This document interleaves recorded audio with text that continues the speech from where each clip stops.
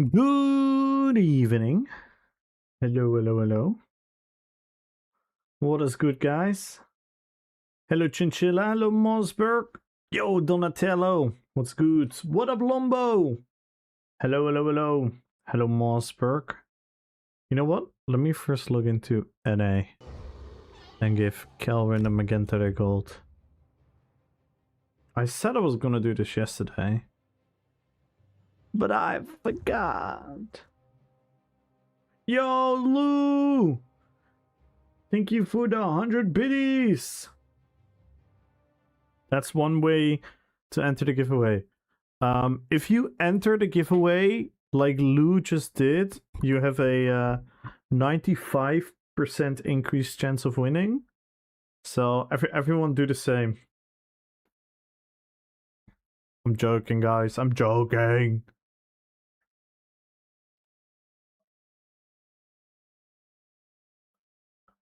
Discount Ashes. Oh my god. Shall we play Ashes, guys? Shall we play Ashes of Creation? Shall I just do it? Shall we just flip the script and fall in love with the game?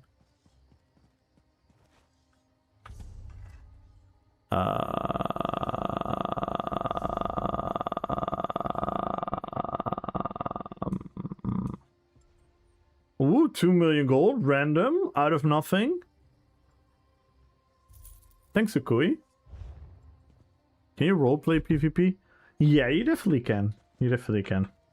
I think you can both with build customization and I think you create like very cool RPs.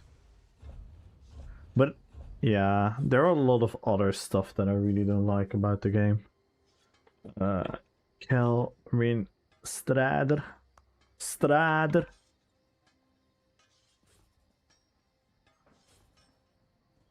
There is one, and the other one is a Magenta. Magenta 1993.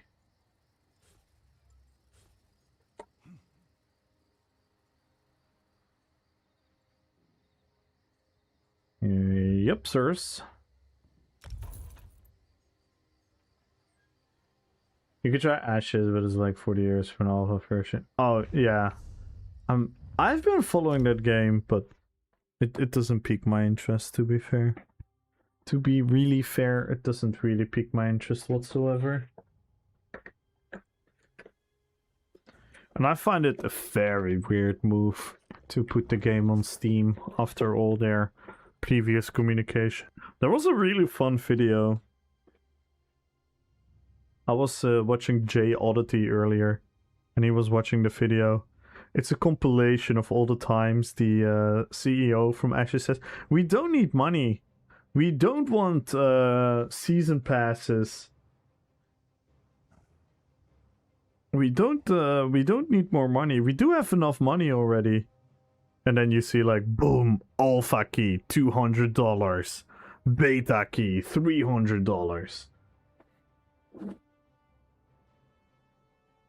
Yo, what up, Dino? Hello, Tauren. And hello, Dinosaurus as well. What up, Astro? Good luck on the giveaway. Bianca, merp, merp. Merp, merp, merp. And what up, Grab? How you doing, man? Hope you're having a fine day. That target cooldown. Enjoy it. Yeah, it's no skill. Yeah, no, it's like a little bit of a mixture between, I would say it's probably a little bit between Guild Wars and ESO combat wise.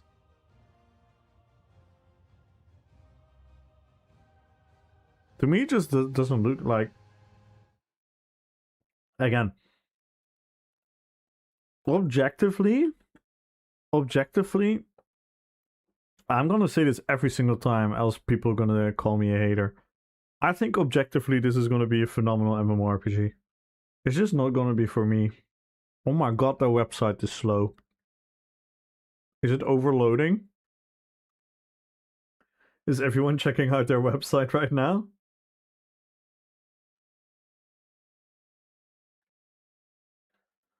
Because I wanted to show you like their class or their race design and stuff, and it just doesn't appeal to me.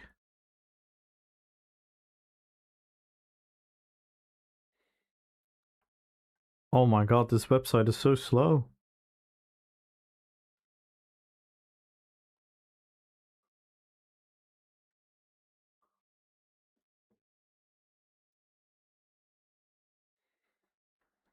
Like this whole art style is not my cup of tea.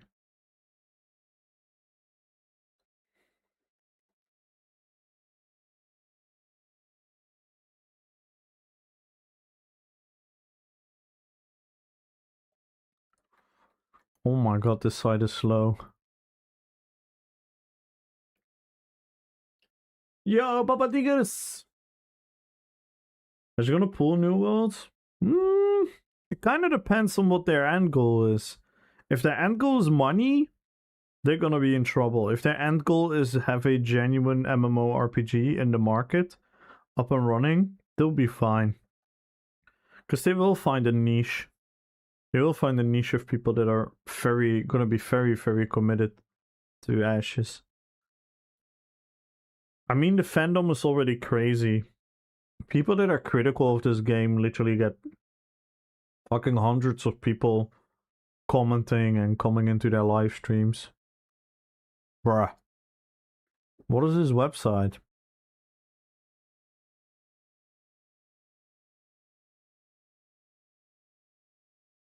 Their website is broken. I wanted to show you their class design. Race design.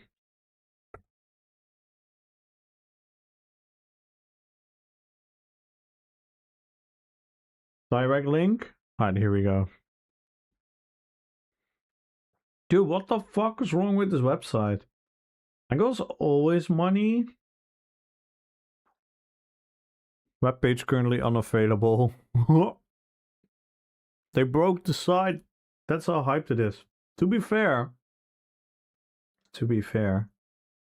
Let me check again. Like, to be fair.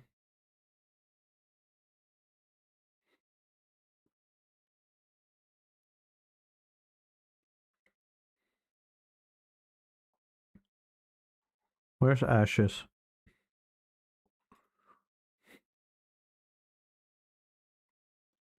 Like, to be fair. They do have 60k viewers. I don't care if ESO launches the most amazing update ever. They're not gonna get this.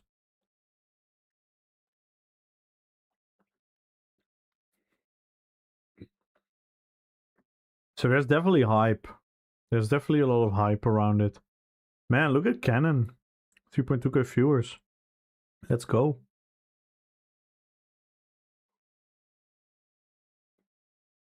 Oh, Sardako joined them. Nice. Mivorakin. He played ESO. Revenant played ESO.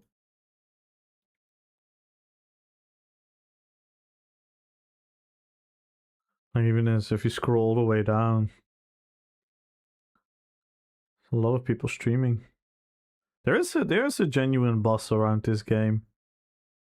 So yeah. I do think they're gonna make a lot of money today.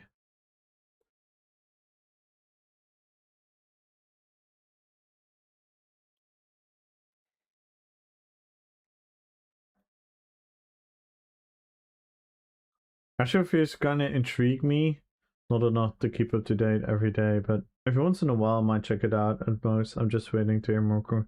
Yeah, like I've always said it, like if the game is fully done, I'm definitely not putting it off the table of me trying it out or something. It's just that right now I really don't see myself playing it.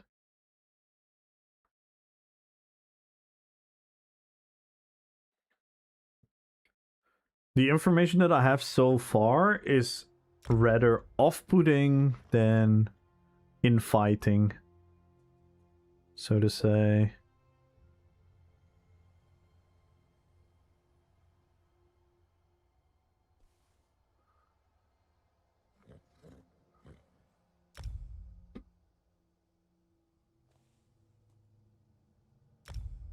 It looks weird.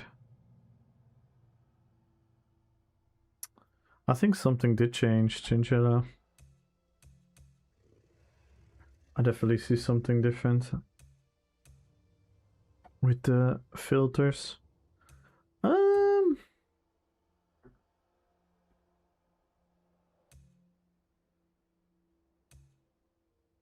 Who shall we play? Who shall we play?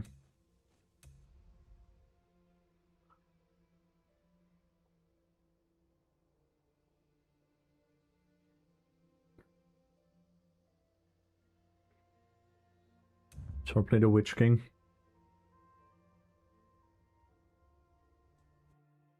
Let's go, Dinosaurus! 25 streams.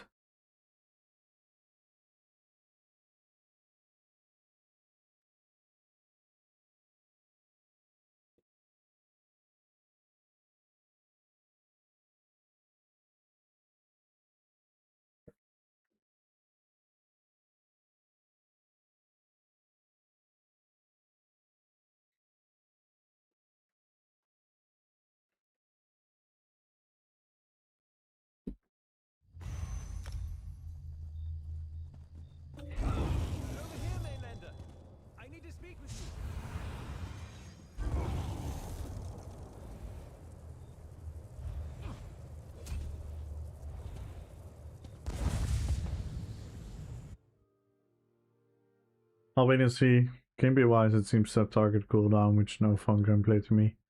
What I really consider cool about Ashes, ships and cannons. And ship C PvP. Yeah, I'm not sure how fleshed out all of that is going to be. They have like a lot of stuff going on. Oh, shall we do a little bit of back management first? Shall we do a little bit of back management first? We haven't logged into this character yet. So we can do some back management.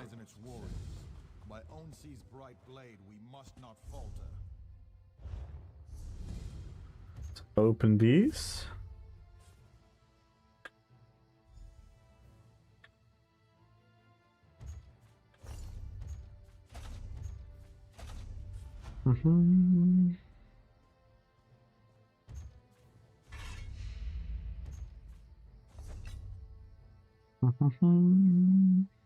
Oh my god, there's so much trash on this character.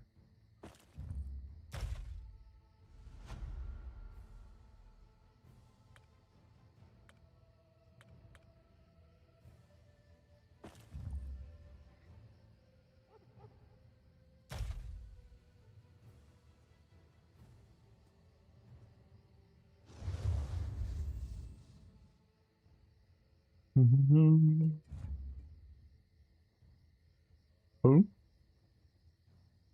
Indian copy pasta.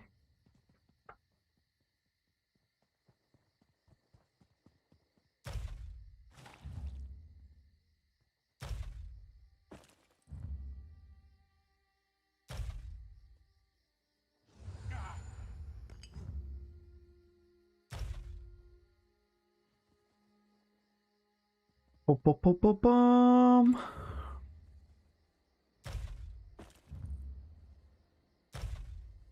I don't think I have anything interesting on this character though to give away. So I can't really help with that. Well met, and good fortune to you. Makruti is still here. More crates are available to purchase, my friend.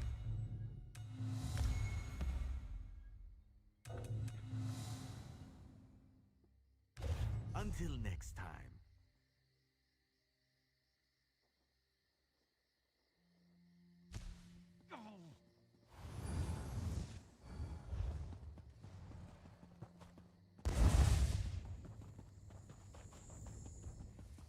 Yawn. What up, Truffle? Are you bored?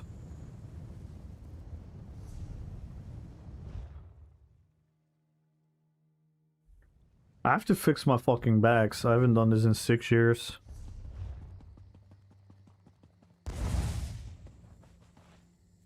Pom pom.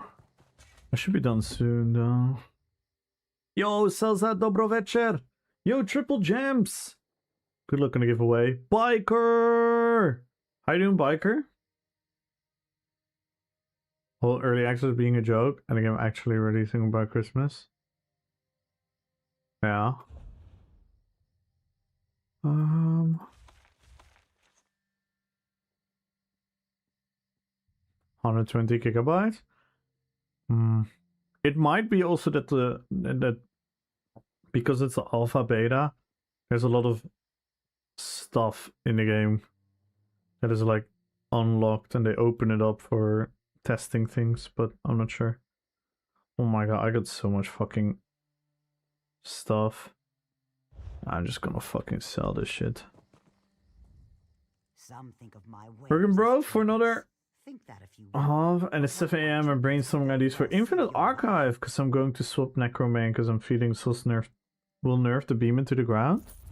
I don't think they will, actually. I don't think they will, but yeah, you can make a Necro work. You can make a Necro work. Probably goes something like Tor. What's the Torix back? Heartland Conqueror. Play around with the status effects, hoping for focused efforts. That type of gameplay. I'm just gonna sell this shit. I'm sorry, guys. No presents for me today.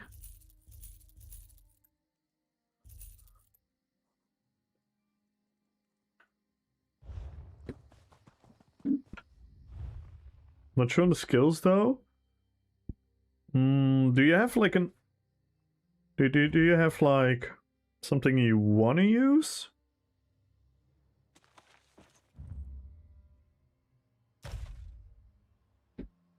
Do you have like a play style that you prefer to use?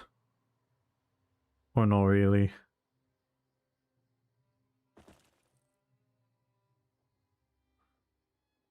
Spout.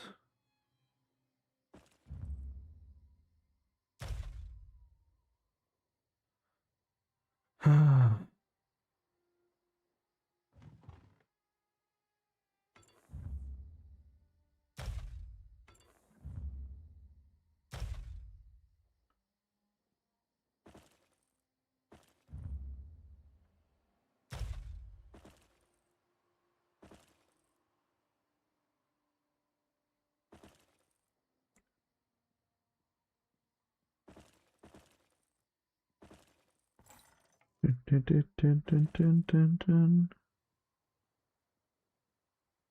have to put these on the bank.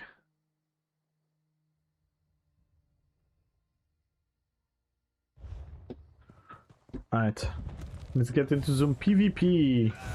Thinking 200 ice staff.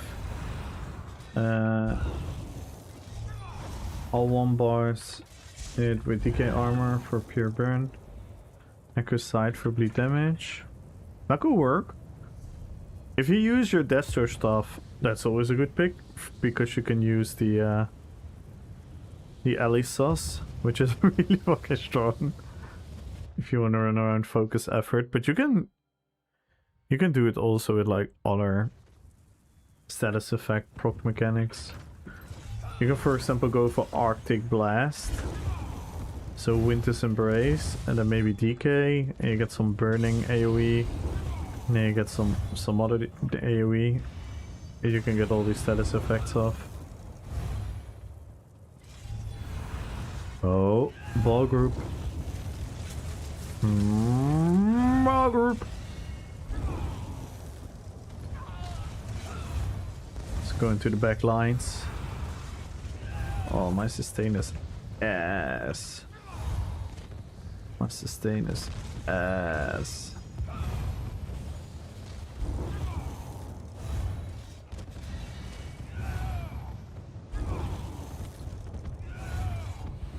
Two ball groups?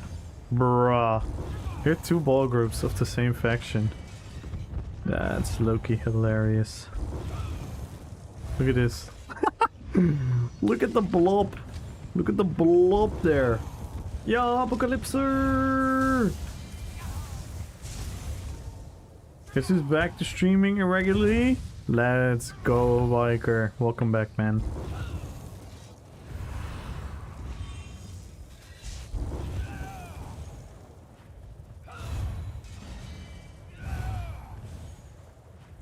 Don't really have a playtime. I will legit go from one more oak healer. Yeah, I get that. I get that.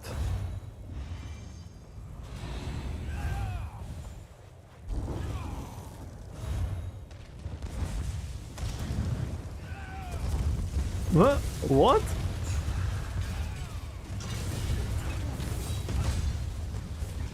What the fuck? Did you see that?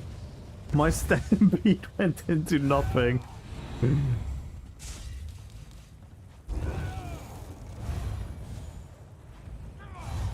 My stampede just hit air. I stampeded a ghost. Oh my god, look at this. This is low-key pathetic. What are these guys doing? What are these guys... Like, genuinely, what are they doing?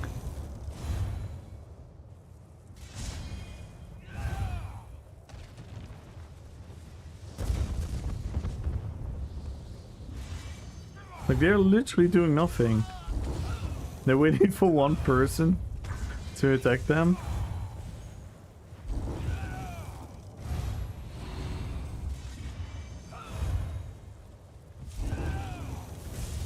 Yeah, I made a meme theory, crafted one bar healer, budding seeds, overflowing altar, matriarch, cleaning ritual, pariah, readying cry. Oh yeah, of course that will work. Yeah. I mean, it's not really a meme build. It works. Pariah, rallying cry on the healer is really good. But yeah, I get it though. The leaderboard is a fucking joke though. The fact that healing gives you the most medals is absolutely horrid game design.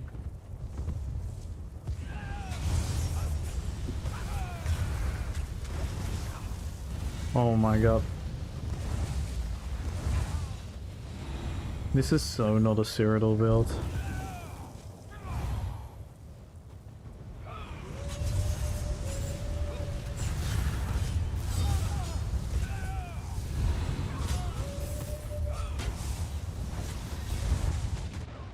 Yikes.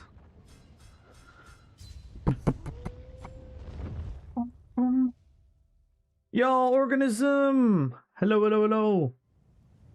Feels good to be back. On a Funheim. Ooh.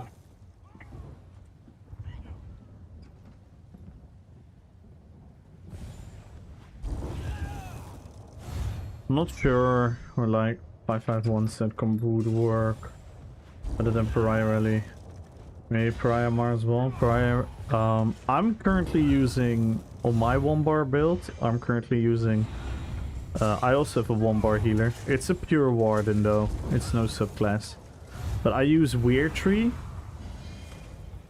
I use Weird Tree, Willpower, and Bloodspawn, and Oaken Soul.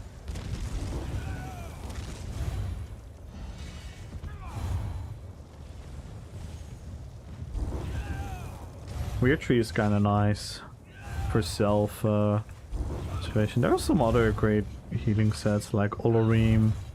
If you want to look for a monster set, Osazan. Earthgore, still pretty good.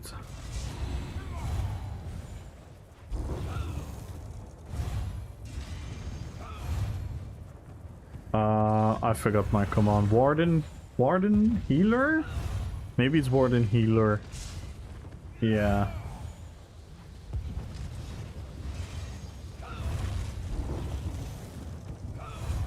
I can play it in a bit if you would want to. So I'm not sure if this is gonna be any fun here.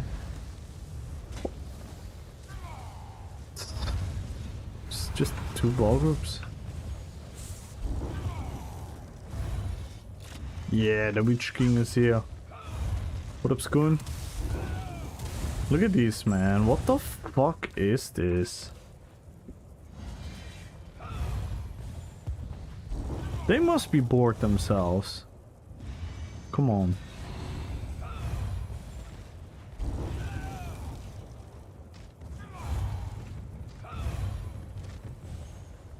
Even sieging. It's getting crazy at times, you know that?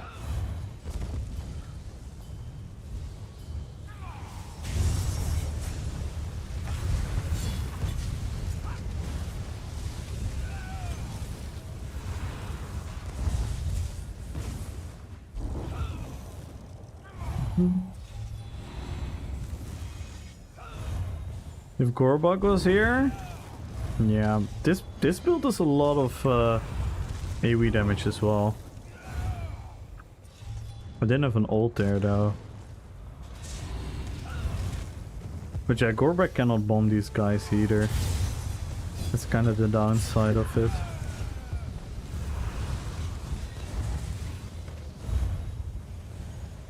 That's kind of the downside with it.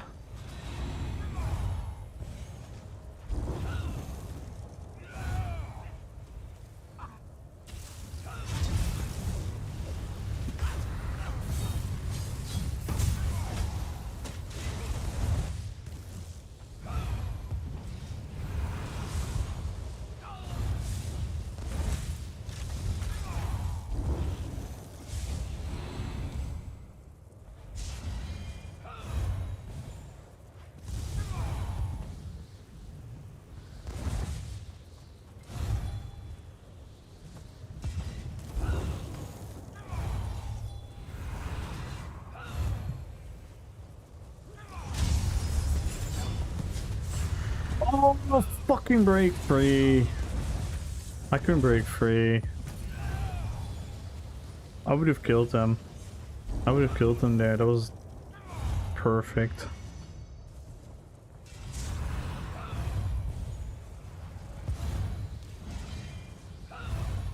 What is the...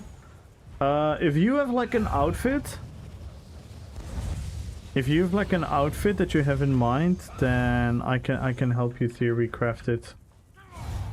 So, for example, you want to make like a certain character, and you give me like an example, then sometime when I have time for it,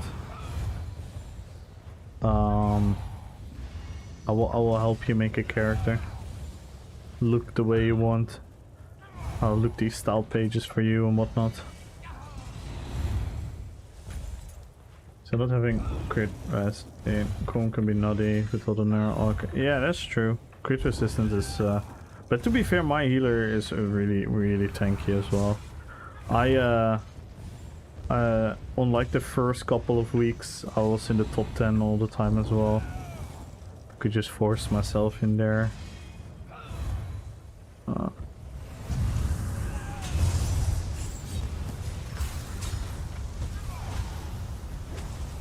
Boom! Boom! That's how we do it, baby! Boom!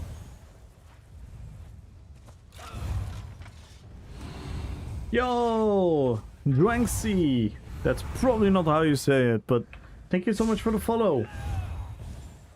Welcome, welcome, welcome!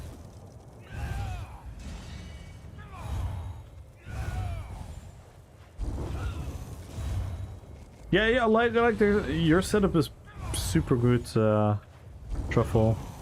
Pariah Rallying Cry is always good on a healer.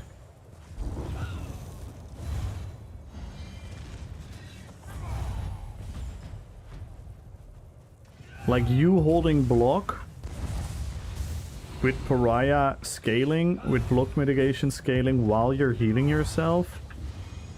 You're gonna become such an annoying target for people to kill, so they're probably just gonna leave you alone after trying a couple times.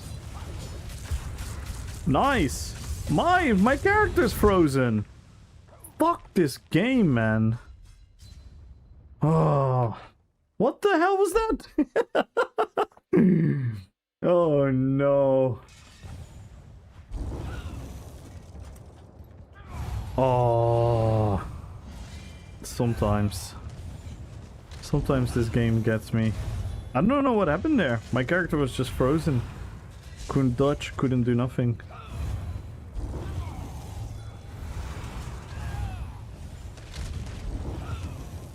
Played WoW for 20 years? Nice. I'm a WoW fan as well. I'm more like a classic WoW fan. But I always keep an eye on retail as well. I still watch WoW PvP. First time I played this week. Yeah, leveling is really fast. It's comparable to like retail WoW. It's like very casual friendly on the leveling side of things. Budding Seeds Burst, Matriarch. Yeah, exactly. Yeah, that's why I have Weird Tree. So I have my cleanse there. Thank you so much for the follows, guys. Welcome in. Welcome in, welcome in. Now we're 81 followers away from the next follower goal. 22 subs. Alright. Let's see. Nah. I could try.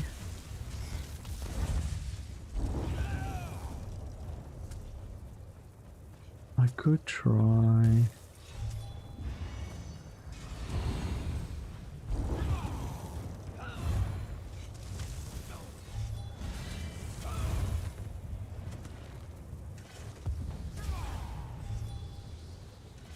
Nice. It doesn't want to proc my gap closer. Thank you. Yeah. Oh my god, this is annoying. Alright. Let's move away. Let's move back. Oh my god, we got a hero. 44k healer. Look at them.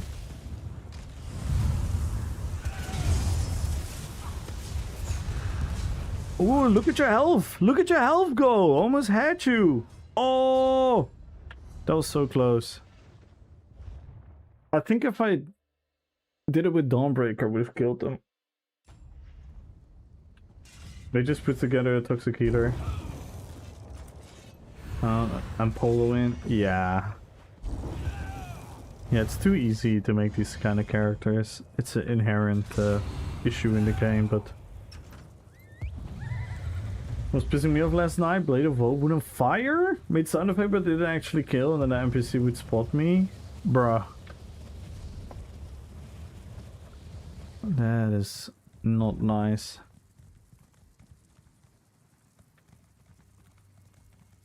So yeah, I love WoW as well. I might actually play some TBC when it launches.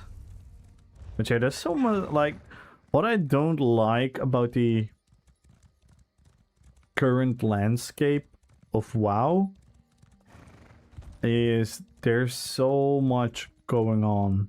So people all gonna play TBC, but then they're gonna like min-max it, and then they're all gonna play TBC, and then they're all gonna move on to Legion whenever that is gonna drop, and then everyone wants to play Legion again, and then retail, and everyone wants to play retail, and then it is Classic Plus on the horizon, so everyone wants Classic Plus.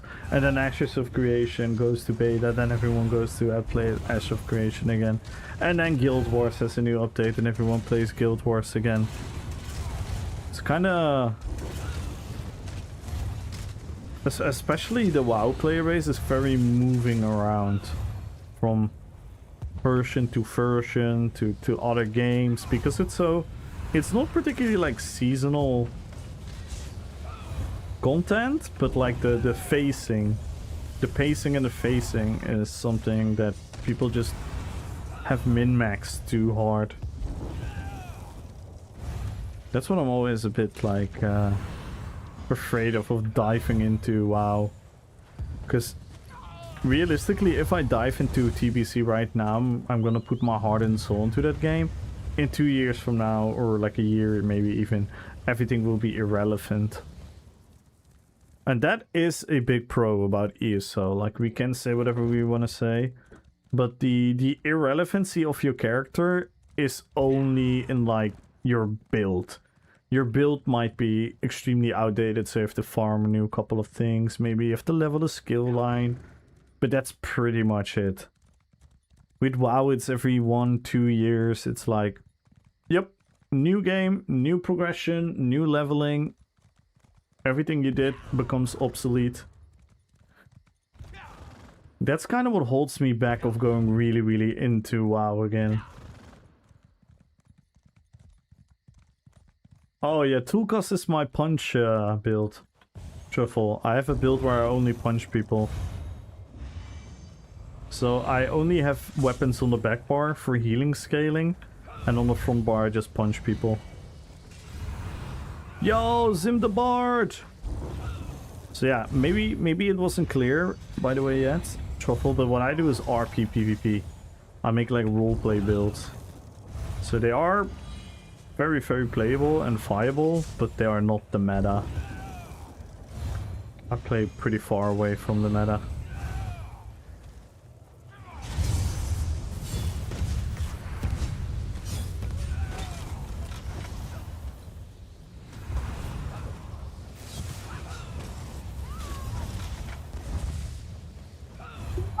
Nice. Nice.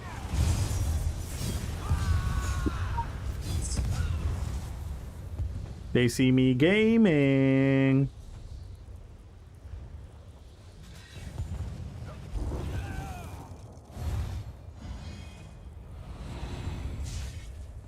That felt good. That felt great.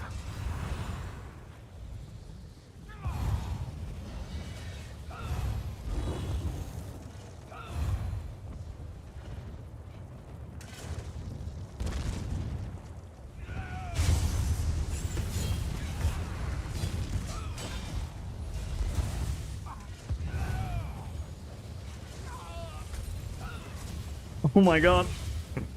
The fucking ball group is chasing me. Look at him.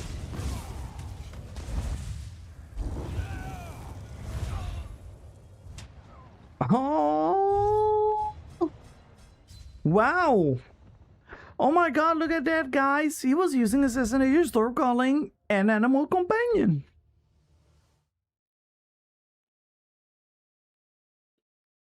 That's 5 Metasburg anyway. Yeah, it kinda is. It kinda is. Ice Mage. Nice.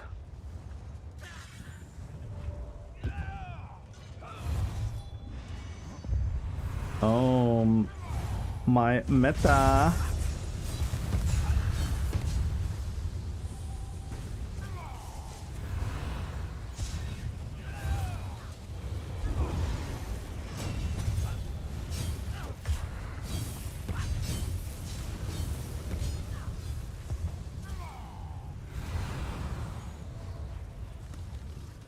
What the hell is this game sometimes?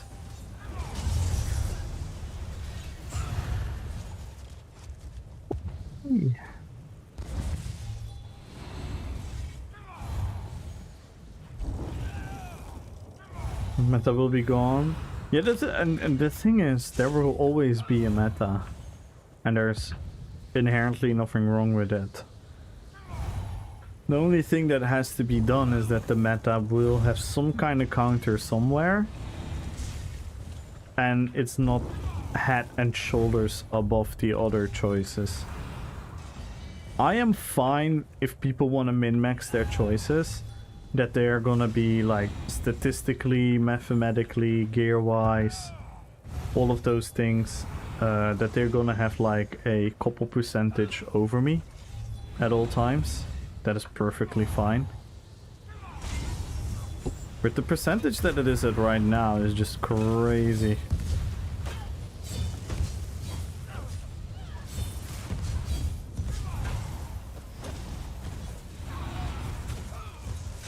That's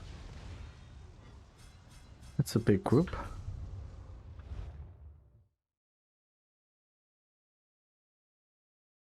They're boring. Last one was Elf and Archer. Ooh. Nice. GG's grab.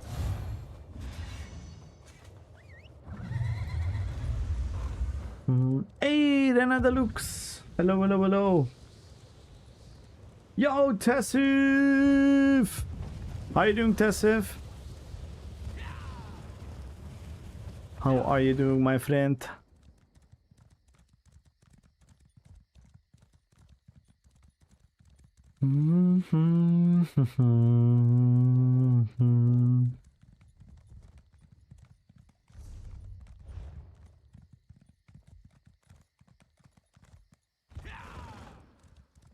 Bam, bam, bam, bam, bam, bam, bam, bam.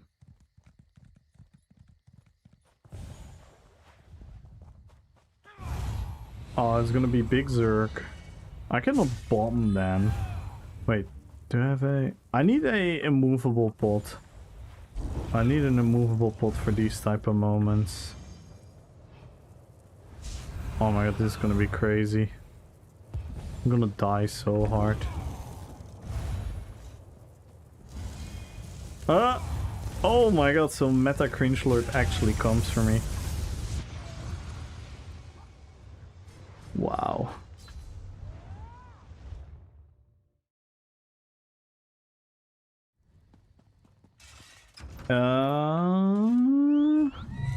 If you have a movable, so immune to knockback and shit, magicka and health, you can very, very welcomely send them to me, Biker.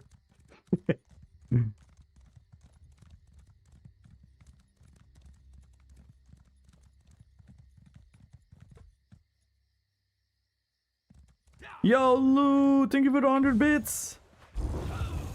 Oh my god, I don't have a food buff.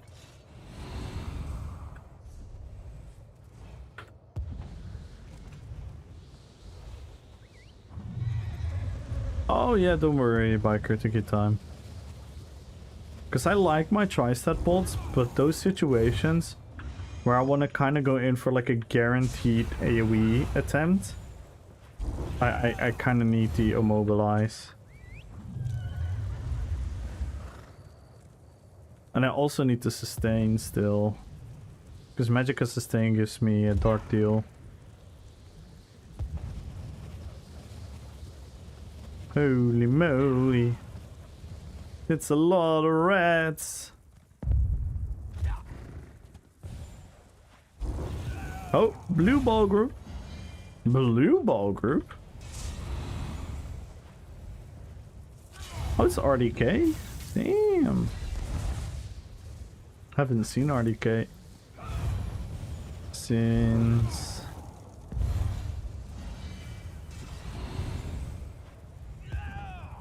I think like after phase 2 Vengeance.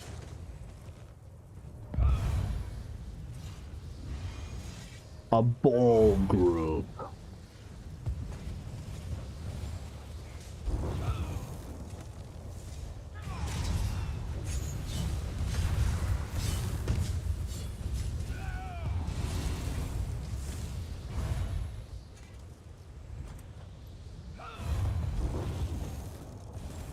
Make green balance great again? Green balance is kind of good. I'm not gonna lie, green balance is kind of good, but it depends on what you want from it. Like, it is one of the best healer lines for sure. But if you want to use it as your healing line on your DD class, there are probably better options here.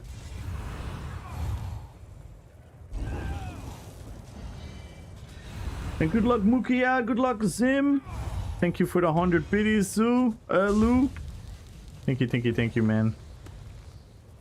Archmage also successfully made the enemy's blood run cold. Nice. For the rewards.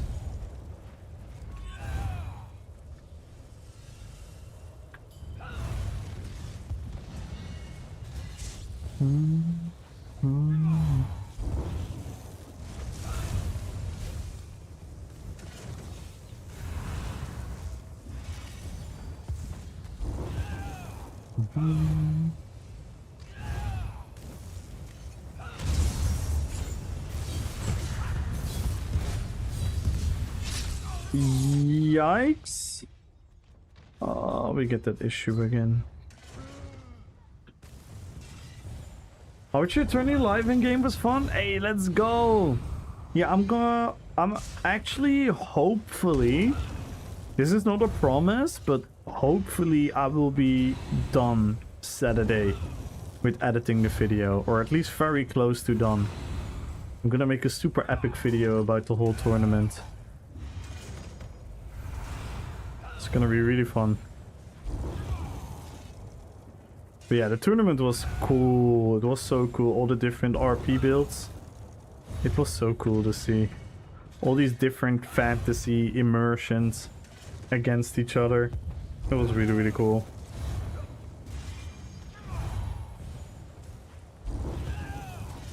Yo, King, what up?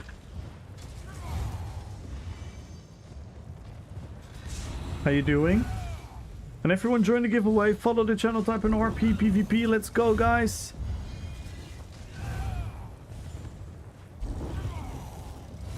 I need to cut out the rest of the fits before I forget again. Ah, don't worry. Don't worry, you're not the content creator.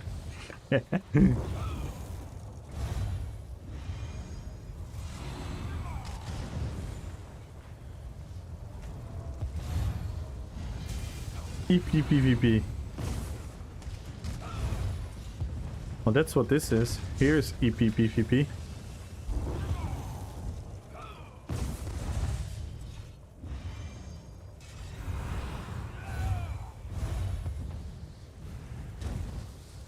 Nice.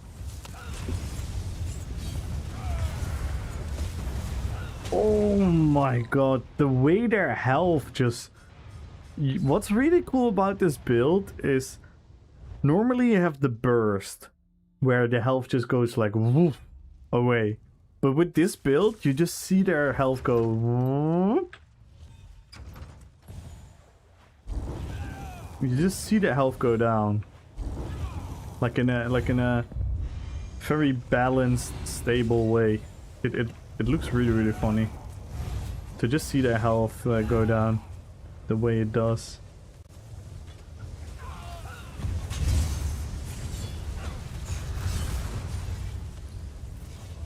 No one got pulled in. Gotta wait a couple secs.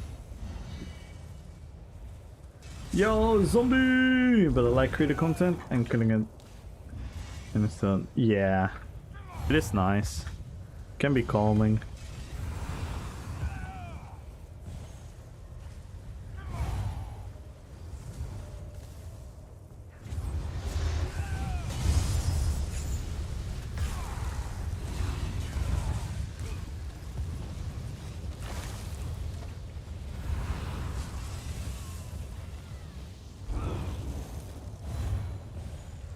We should be back at an ult again.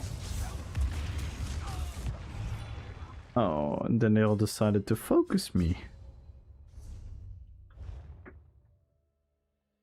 Then I die, because I'm not particularly tanky on this build. I used to be more tanky, but that was with the old hardened ward.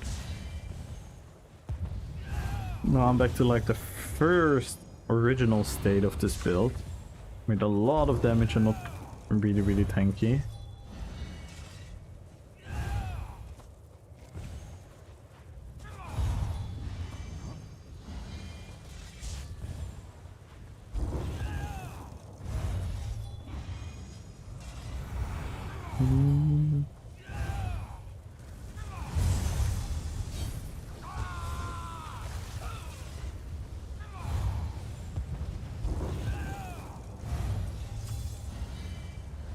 Yeah, once I didn't proc.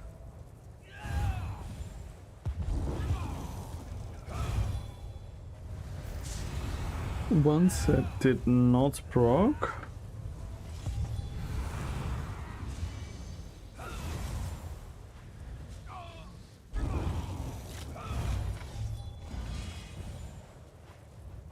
Locks in.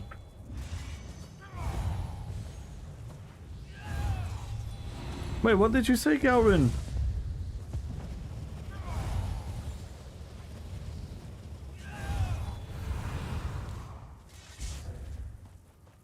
Health mech immovable. Yes.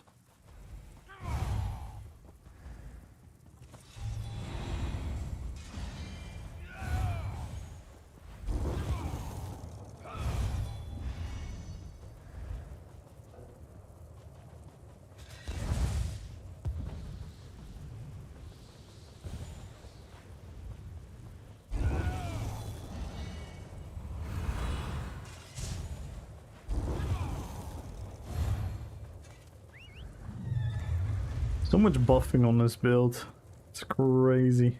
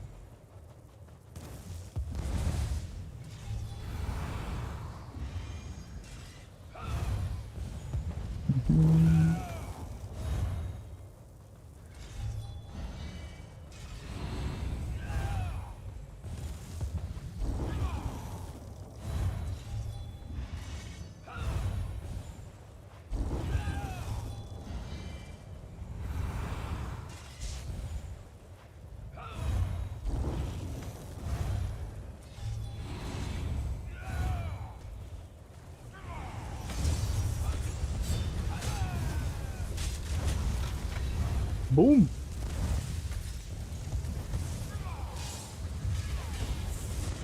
They don't like me. I got one of them though.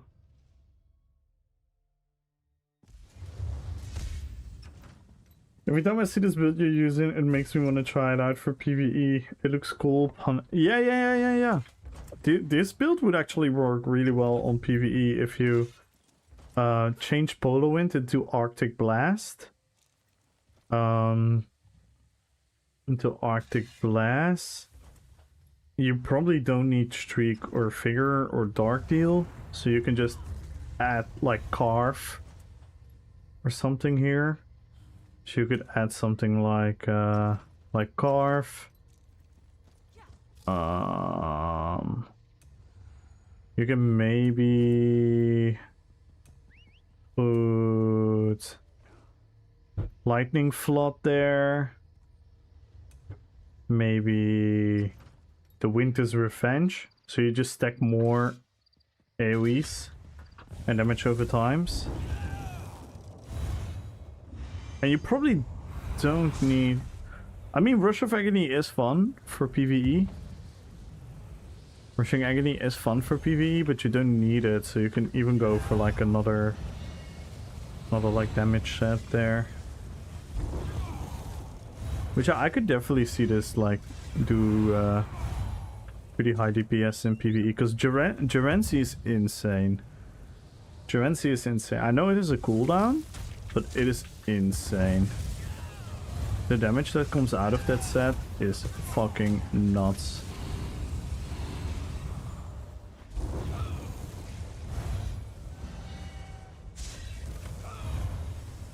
Especially for something as like a dungeon, it would probably work really, really well.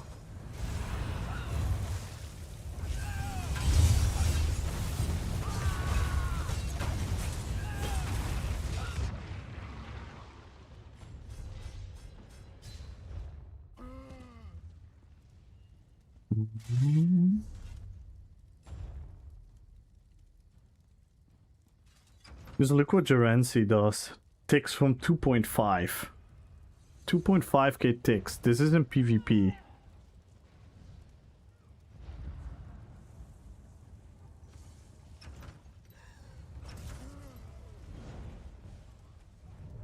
This is absolutely insane for ground AoE.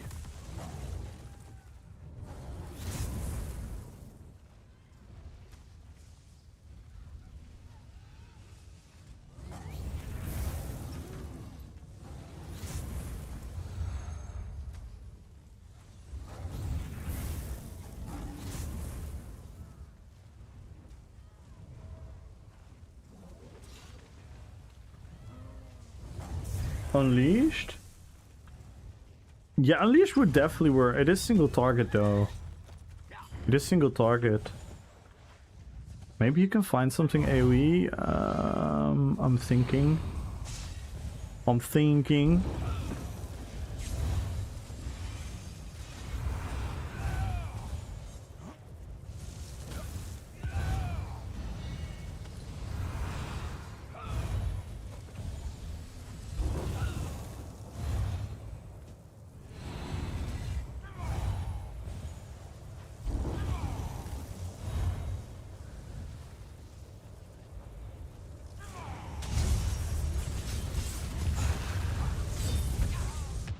Yikes!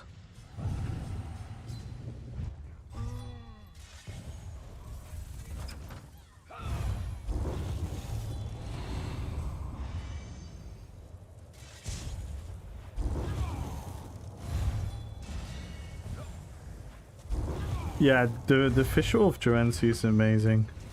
It's really, really cool.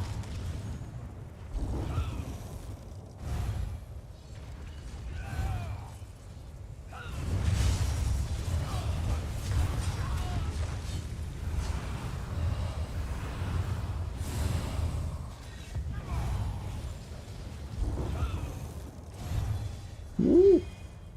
Ooh. You cannot access this right now.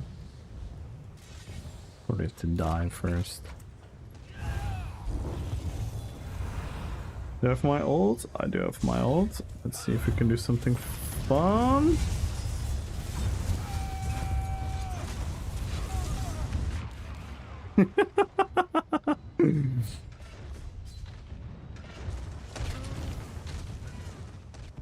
That was never gonna work. Let's go! Thank you! Thank you, thank you, thank you, thank you, thank you!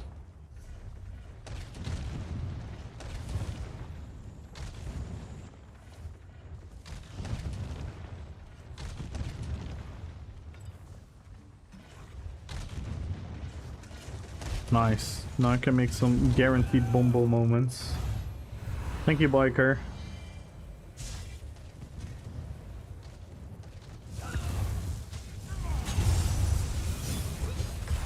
Whoa. Did you see the stress? Did you see the panic that overcome him? Oh.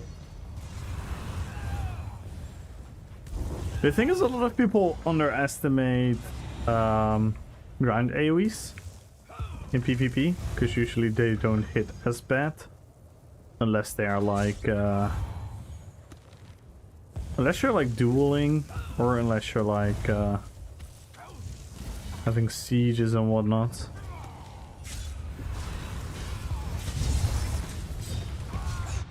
Oh, the Dawnbreaker would have killed him. Yikes.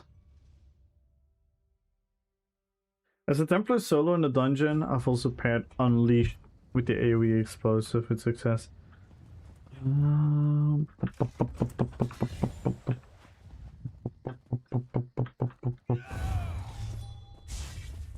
Yeah, maybe you're right. Maybe it will proc off Stampede.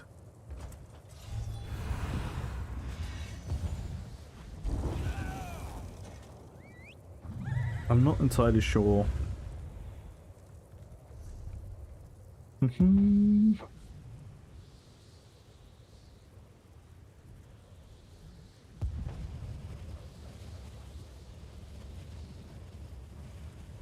Direct damage. So yeah, explosive charge works. Yeah, it should work. It should actually work, yeah. Yeah, no, I know it procs on Stampede, but if it procs AoE... Yeah, it should proc AoE then, yeah.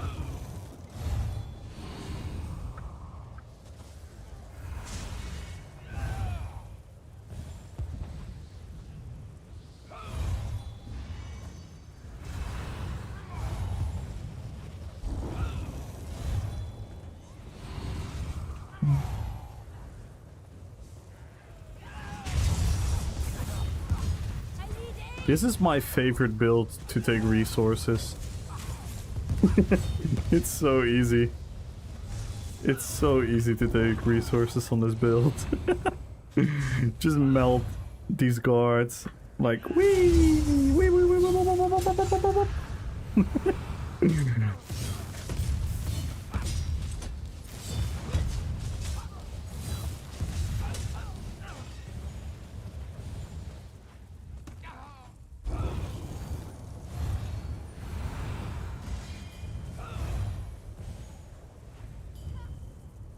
This is my absolute favorite build to take resources.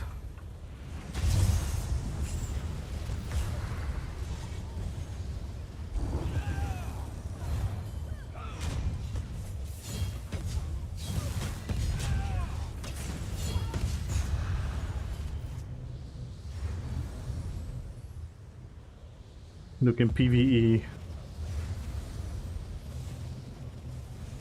11 gate ticks.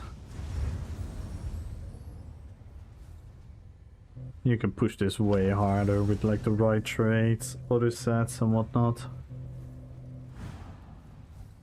Look, it almost hits as high as the Shattered Knife spammable damage. How crazy is that? It hits as high as the initial Stampede. And it's every second on the ground. Tick, tick, tick, tick. It's crazy.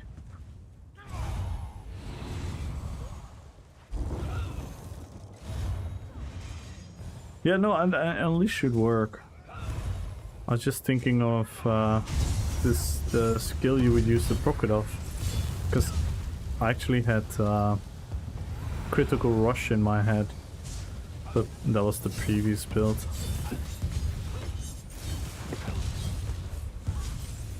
You could also even do for PvE purposes, you could do Maelstrom two-hander, because I have Black Rose Prison. I have Black Rose Prison here, but you could also do something like Maelstrom two-hander.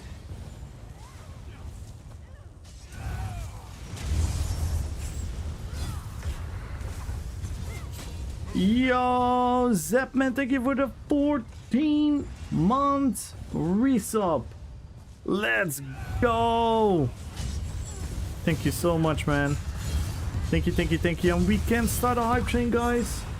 We can start a hype train if you want to. We are 22 subs away from the sub goal. This guy is so extremely defensive. Ooh, I got him, I got him. Nice. Well, not entirely me. The guards got him, but yeah. That was definitely not a fair 1v1. Yo, triple jabs with 100 bits! And there we go, guys. We got a hype train!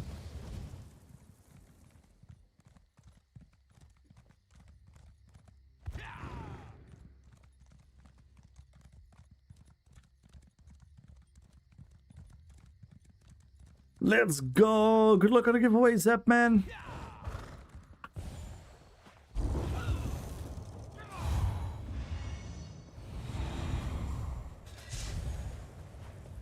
Level 1, 37%, guys!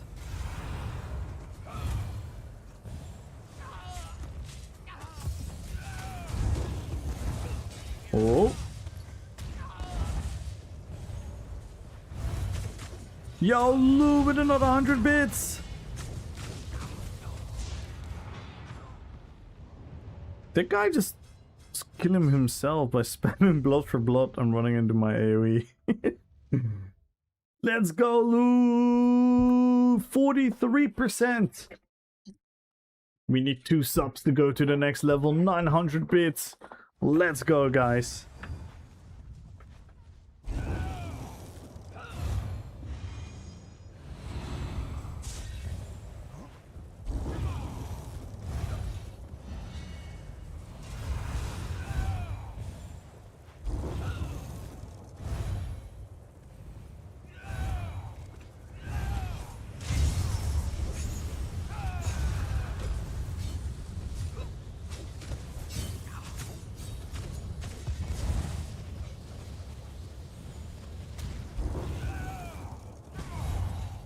Yikes. And now they're all coming. Woo!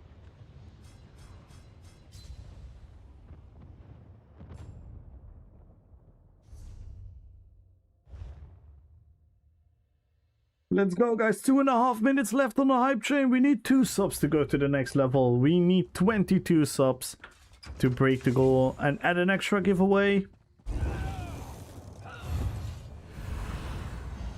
Let's go, guys. Thank you guys so much for the support.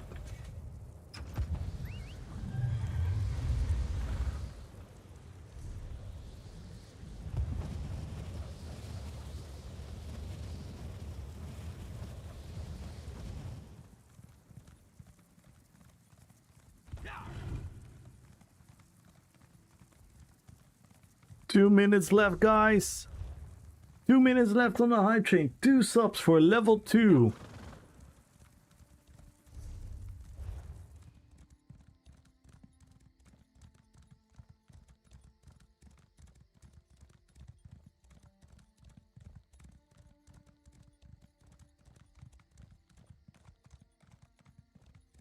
It's almost poetic. We need 22 subs to break the goal. We need 2 subs to go to level 2.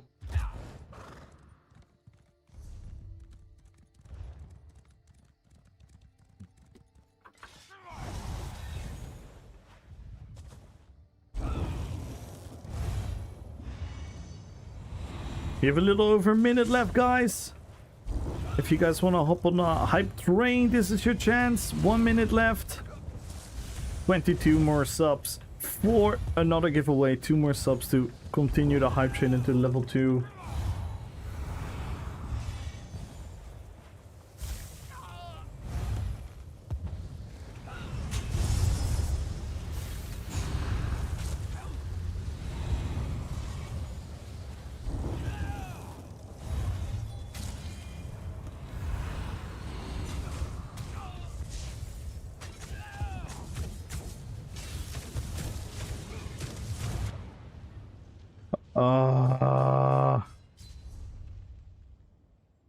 Everyone in the same build. Yo, Farianta. Hello, hello, hello. 15 seconds, guys. 15 seconds left on the hype train. We need 2 subs to go into the next level. 22 subs for the next giveaway. 10 seconds. LeBro with a gifted sub. 1 year. Let's go. Thank you so much, LeBro. Thank you for the 12 months resub. Thank you, thank you, thank you.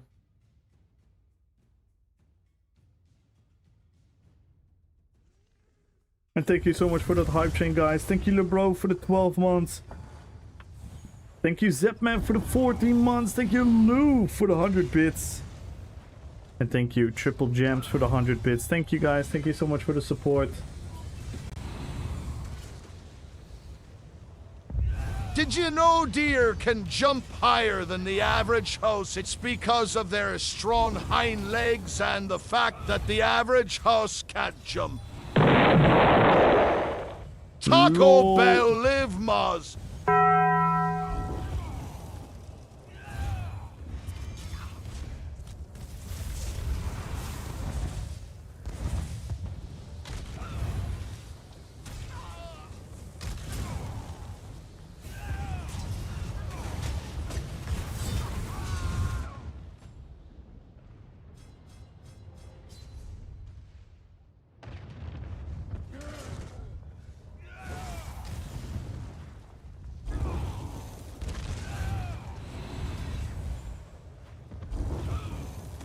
Oh my god, my FPS is gone.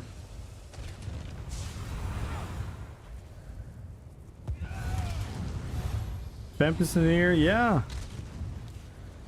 I don't know where Vamp is.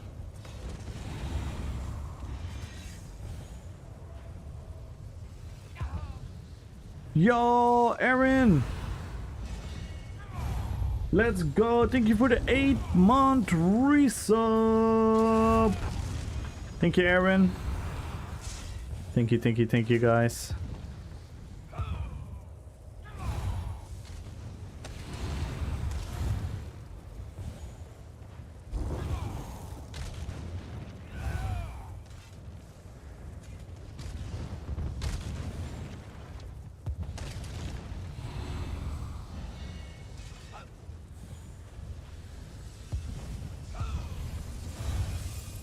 Everyone go follow Aaron.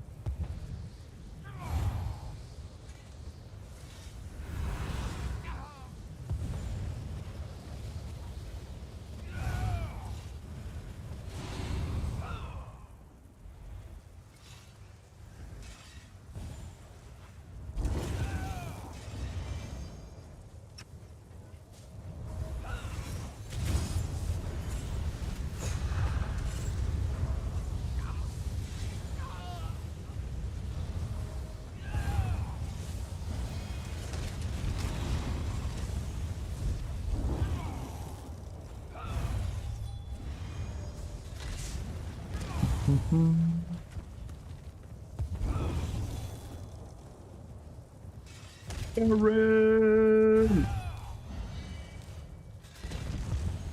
20 streams. Let's go, Aaron. How you doing, man?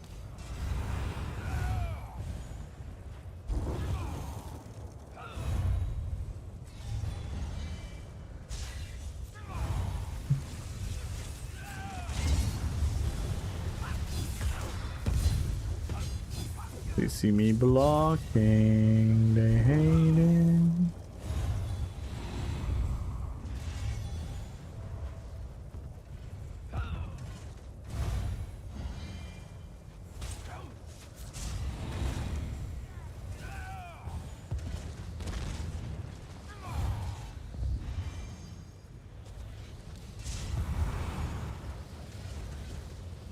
Burning Festival dopamine right now? Hey, let's go! Happy to hear that.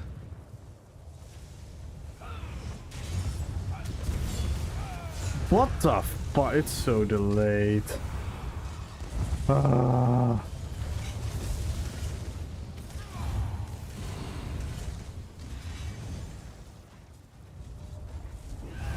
Exact date forthcoming. Alright, let me know what you exactly want, Lou.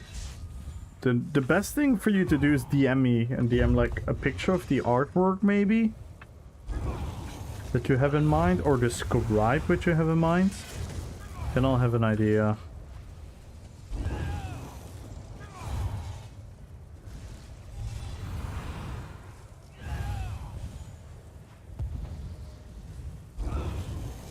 "50 followers!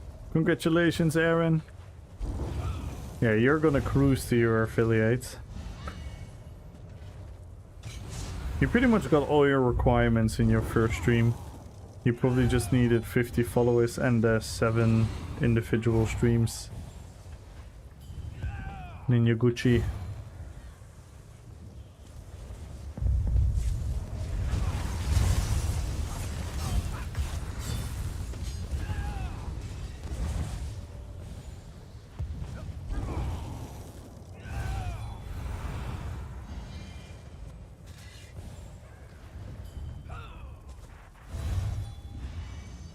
Better DM.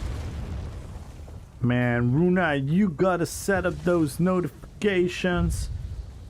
You gotta check out the Discord.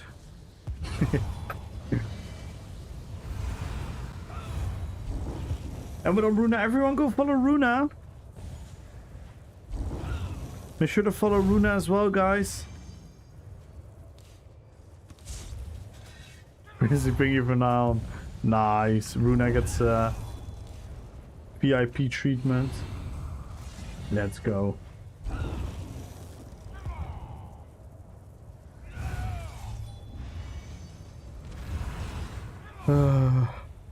It is only ball groups. It is pretty much only ball groups.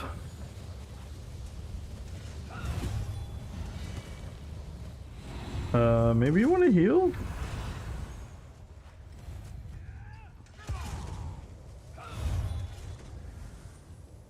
Sometimes it just refuses to go to let the button off. Which is some heavy memory leak. My FPS is so horrid.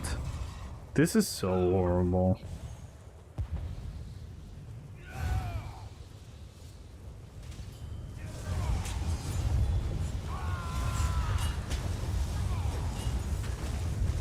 Yikes.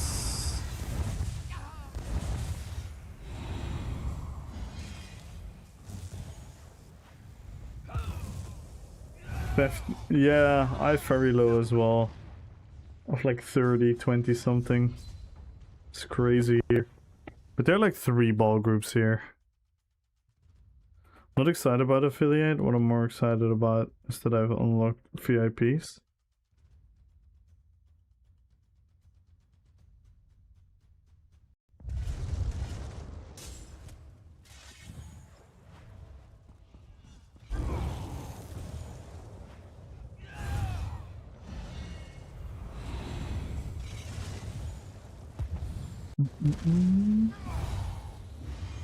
Yo, Morwin! Good evening. How you doing, Morwin? Oh my god, this is crazy right now. The fact that these two ball groups just stay alive is what's causing the memory leak. Like, you cannot tell me otherwise.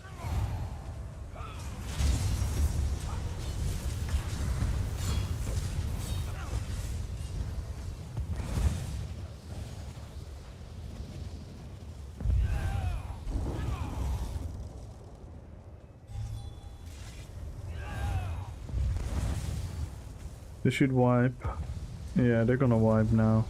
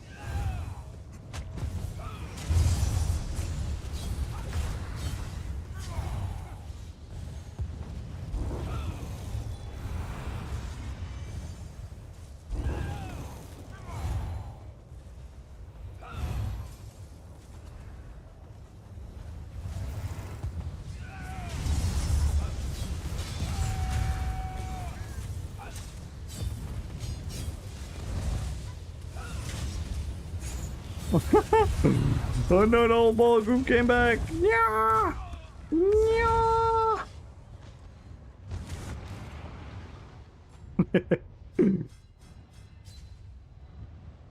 Ash of Creation and there's no group find in the game, it feels more alive. So you're probably correct on it, use a group find discussion as well. Well, I think I'm right, but it doesn't necessarily prove, because Ashes is gonna be alive because a lot of people are trying it out now. But yeah, it definitely helps. It definitely helps on like simple communication of like, hey, let's help each other.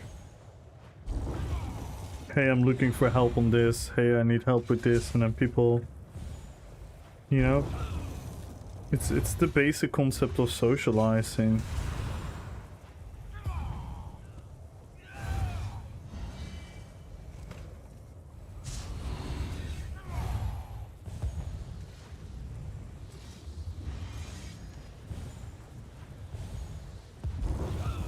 But still, I do think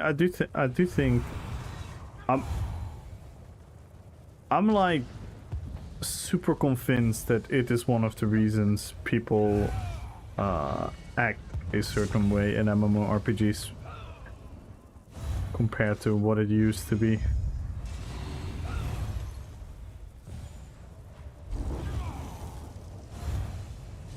It's just kind of one of those things that it's something we think we want, but do we really? Do we really?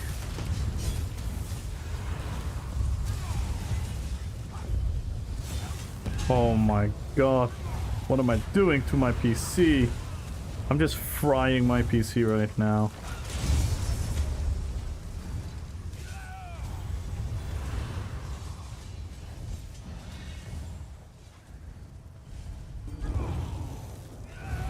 And here we go. Nothing. Not even a dent.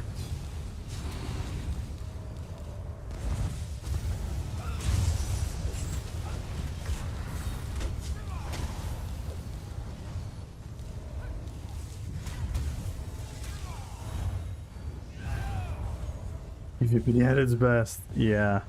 I'm not gonna lie. For having this stuff around me, the game is quite responsive.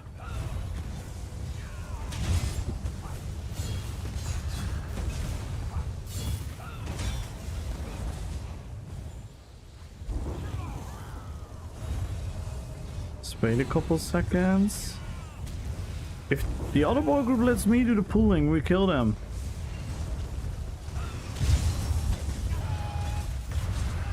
Oh my god. Do you see all the heals on me? You guys know the figure icon, right? The figure icon is the yellow square with like the black guy standing in it. If you look at my bar, all of those are figures that I randomly get from the blue ball group just by running along with them. And it's crazy. It's crazy how much it is.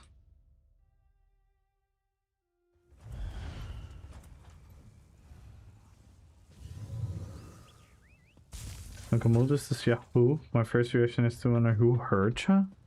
What? You have to explain yourself there, Dino. That doesn't make any sense. Yep, blue ball group.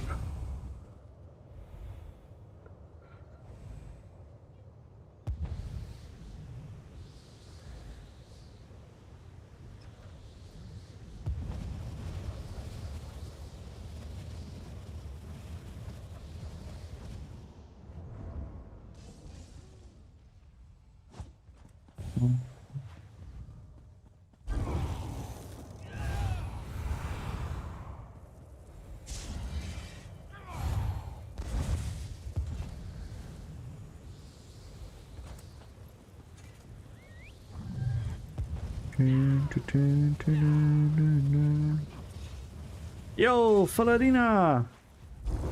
And what up, Dutch Chef? How you doing? Yo, Chris! Good luck on the giveaway, Chris.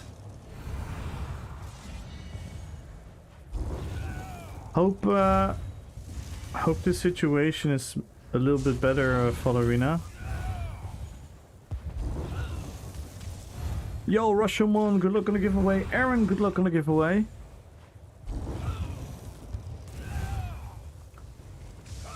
Going in for the kill. Ooh. Nope. No.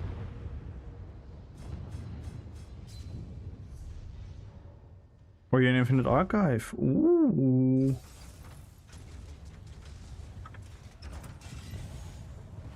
Any reason? Are we farming something or just doing the archives? Time to stay alive? Oh no, you caught some illness or something? Yeah, it's definitely that time of the year.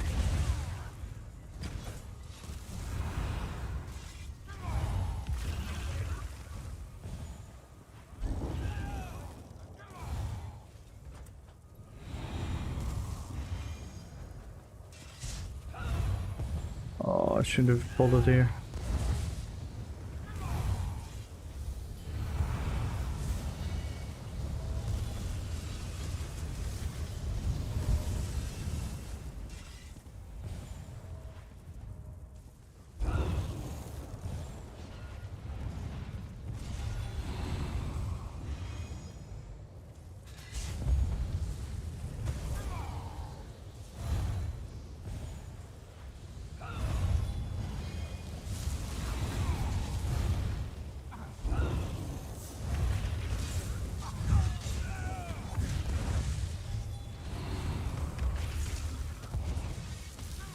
No!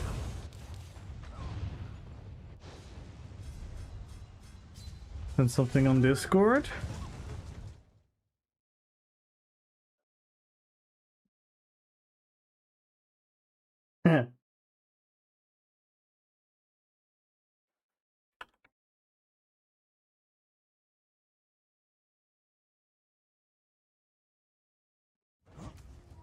Rocks on wood, not being sick so far, just not feeling that great in general, so to say. Oh yeah, that happens.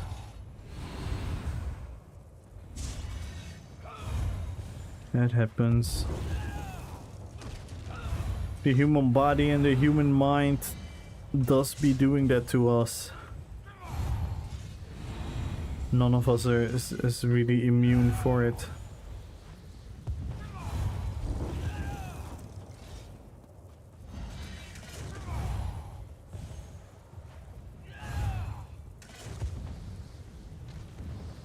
I hope you're feeling better soon, Dutch.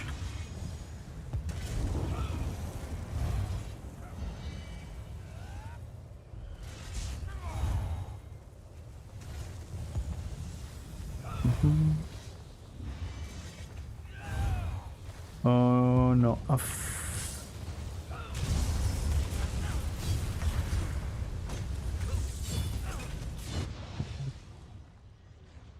Yikes.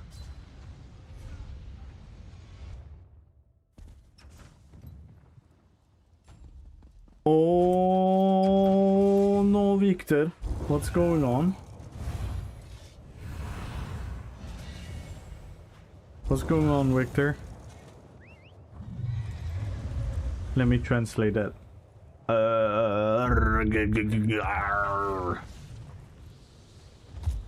Are you suffering?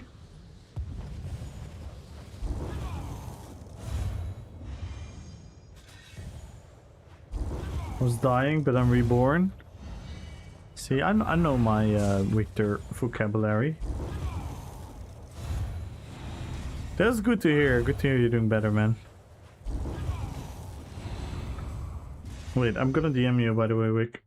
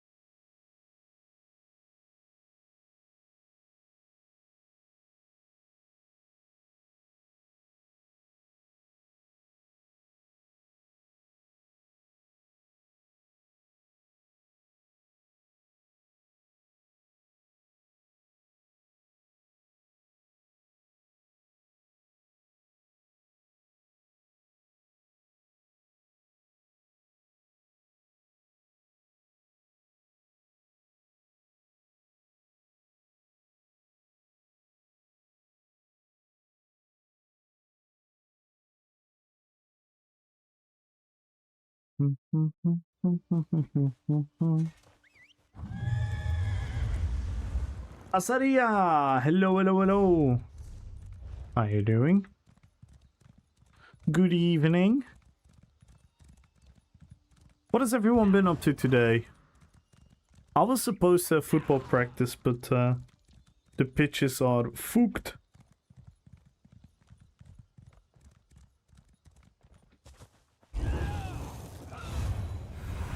It's been pretty much non-stop raining here the last 2 weeks. I mean, the difference in body temperature is somewhat gone. Oh, it's sipping on my stream. Damn.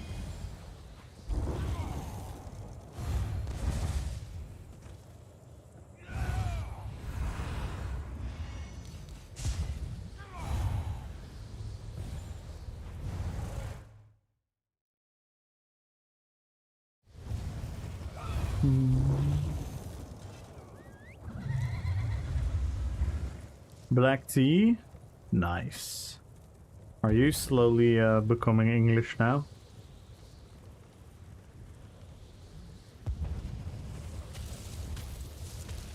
Shoveling, shoveling, and more shoveling. Are we doing some IRL housing? Some IRL building?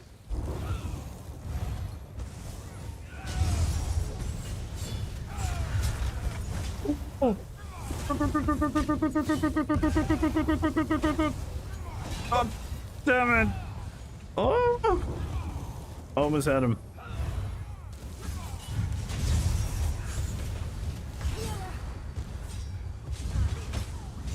Oh my god. I caught a bow proc. I caught a nasty bow proc.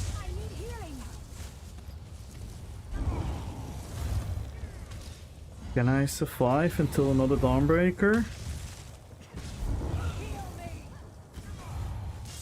Yes. No, break free, break free!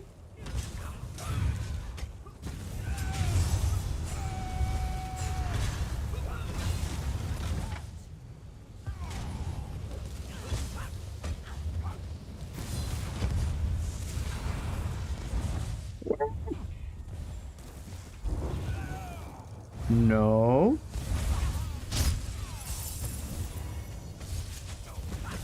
Oh my god. No.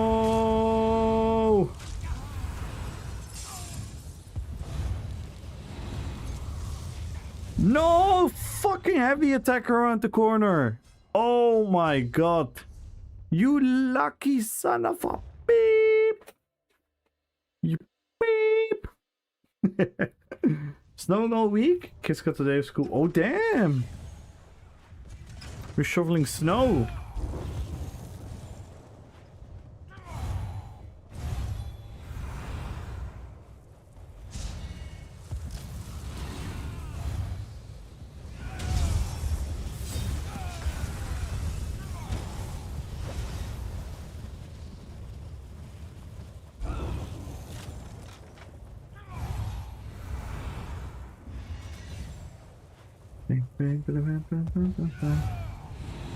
Searching my body of everything.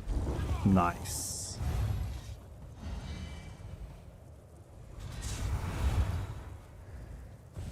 But Victor, are we gonna play Ashes of Creation? It's on Steam now. Bim bim bim bim bim bim. Bim bim bim bim bim bim bim.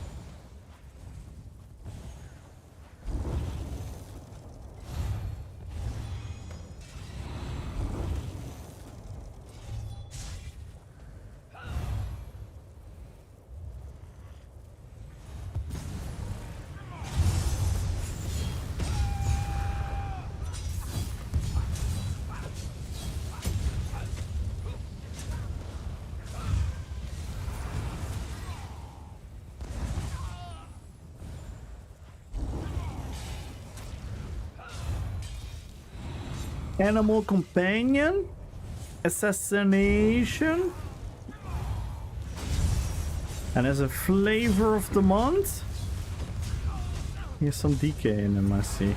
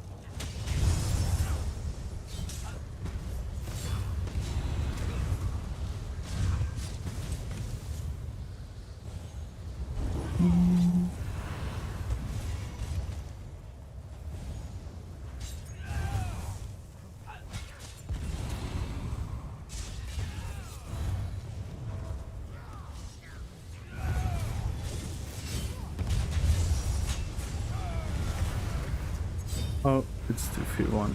Let's not do that.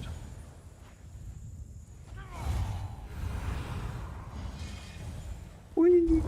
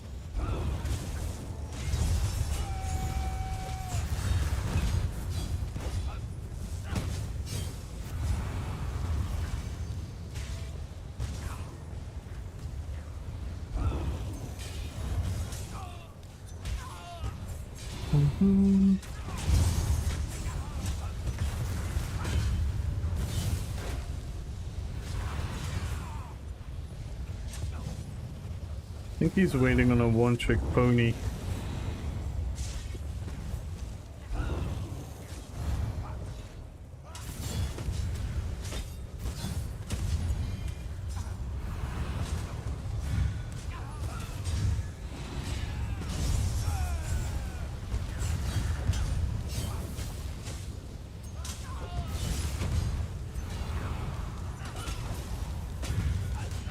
Oh my god, I didn't have stamp for a whirlwind. I think I had him there.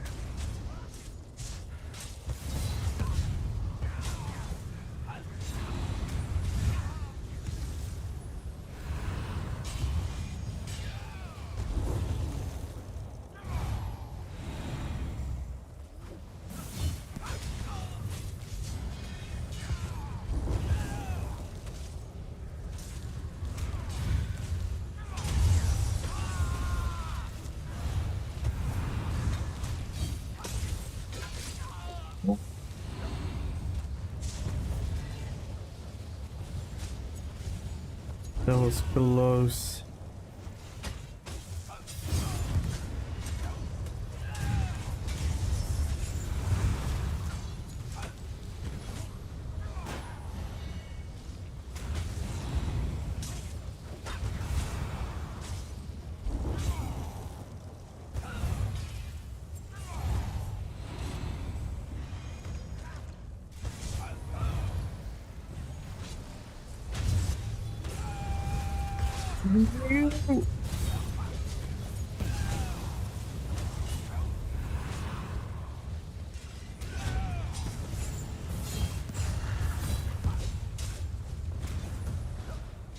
Yo, Aaron, thank you for the gifted sub to Indaril.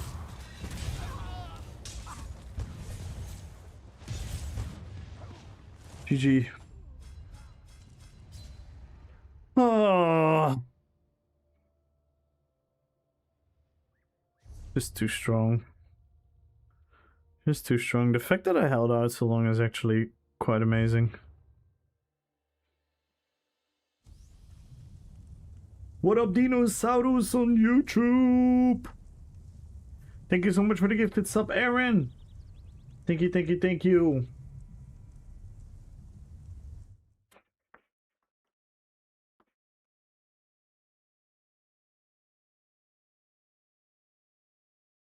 Wet snow is the worst to shuffle. It gets heavy. Yeah. Piece of PvP dies, we can make pro Ashes of Creation PvP guides. Oh no. Making this. Hello guys, welcome to another Ashes of Creation video. Today we're gonna talk about a special PvP build. No, never me. Never me. It's my Transylvanian buddy used to say. A shot of homemade palinka. Big mug of spicy mulled wine. Sitting comfy while dipping your feet in warm water. And when done with the wine, into the bed, under the covers, and sweating out whatever kind of illness you have. Yeah. I have an excuse to drink a bottle of vodka and no, palinka. Not vodka. I'll go to sleep now. Thank you so much, Aaron. Thank you, thank you, thank you. And have a good one. Will you try Ashes of Creation? If it's a game, yes. If it's a game, you're never gonna find me being a alpha beta test gamer. I've never been a fan of that type of stuff. If the game is like fully released, I expect the chances are high that I'm at least gonna buy it, download it, and try it.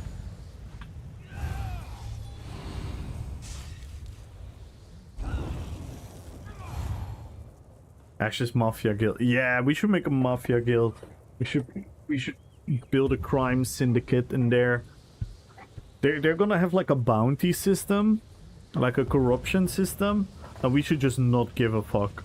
We should just get maximum corruption. Just have super duper nerfed characters all the time, but we're still gonna gank low levels. We're gonna absolutely be scum of the earth. The world feels a bit like AI generated, not human touch. It feels super generic. It feels super generic. I'm not sure if it's AI generated, but it does feel... Because they're using Unreal Engine, Unreal Engine has a lot of assets that you can very easily use. And it looks pretty, but it looks also super generic.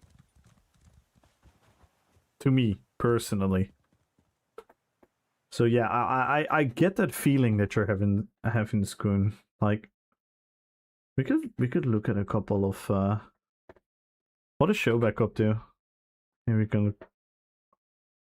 You can look at what Showback is doing right now. Damn. They got a lot of fucking viewers though. Oh my god, Fang Rush is in Ashes. Everyone is in Ashes.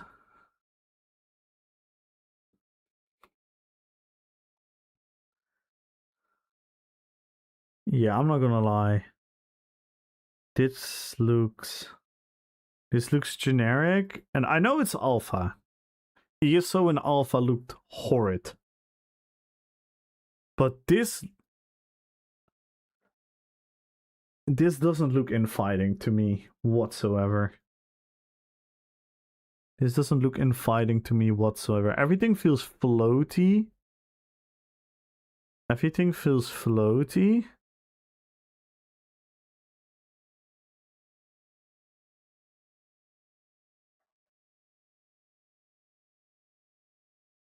And like, yeah, like, it's supposed to look like very detailed and high definition, but instead of doing that, it looks super generic.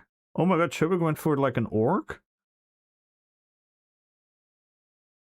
That's actually funny that he went for an orc. That's how much he hates the elves. Another Unreal Engine slop? Yeah. That is what it feels like. We could try watching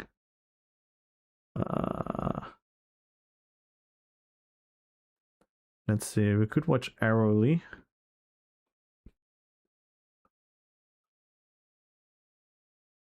Yeah, like the pacing, the movement. It definitely feels more like a traditional MMO.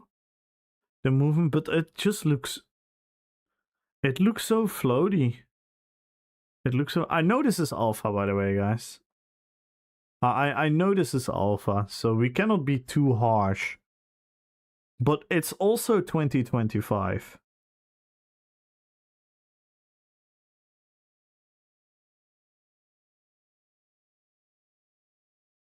It is also 2025.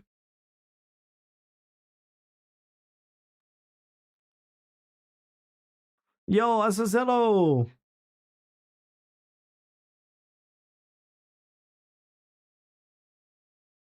Yeah, no, I understand that. That's the kernel level anti-cheat system, and after Jack's talking about it so many times, I'm not a fan of it. Yeah. There are a lot of. It's probably the 1080 quality of stream. Yeah. I mean, it just kind of looks shit.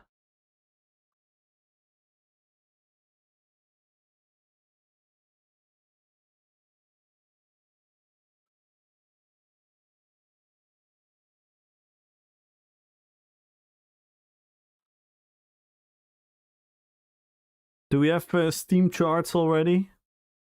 Do we have the Steam charts ready? Oh, 55,000 though. That says a lot. Oh damn, Asphalt is the #1 stream. Let's check out Asphalt. What is he up to? Oh, he's playing the with the book. What were they called again? I forgot the name.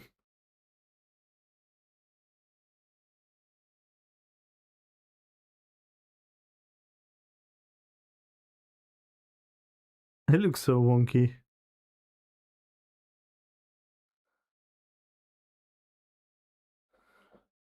See, again, I don't want to judge too hard. It just doesn't. It's just not in fighting.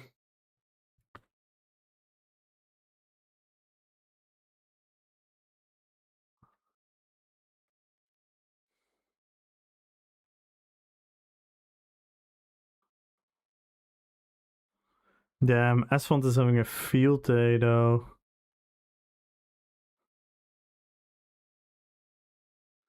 Asphalt is having a field day.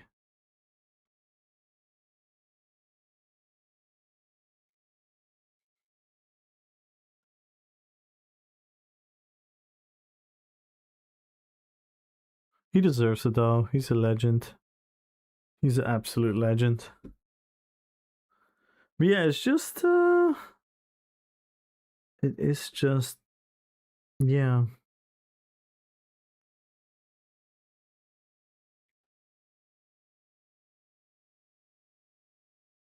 Like, see, this all looks pretty, right? You could definitely see, like, oh, this is a newer engine. But then again, it also looks very generic.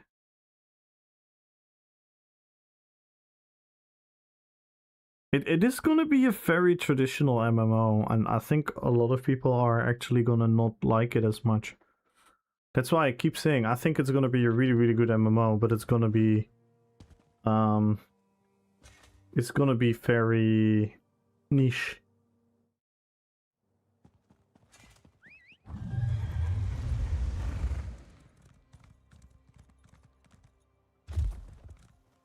So guys streaming 2K on YouTube, it still looks shit? Yeah, it kind of looks shit, but again, it is alpha, so it cannot be too harsh on that. Yo, Koktra! I'm not gonna watch another MMO betray ESO. Don't worry. I'm not betraying ESO. I'm just gonna slowly quit. I'm gonna slowly quit and I'm gonna gaslight, guilt trip all of you to follow me into World of Warcraft.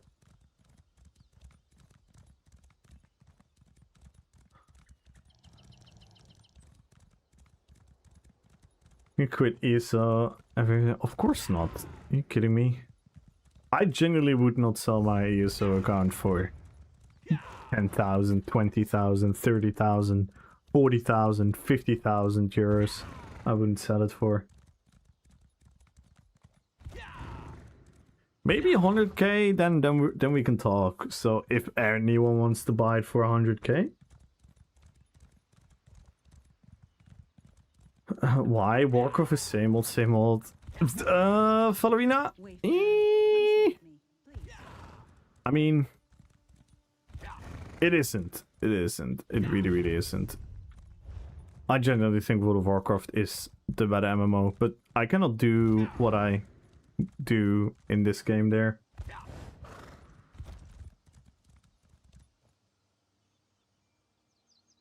Yeah, they said it's for old school hardcore MMO gamers and it's more common with old school vanilla WoW than any other. Yeah.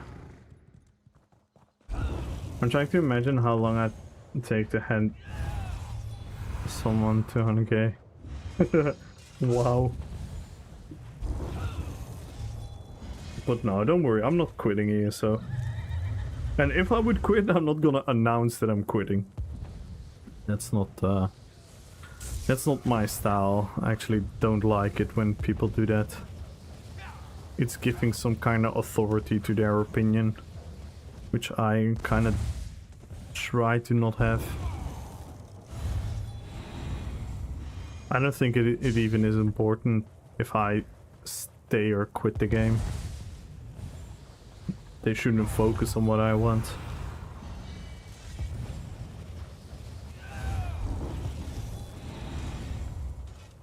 Yeah. Literally, Kokcha. Yeah, I'm not gonna lie, I'm not gonna say I've lost trust in those people that do that, but you lose a couple respect points. You lose a couple respect points if you do that. Yeah, and Shrouded's looking really, really good. Chinchilla has been playing it a lot. Lito, Vampirotic, Victor, Iris.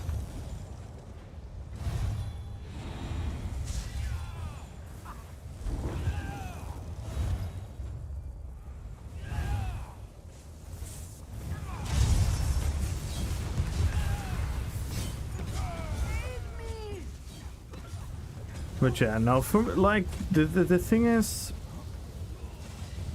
like, how a lot of people say like, oh, if Ashes is good, then boom, I'm out. I'm not that type of person. I'll just see and do whatever my heart tells me to do in that moment.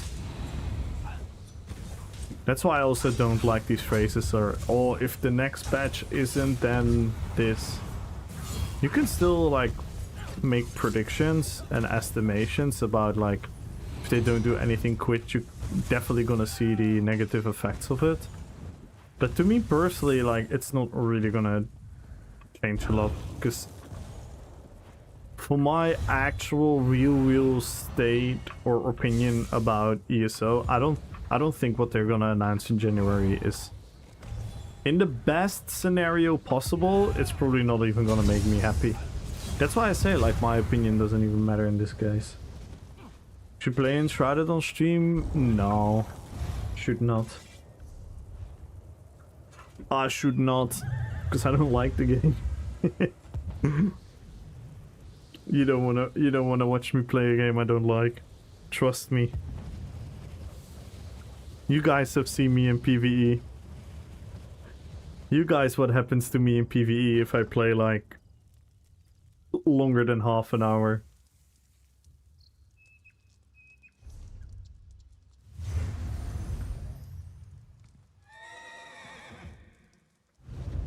You don't like it? No, I don't. I could never see myself enjoy Enshrouded longer than 2 minutes. And that has nothing to do with the game. It has all to do with me. That has everything to do with me. Amir! Enshrouded giveaways. Koktra, man, I'm more than a giveaway streamer, man. You make me feel hyper conscious, Koktra, all the time. Like it's like, oh, that's Kamul, the guy that does giveaways. I'm more than that. What's a single player game that's not GTA that you'd like to play? If Elder Scrolls 6 would come out, I would definitely be willing to play that on stream. Skyrim 4 would be something.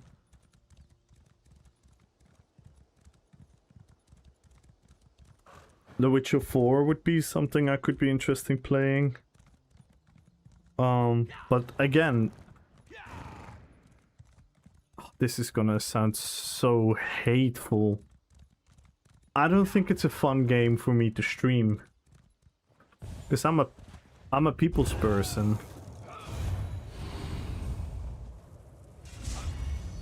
I like to have visions and dreams about stuff we can do together later on.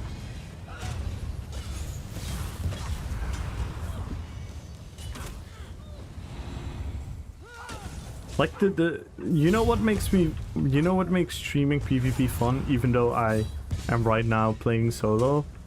And this is maybe gonna sound really cheesy, but I know I will fight against some of you guys or with some of you guys. And that just feels cool. Feels cool that we're all part of the same world. My says sexy voice. Sexiest voice, I'm at that. Damn. Yeah, I've heard Mesa talk on Desi stream a bunch of times and on Koktra stream. I cannot say that I'm in love because then I get in trouble. But yeah, I had some tinglish feelings inside of my body.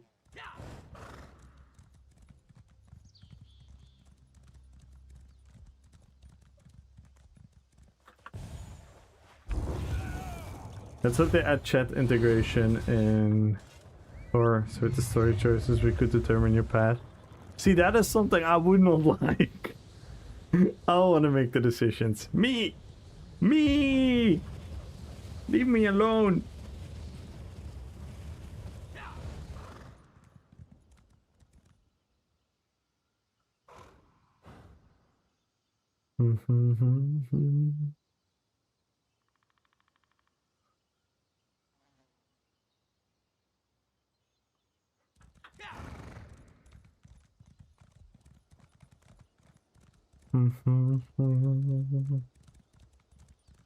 Bim bim bim.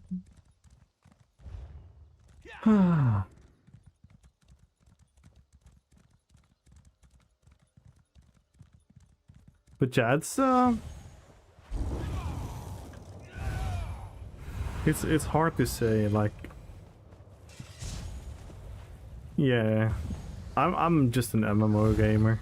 That is the truth of it.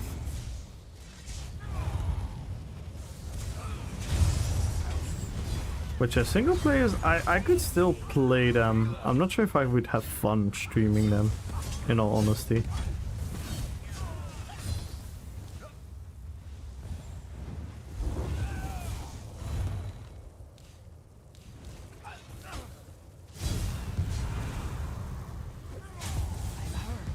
In order to stream like a single player game, in order to make it like my level of entertaining, the entertainment that I like, you have to do a really, really good job.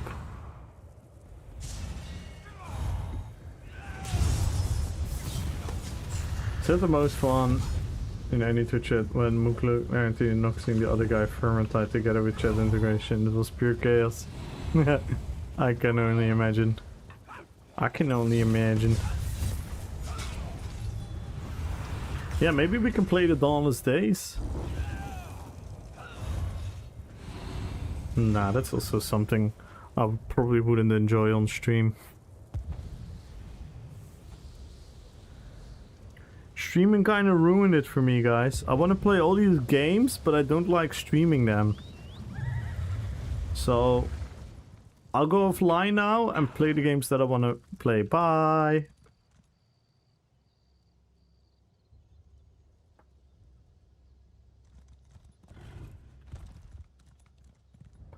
I can't wait until they add Castle in the Sky to the explorable area and Shrouded. Ooh.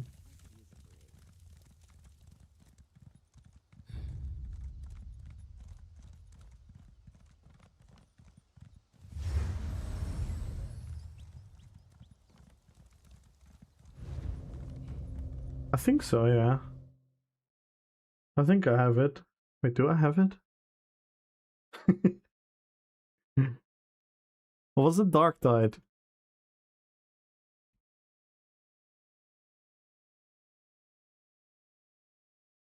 No, Vermintide, yeah. You know what's the worst purchase of last year? No, actually, yeah, actually it was last year, 2024 I bought it. For some reason I bought FIFA 25. I literally never played it.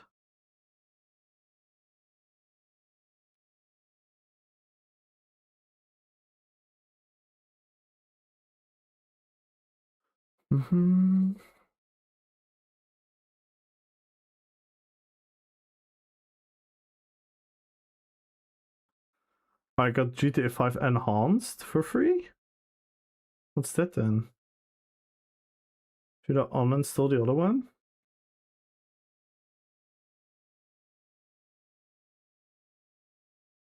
Yeah, I do have Warhammer Vermintide. What should I classify? I have my game classified.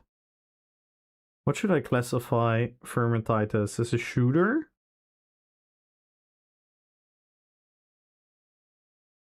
As an open world RPG? I don't have any other shooters. Wait, I have Survival, I have Valheim and Ark in there.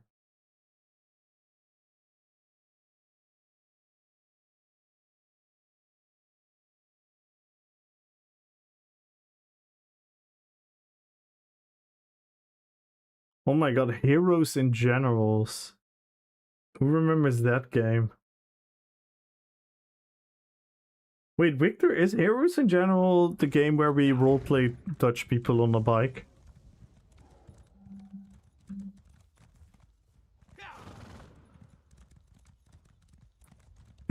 Is Heroes in General the game where we roleplay Dutch people on bikes? That's Heroes in Generals, right?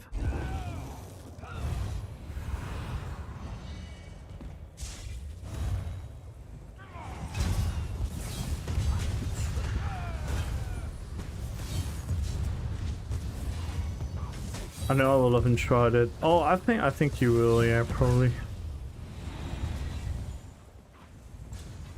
Imagine Minecraft?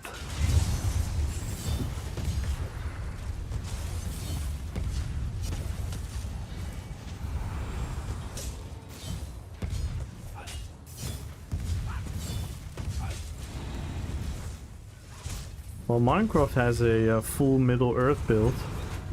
I'm waiting for Enshrouded to do that. That's gonna look fucking awesome.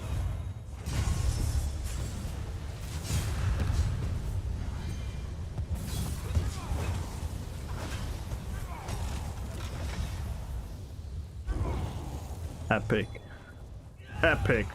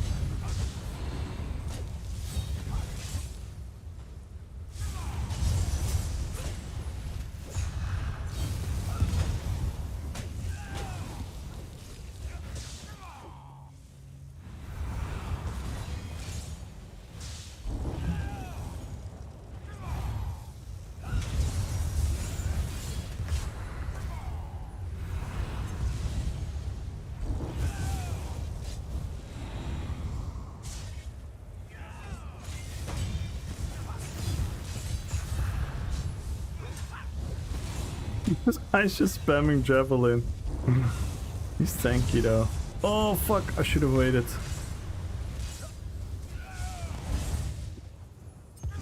Gonna pretend to be scared. Oh no, too many sweats. Oh my.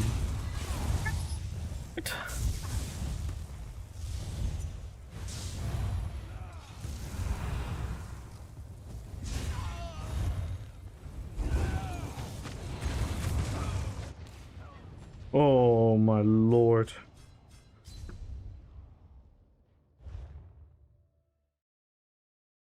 Game Awards is... Oh, is it in 6 hours? Damn. Yes, yes, I saw the Ouroboros, yeah. Mm-hmm.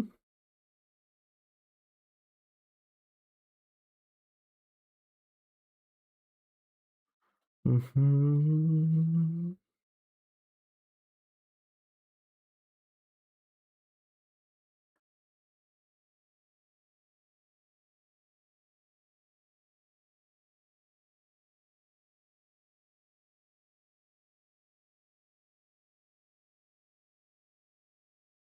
Survival's really, really fun. Oh, I can only imagine, yeah. I can only imagine.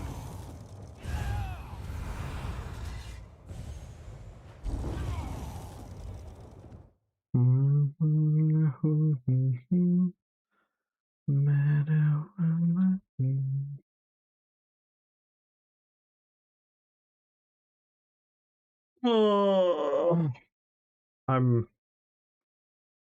I shouldn't focus on this. Ooh, Archie is playing with Cordelia. Nice. Alright.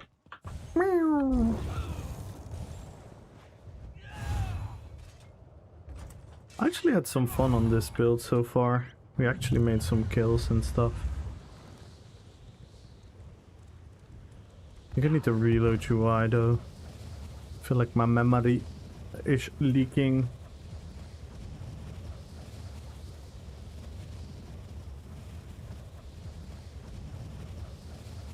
And suspiciously Epic Games is gonna release an unknown game. Wait, Epic Games is gonna release a game at the moment of the Game Awards? This Saturday we will go and ask permission. We will go ask permission from my brother's girlfriend's dad. And I'm gonna tell him I'm friends of Kami and Wait, what? Oh, your brother is gonna get and you guys are gonna be there to support him when he's asking the dad. And then as a leverage, you're gonna tell him that you're associated with Kamul ESO. Yeah. Yeah, I know that. It's in most cultures the thing you should do, but in a lot of cultures it kinda is like a neglected thing. I can stream. Oh my god, you should. No, you shouldn't, but you should. You really, really shouldn't, but you should. Oh my god, can you imagine? Koktra being there. So yeah, by marrying into my family, you're also gonna have you're gonna be associated with Koktra. Koktra is a famous ESO streamer. Koktra is actually well known, and he's very good friends of Decimus. We can't tell him he's from Greece, right? So we have to make up a country for Decimus. We just say he's from Finland or something. So friends with Decimus from Finland. Friends with Kami ESO. Sharing my political opinions about Turkey and oh my god. I was watching a documentary about the Ottoman Empire the other day. But that's a talk for another time. it wasn't a pleasant subject.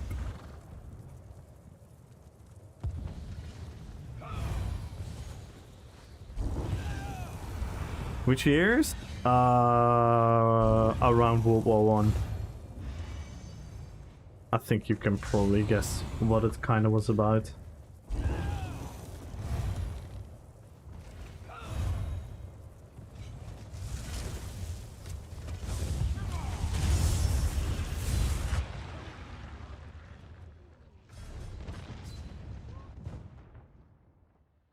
You having fun?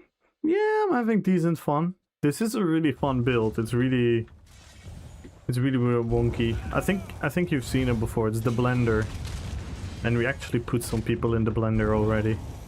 So that's fun. I almost had a crazy 1vx clip, but the fourth guy just didn't want to die.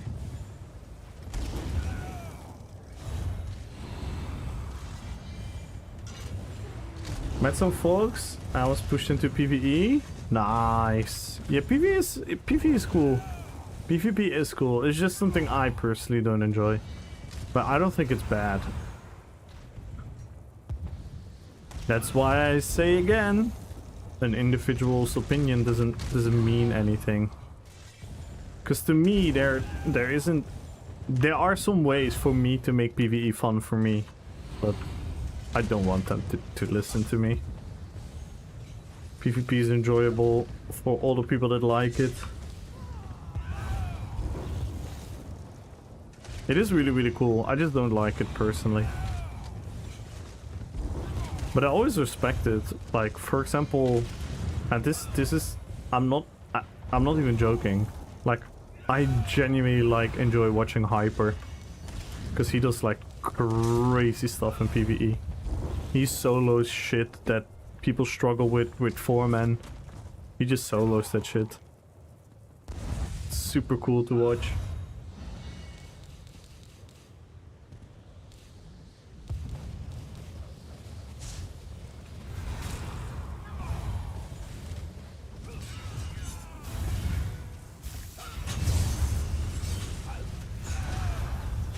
Oh my... No! I couldn't break free! I would have had him. I would have had him with the Donnie! Will they add a capybara pet in ESO? They have to. They have to. Well, maybe not, by the way, because Sauce is removing my emotes from my... Can you imagine? Can you imagine if they have a personal agenda against common emotes? I'm not a fan of world PvP because sometimes I just want to focus on leveling and WoW, but it adds an extra layer of danger, and the already sometimes hard to kill mobs. EOS could benefit from both of those and make overland more Yes! Open world PvP! Open world PvP! Open world PvP! Yeah! Can you imagine? Can you imagine? Can you imagine one of these events where people are supposed to kill world bosses, and then the PvPers just run in and bomb them all? Yeah, I want that. No, I'm joking. I don't think that's a good idea for you, so... But, what if... What if... Hear me out, guys. What if... Moloch Ball takes over control? One day a year. There is no one else in power. Absolute chaos. And everyone can attack everyone for one day. Absolute chaos. The Purge. The Purge in ESO. 1 day per year. Shall I make a forum post?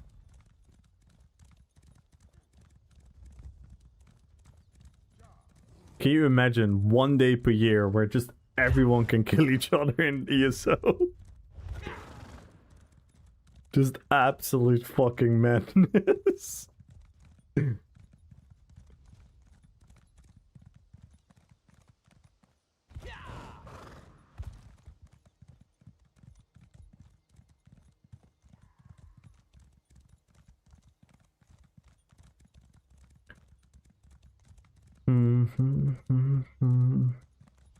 What would happen? Because wait, so they have to do it in a way? They have to do it in a way that, for example, being in the same guild? Being in the same guild? No, no, no. I think a group then. So you can group. So you can group.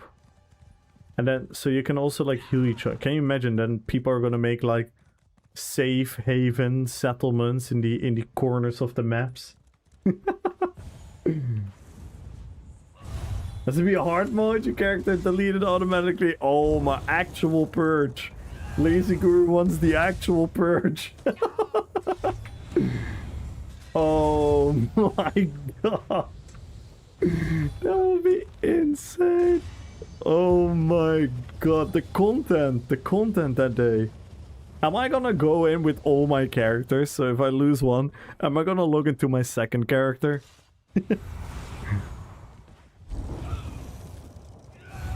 Now I would just buy a second account purely for that.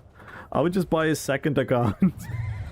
I make like crafted only easy PvP builds. And I would make a bunch of hardcore videos. Oh my god. Bombers will truly be bombers. Damn.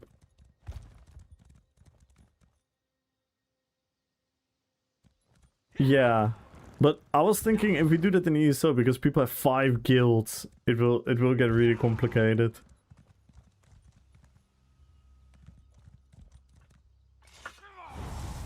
They might use I'll sacrifice. Nice. I can use Aaron's. Can use Aaron's account for the content. Oh my god! Can you imagine how funny would that be? The purge. That would. Oh my god! That would be actually cool. But I don't think they're ever gonna do something like that.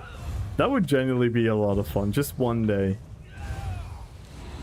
Just one day, and then the forums are gonna be full. Oh my god, this is my one day off in the year. Because I have 12 million jobs. This is my one day off and you organize this event.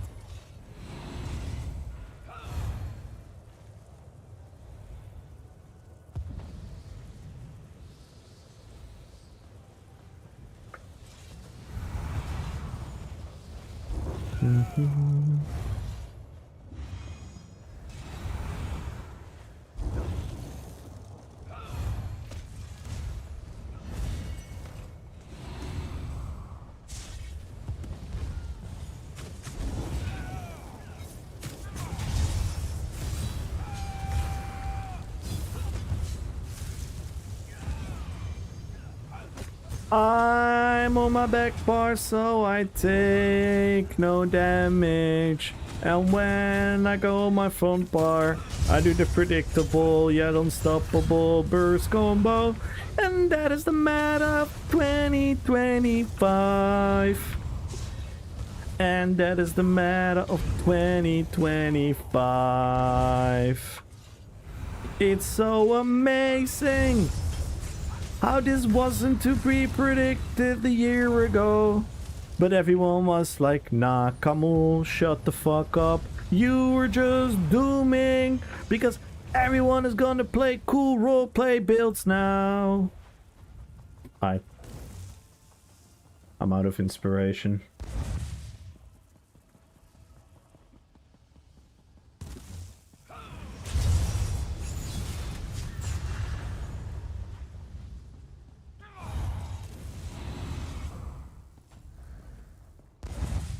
We need something like the movie The Purge in PvE. Yes, yes, that's what I'm saying, Aaron.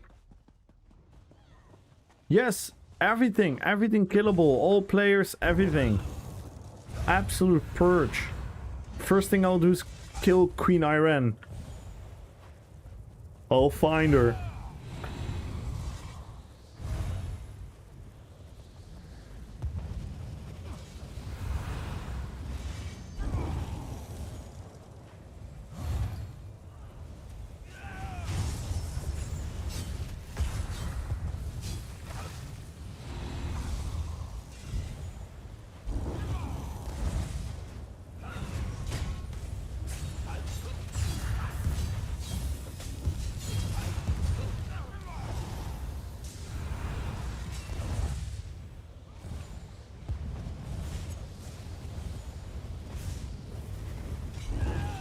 What NPC will you kill?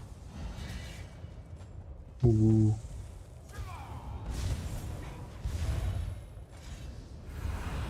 Alright, if you could kill one NPC in the game, who would you kill? That's a good question for everyone. Who would you guys kill? All the companions. Oh, calm down, Chinchilla. Only one. I'd kill everyone. Ah, come on, guys.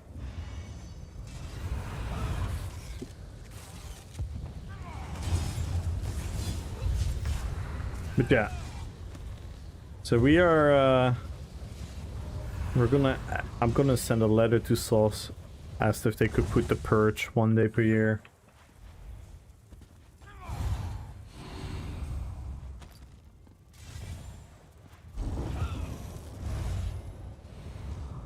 I mean, Pinaran.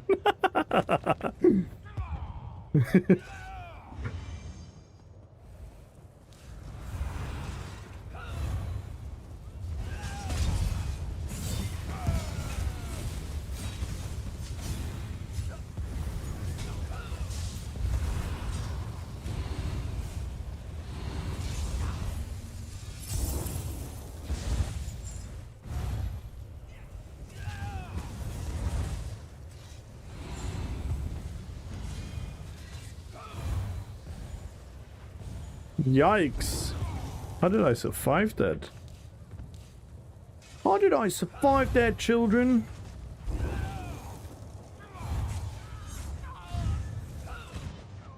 Nice. Nice heal. Nice heal.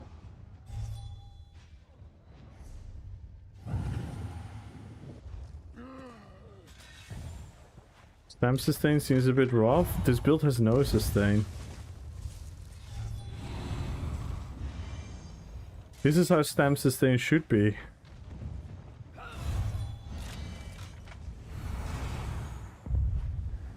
Box sustain.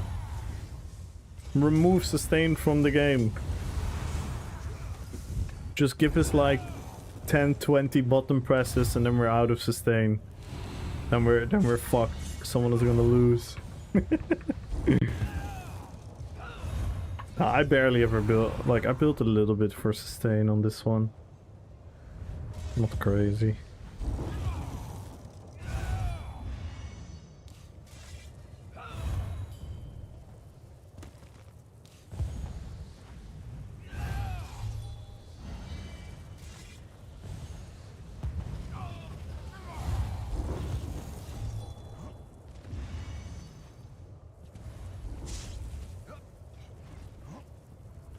The one thing, oh my god, that would low-key be so hilarious if they would do that.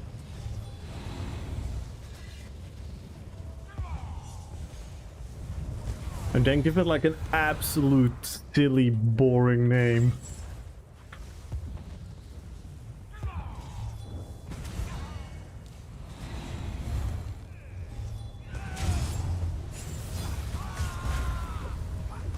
Oh my god, what the fuck is this FPS? Lol, the guy's dead. The guy killed himself. Oh my god, I wish I died closer to the edge. We could have seen him die. That would have been beautiful television.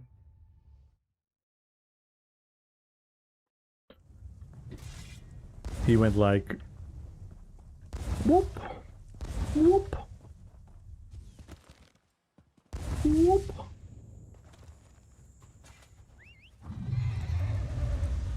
Use all three. Yes. Make everything work like blood for blood.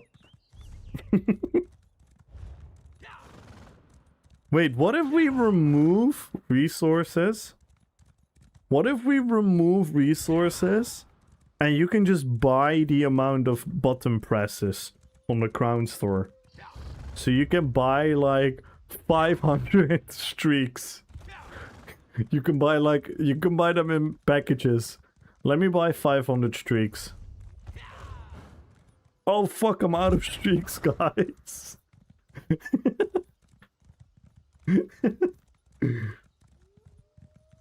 Nice, Lou. GG's.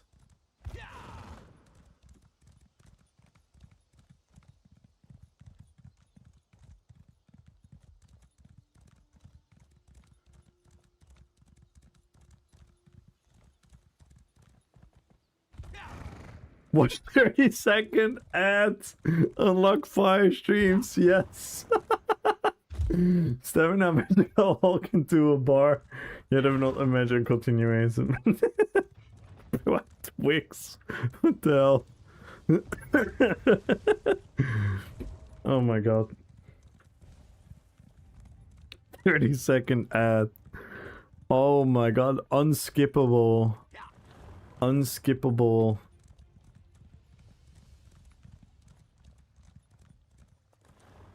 If you reach level 20 in Raid Shadow Legends, you get an extra streak. Oh my god. When are we gonna get ads in games? Like, come on, what are we waiting for, guys? We're missing out on a lot of money here.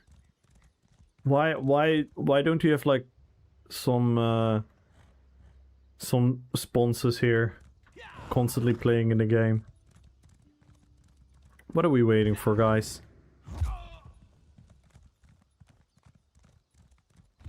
Final 100 meters of walking. Oh my god.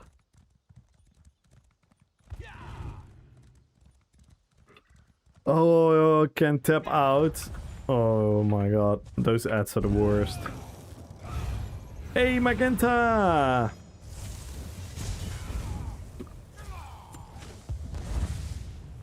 Mag pulled Red Bull.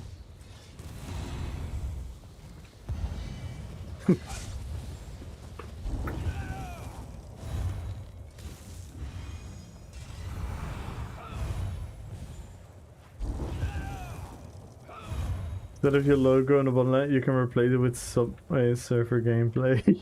Yes! Oh my god, yes! Shall we do that? Shall we do that? Hang on. Hang on. That's a great idea. It's a great idea. GTA racing GIF.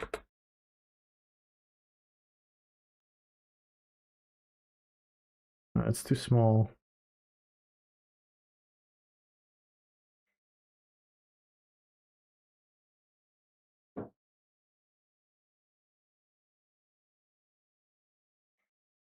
No! Not that one. Alright, we're just gonna use this one then.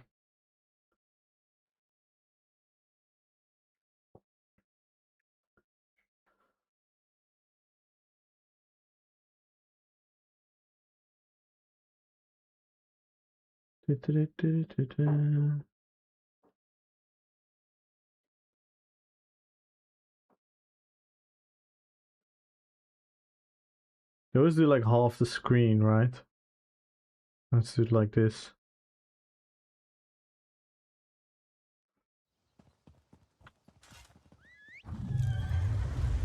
Now the kids will watch me. Now the kids will watch me.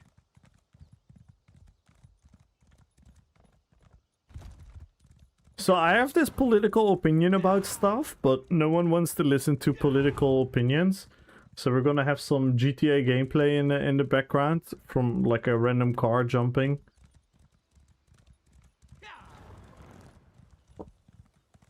Oh my god. Can you imagine? Can you imagine? Yo, Statarius with the 40 streams! I've got some pharmacy pill. Oh no. Unskippable landing animation to jumps? Yeah. I think the whole jumping in ESO is done really weird.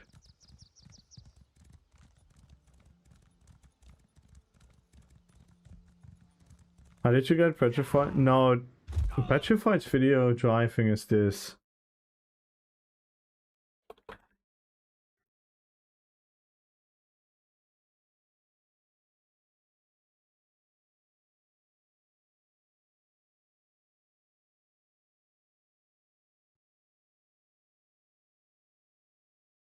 Hang on.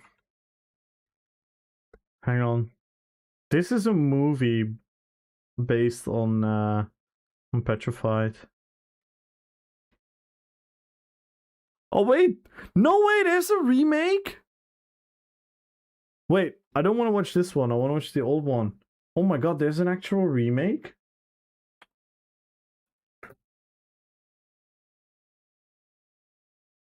That's crazy.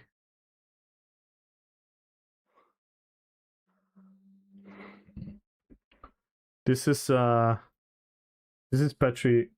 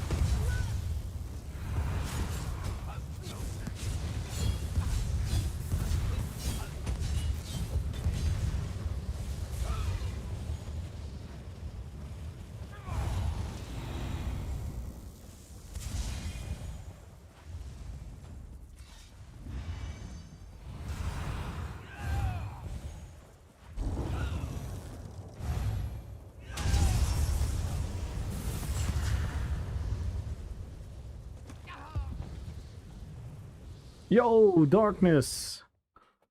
Good luck on the giveaway. Everyone join, follow the channel, type in RP, PvP. Let's go, guys.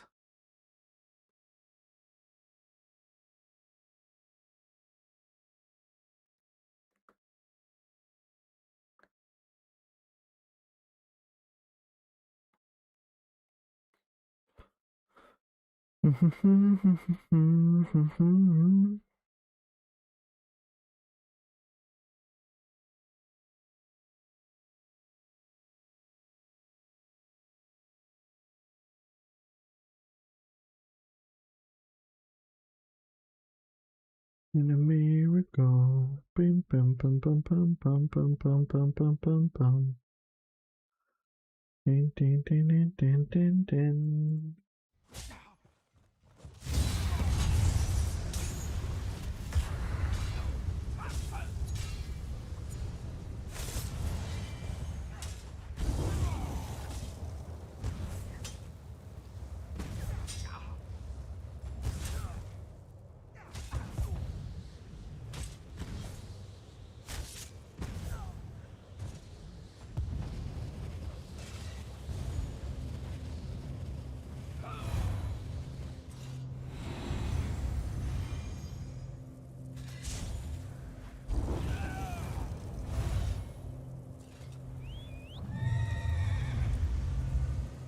Only thing I've killed with my truck was a skunk.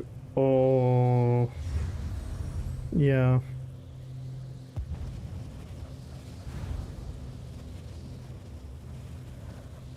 It's it sucks when these things happen.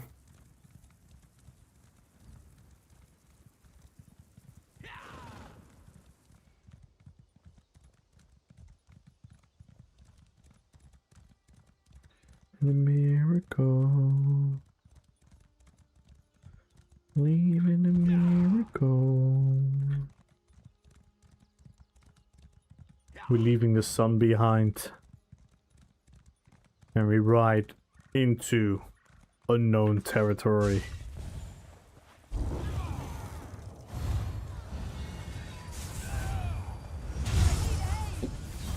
Put them in the blender. Put them in the blender.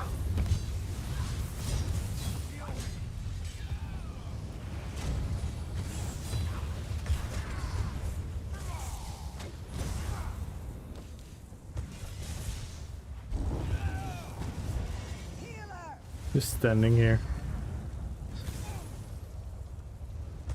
I need healing. The bad feeling in my gut. I'm getting delivery today. I can't shake that feeling. Then I'm going to... Oh no! That's not what we want.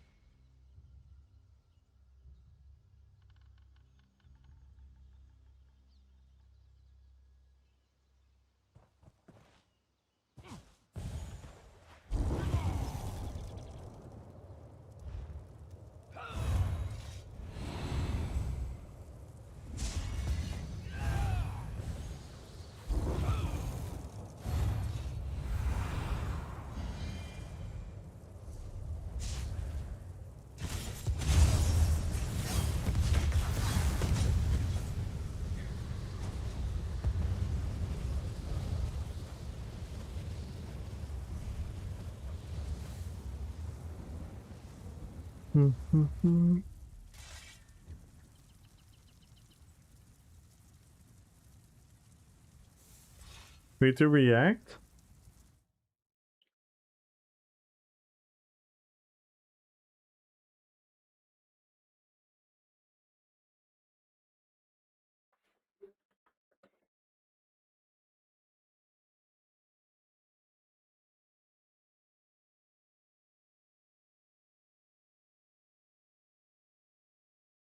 Oh.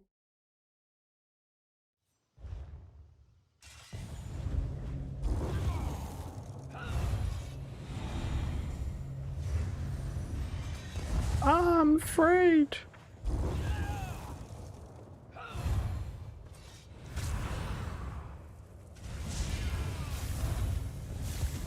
Yeah, stay fighting from a distance.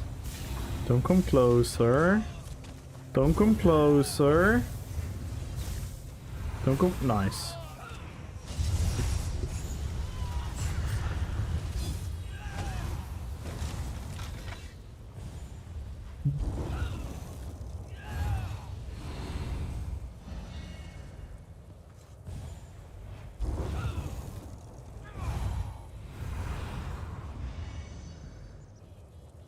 Yo, Fizzelli!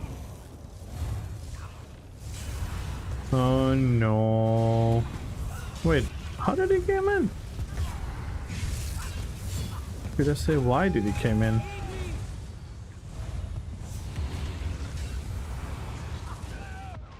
What the fuck?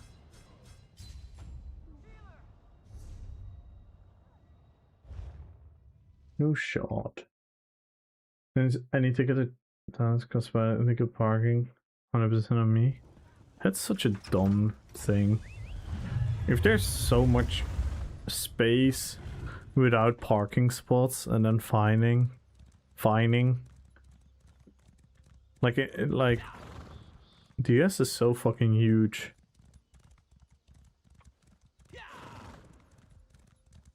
Of course there's gonna be a fuck ton of spots without a parking.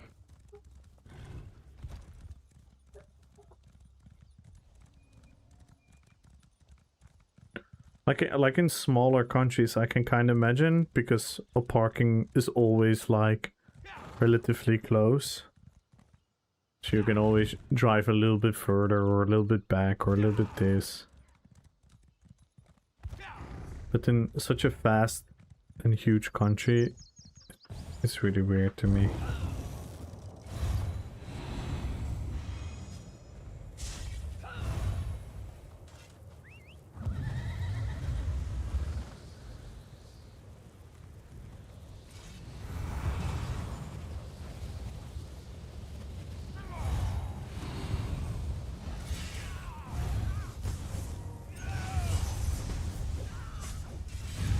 What the fuck? What is this? My skill just doesn't go off. Come on. Oh, just let me play the game.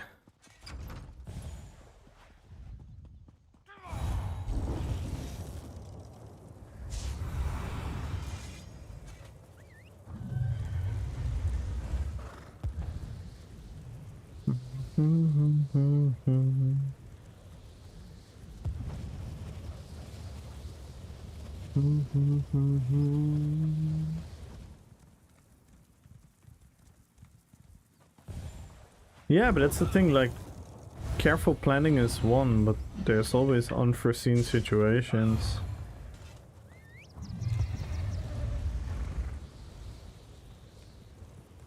That's so unfair. Oh man! I thought I was gonna have a cool fight there. And then my button doesn't work. My skill doesn't go off. I haven't paid enough crowns. Well, let me just go take it again.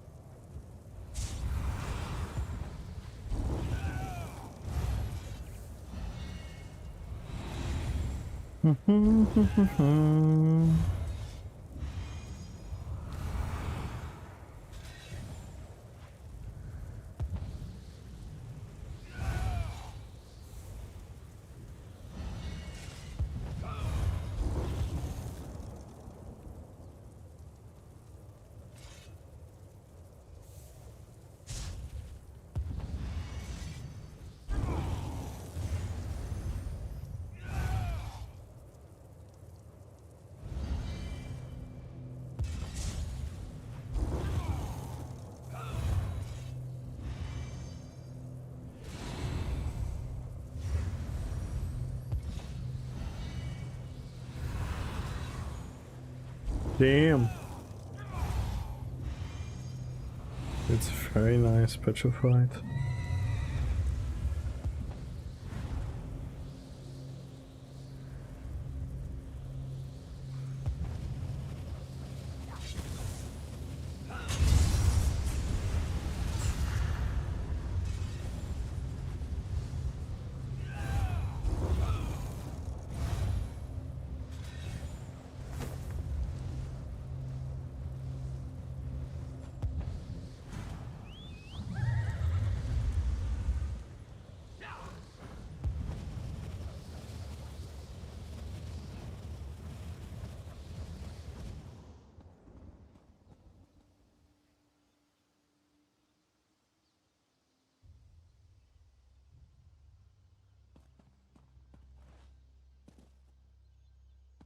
Do-do-dum.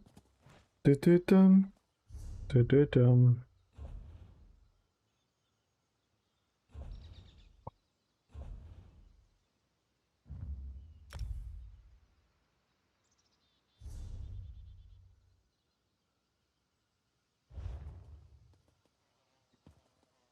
I never realized we got gold.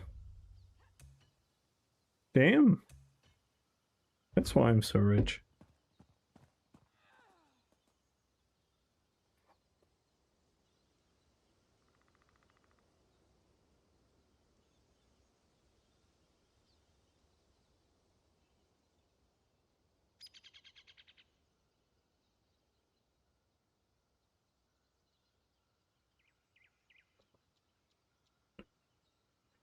Yes, go follow Red Fox, guys.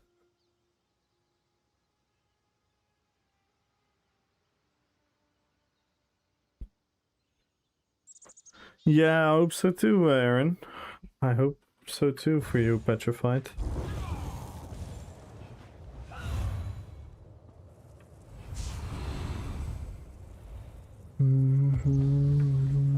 Oh, that's why no one is coming. I'm blind. People are actually fucking sieging.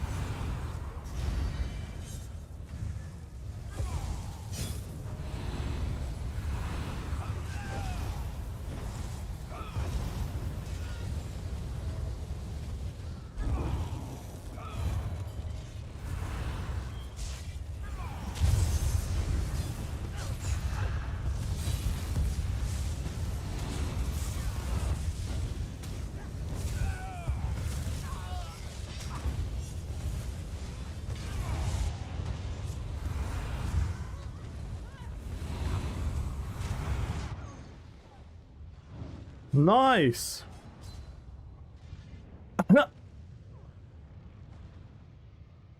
Thank you, NPC, for pulling me through a wall.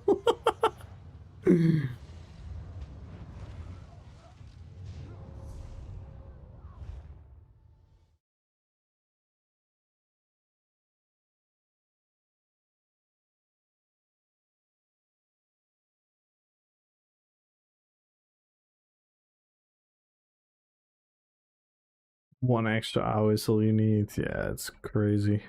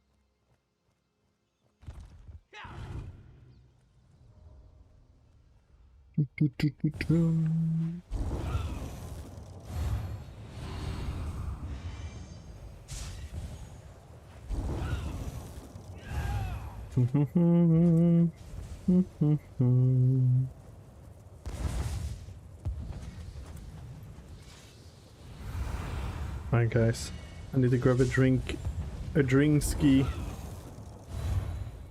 Wait, shall we do the... nothing really fun to walk to. Let's still do it.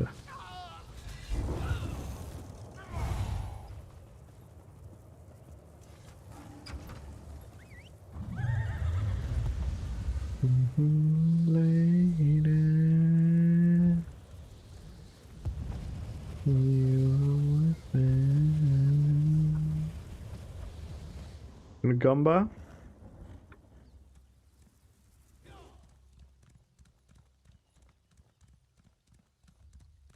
Be right back, guys.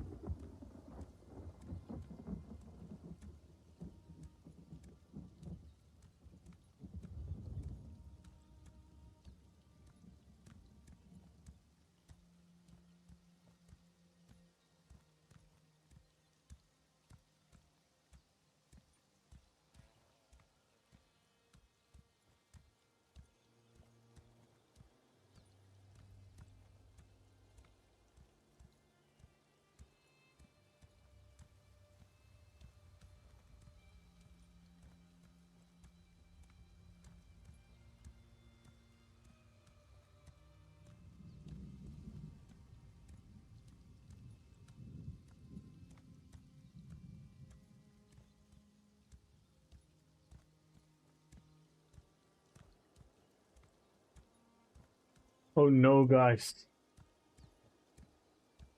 We've hit a wall. We've hit the wall. What do we do now? What is our next decision? Do we quit? Or do we jump? We cannot jump. What the hell?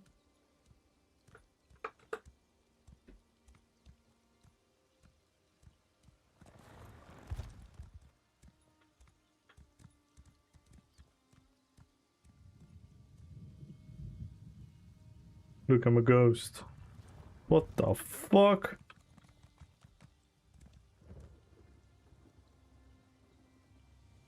Dude, why does it flip my character?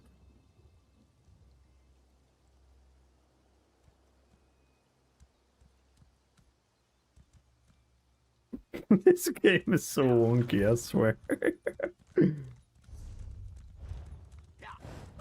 That is something I said for those that were watching me from the early days, was something I always complained about. Camera angles in this game.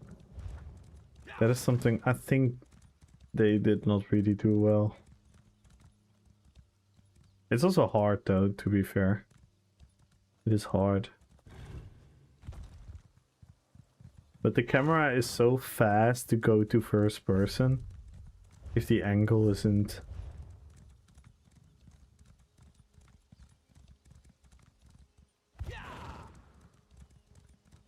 But I don't know how complicated that is to code. It should either make the things that you're...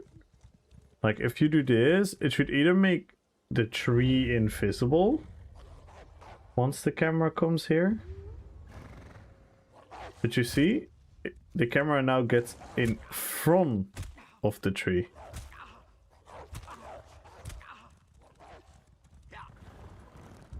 And that gives you, especially in intense situations in PvP, it can very, very disorientate you.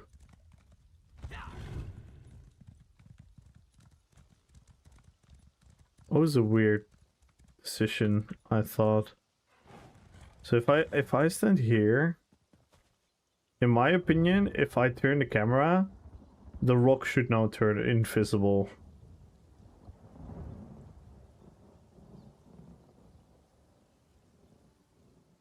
I think that's the easiest game design, because now it goes to that zoom in. And in small areas with a lot of walls around you, the game goes from first person to zoomed out to first person to zoomed out to first person to zoomed out. It's very confusing. But again, I don't know how complicated that is, so it might be really hard to code that way.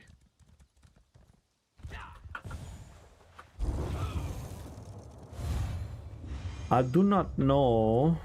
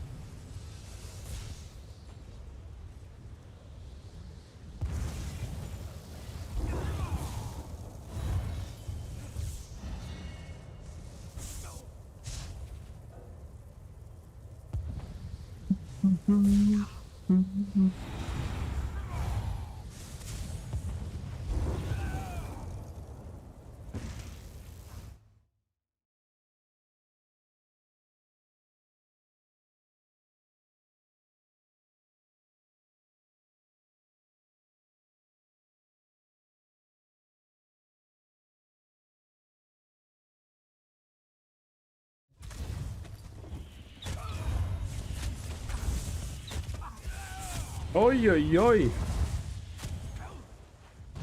I already was like, why is this guy so confident? But now I understand why. He has a whole army behind him.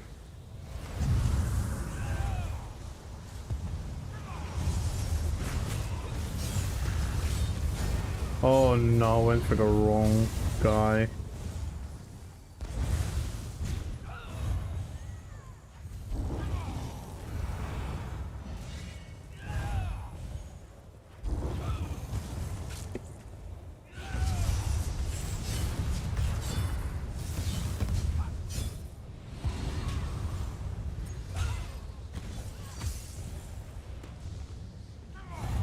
It's their life a little bit more. A little bit, just a little bit.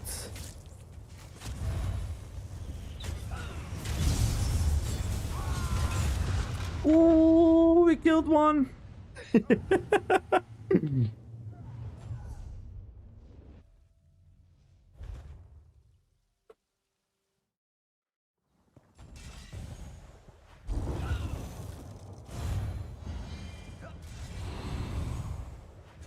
Because that was me?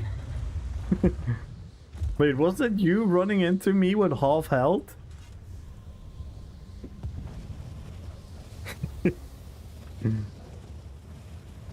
Stream snipe. Oh no.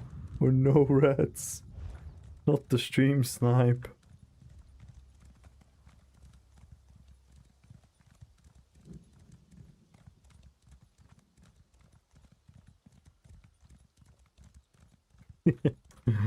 That was funny though, because if it was you, I don't know, but the first guy ran in and he had like health missing and it was just starting to attack and I was like, what?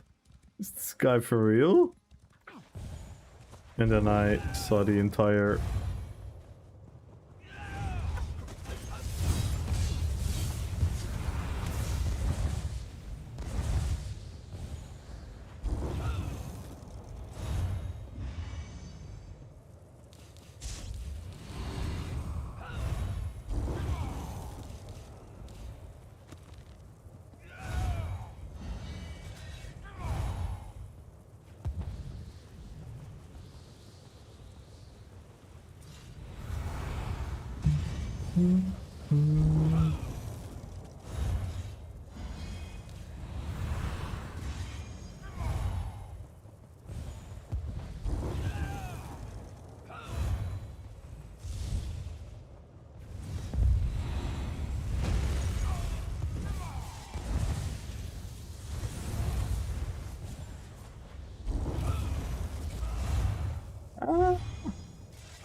Role playing being scared.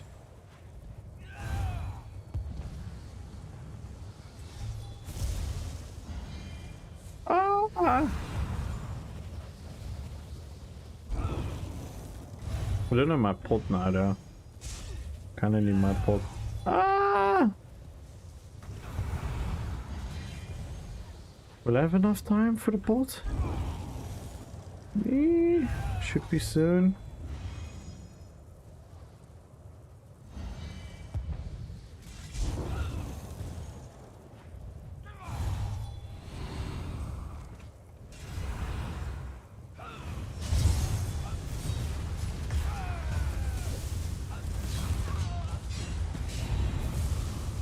Oh my god!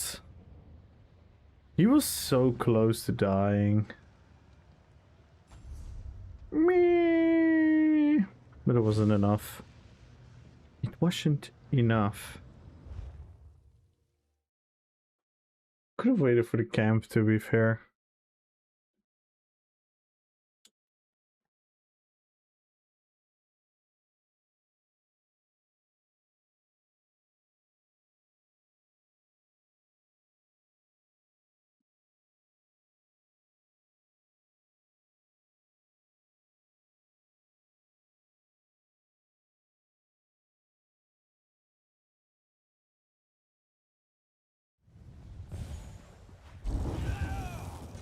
At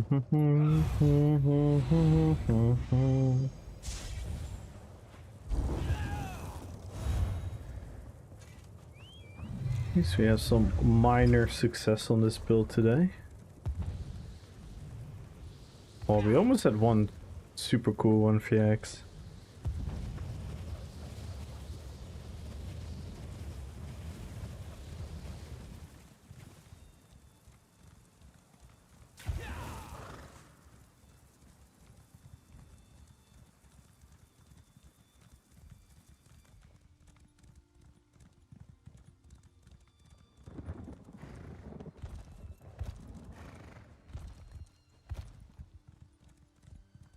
Dun, dun. Ba-da-da-dun, dun, dun. Ba-da-da-dun, dun, dun. Ba-da-da-dun, bum, bum.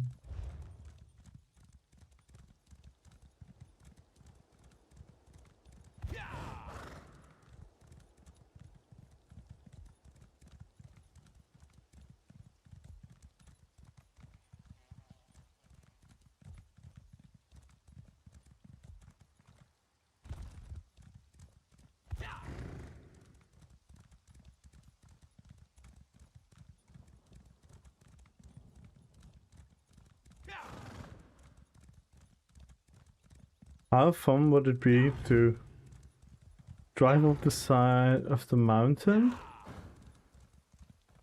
You mean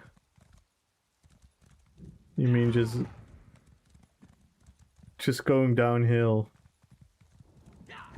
Like wee.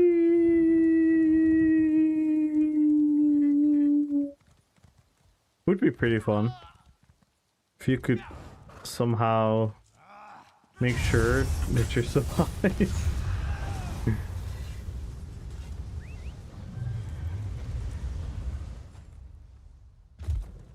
Look where we are, guys. Our beloved city. Look how close we are. Damn. This is actually a cool wallpaper.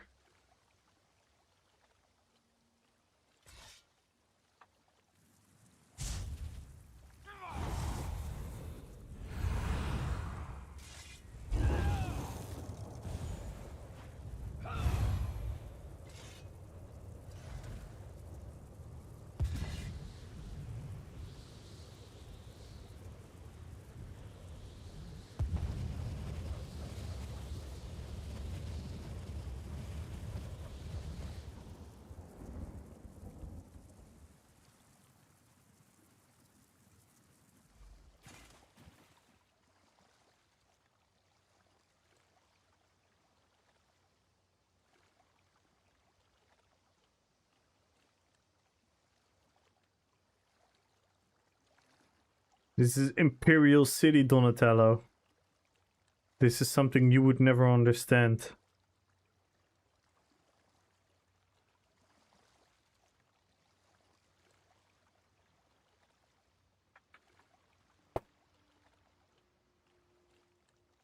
You don't know what it feels like. The urge to wanting to take over control of Tamriel. Donicen's more toxic than Cyrodiil? Well then you're a crybaby. Nothing in ESO is toxic. Are you kidding me?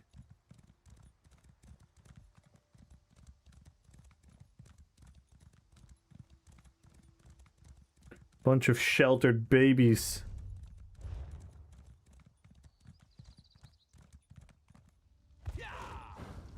Then you're brainwashed? Lol. Says the one who's offended by some icy PvP. Have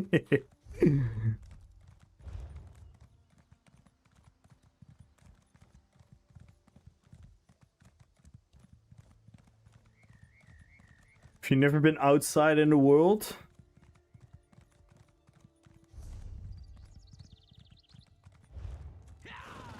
I hate the meta build killers. Well, that's something. I hate the meta. But if someone plays the meta, that's not toxic.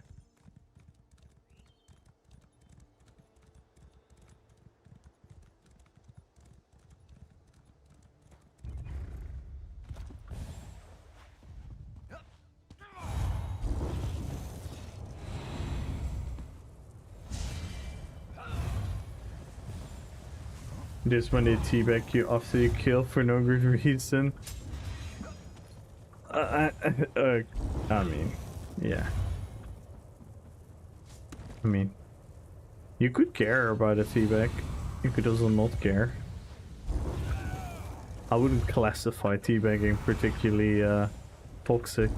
I find it rather hilarious when people do it.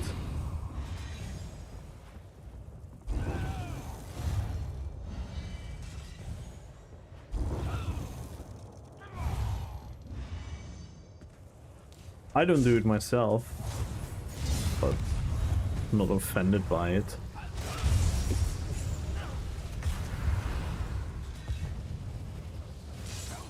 The amount of PvP games that are out there where people can actively like disrupt your gameplay. They can quite literally kill the NPCs that you are needing for a quest or something. Now that's what I classify as toxic.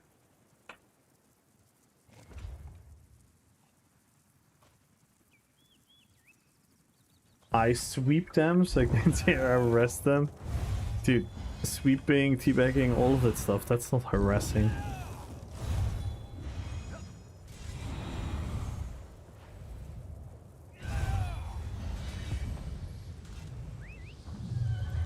Whee! Am I even jumping 20 meters away from you?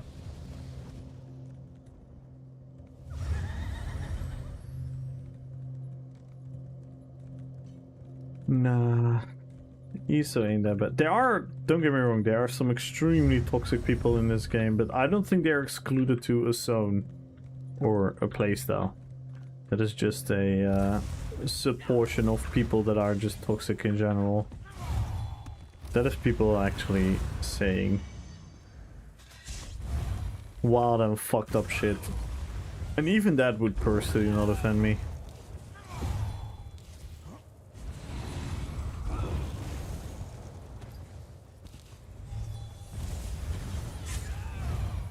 Whee!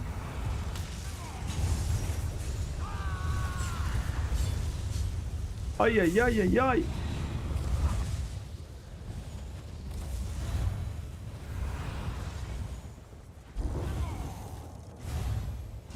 Hey, that's that's actually funny. If you do play that after you killed someone, that is pretty funny.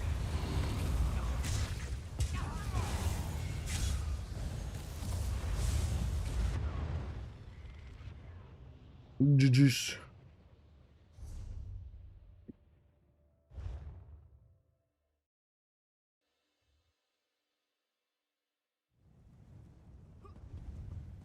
You do this on top of them.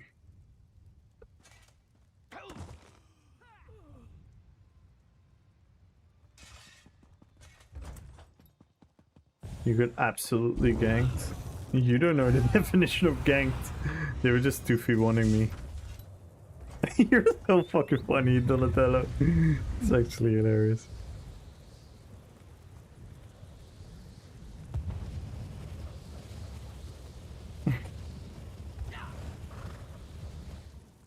Pim pim pim pim pim pim. Bum bum bum. I was literally actively fighting both of them. That's not being ganked. I just got murked. Got murdered. Heals for fun. I don't want to try fighting a healer. Dun, dun, dun, dun, dun. Bim, bim, bim, bim. Bum, bum, bum, bum, bum, bum.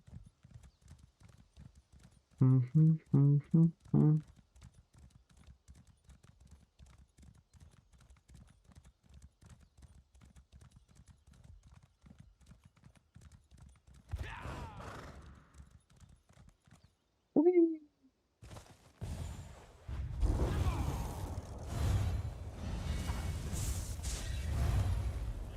Whee! I need healing. I did ever to the knee emote after killing somebody. Oh my god.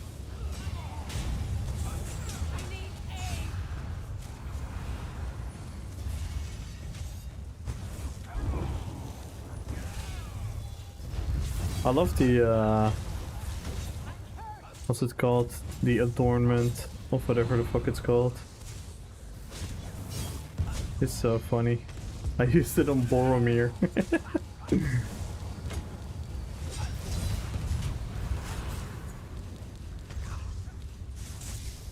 Bam, bam, bam.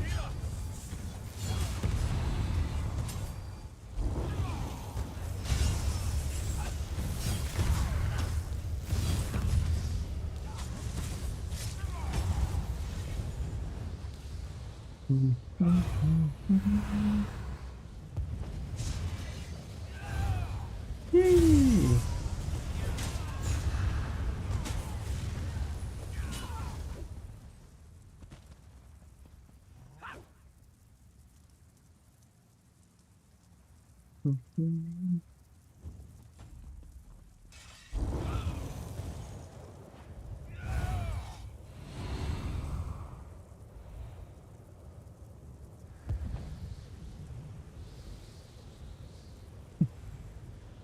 What the fuck is this? It's always so funny if you zoom in to like certain textures in the game. This looks so trippy.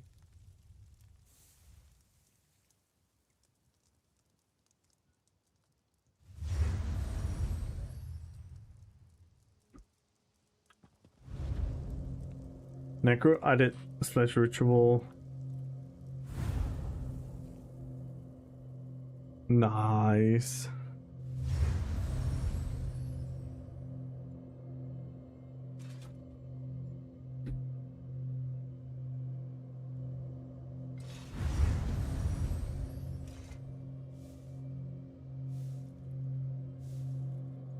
People are so scared I see a P returning to Sejanus after looking over the hill because apparently Big 80 group is there, so I run into the group and bash everybody that's trying to revive. Fully expecting to die because it's fun, and then suddenly a P comes because they saw some brave soul. Hey, that's the spirit! That's the spirit! That's what I always do as well. I always try to encourage people to charge in. Usually I pay with it with my life, but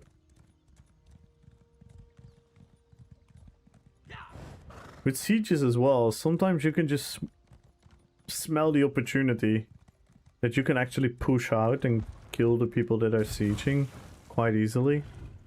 But people are like, oh my god, I don't want to run through the gate. I see red circles on the ground. Meh.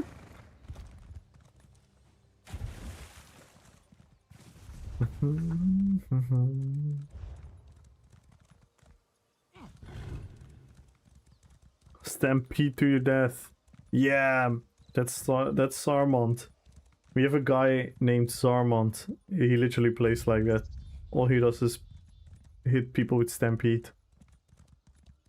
Over and over and over and over again. It's probably high up in my all-time kill list. Where can I see that? Oh no, actually not that crazy. What? Sarmont's not even on here? This is her way. Wait, is Sarmont not on here? Crazy. Is this all time? Yeah.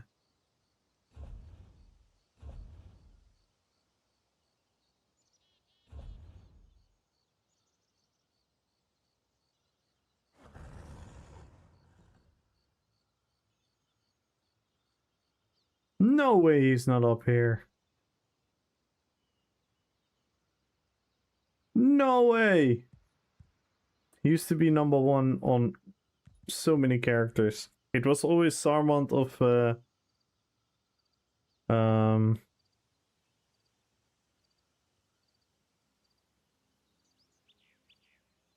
what's the phrase? No way. That's actually sick. Am I blind?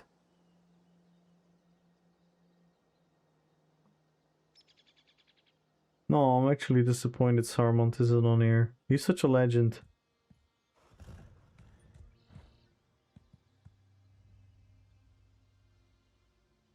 The other one is Lydia.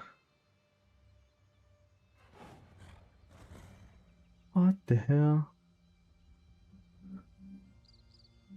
I don't have a lot of the common. I just don't think I played a lot of Cyrodiil with this since I reset it. When did I reset it? Over 9,000 kills. 11 million AP gains on this character.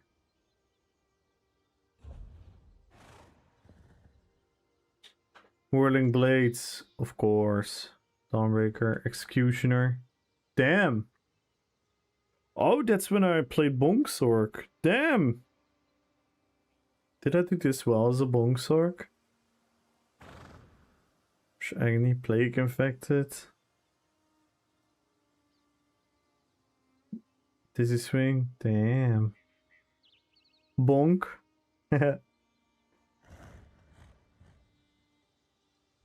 Always funny looking at these stats after such a long time.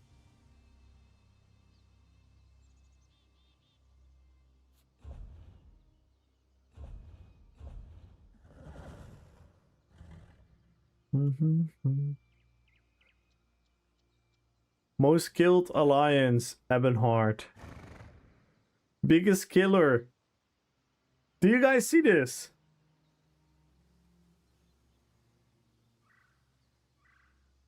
Do you guys see this? The person that killed me the most. It's fucking Devil Soul. I'm appalled. I'm sad. I'm deeply hurt. Into the core of my existence. The person that has killed me the most is Devil Soul. Damn. That actually hurts. Let's fix that. No, I'm pretty sure it's from we did a lot of duels as well. We did a lot of duels when I tested the build.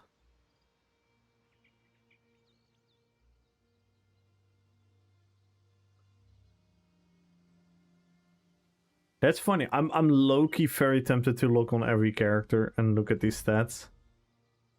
I'm such a nerd sometimes where I just want to look at stats.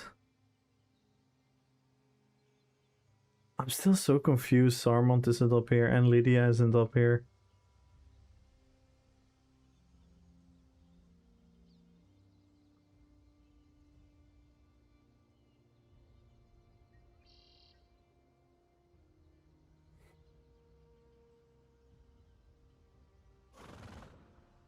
Let's see how many familiar people we find.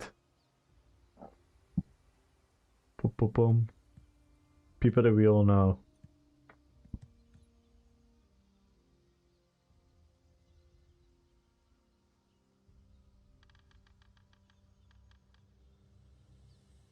I'm a fast reader, guys, don't worry.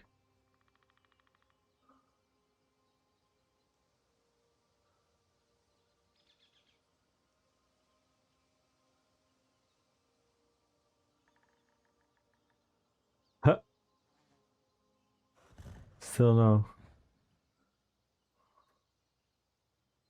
How many of these people would still play? Imagine if I could look like...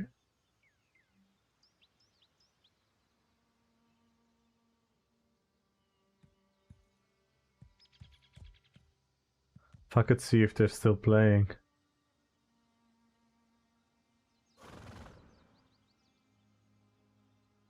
This is Didem. So we find Didem. We killed Didem once. Tell the world, guys, I'm better than Didem. Easy.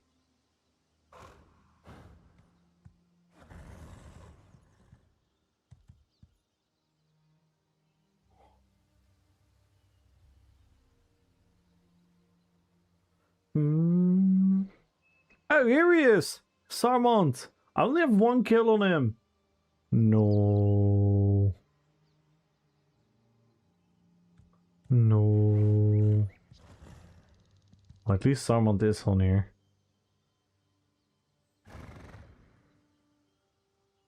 Satan? He's often in chat. We're getting into familiar zones now.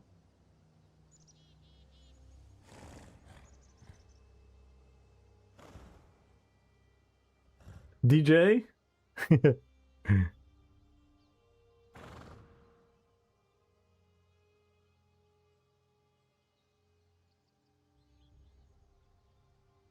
Sticko? Oh no, Sticko, I'm so sorry. I'm so sorry. Oh, we had a duel.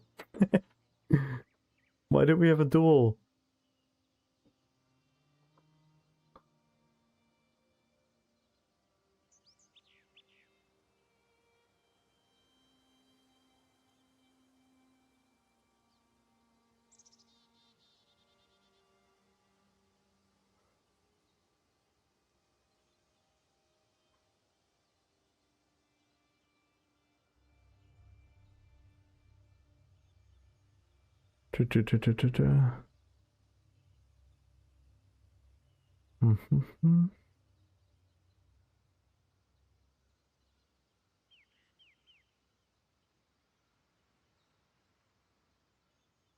And if you want to join the giveaway, follow the channel, type in RP PvP.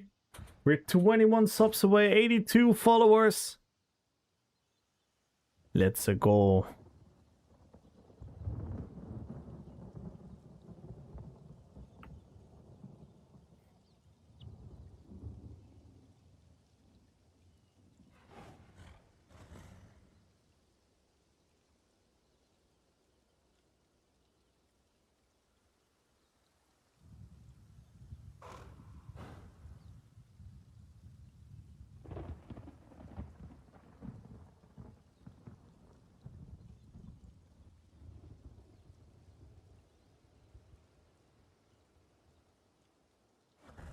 Dun, dun, dun, dun, dun, dun.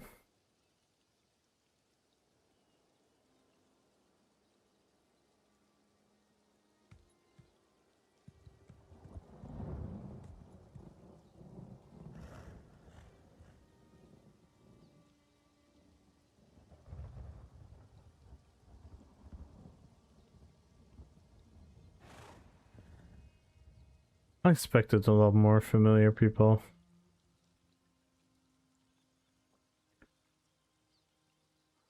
Thought I played this character quite a lot. With the whole Bongsork era.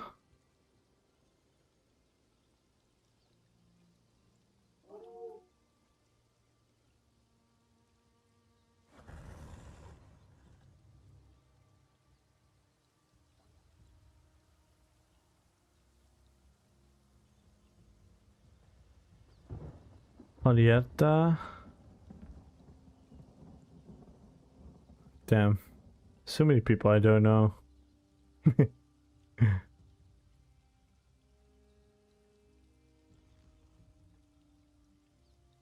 Jigsaw.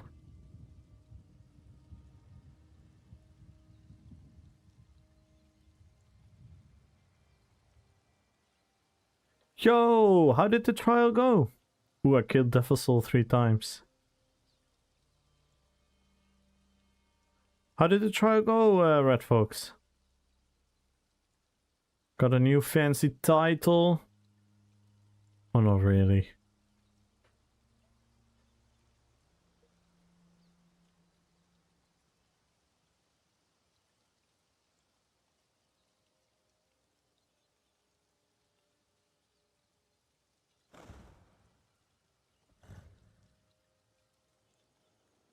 This is her way.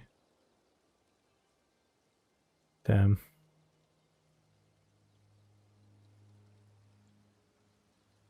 I really don't have a lot of people that I know. Angela.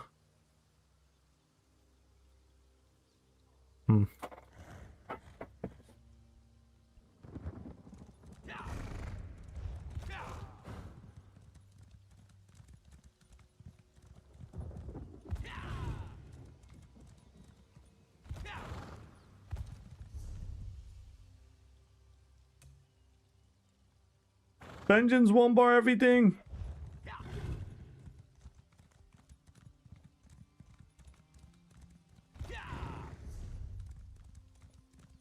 Headlines, breaking news.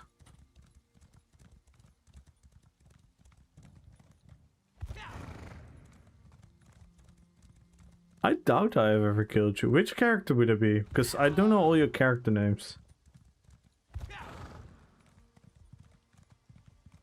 I don't know all your character names, to be fair.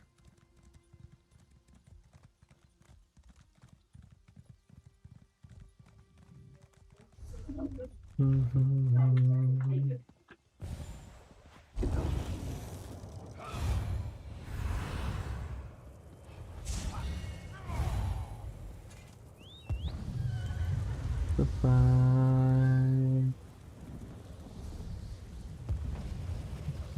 July.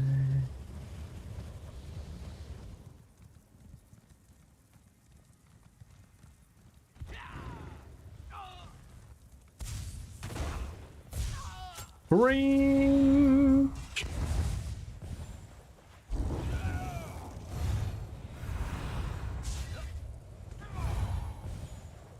Let's see. What do we have here? What do we have here on the battlefield? Templar Bobble? Resto? Wait, that's a healer? That is a healer. I know it's a healer.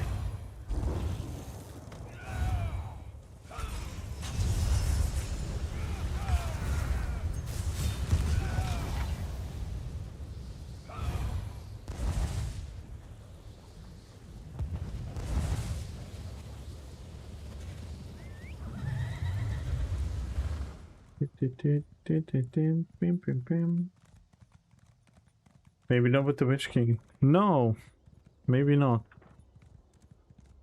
I did play like a much more semi-bomber at the beginning. So I might have accidentally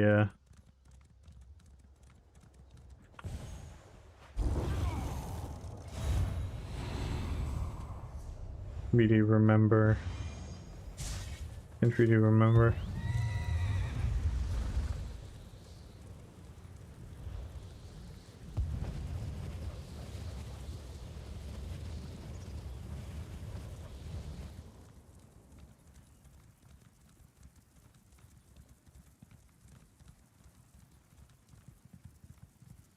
Only 17% weapon crit.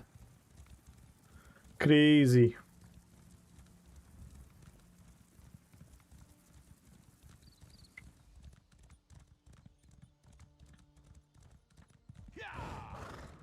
Yo, Wilkin! Yo, Meester!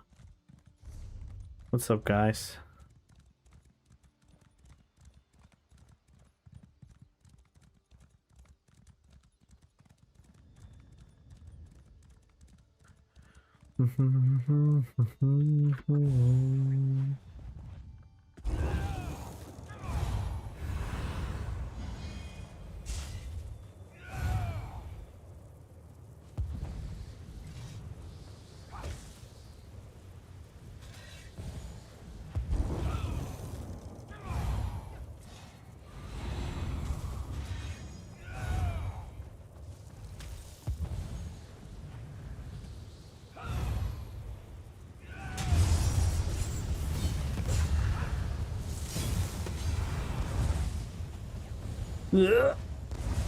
Veteran back bar.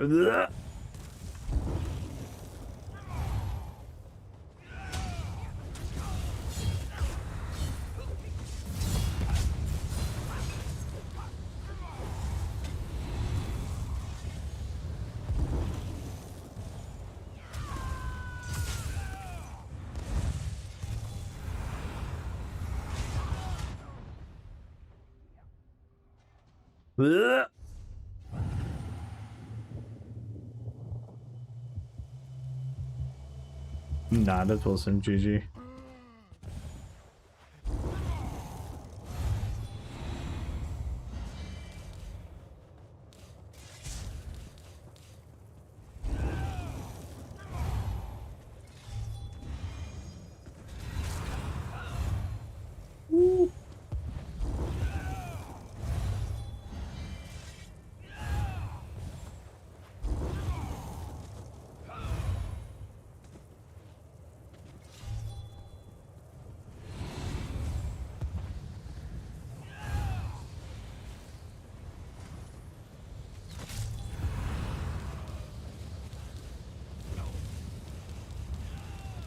Oh yeah, that's not what I meant. I was just like, I didn't play well. You know? It wasn't a GG from my part.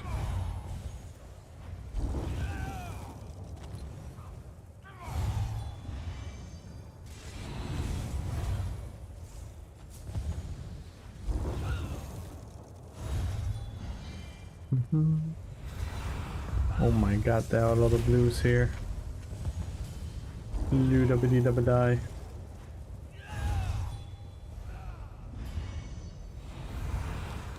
Going full cheese. Yeah. The fetish on back bar kind of hurts me.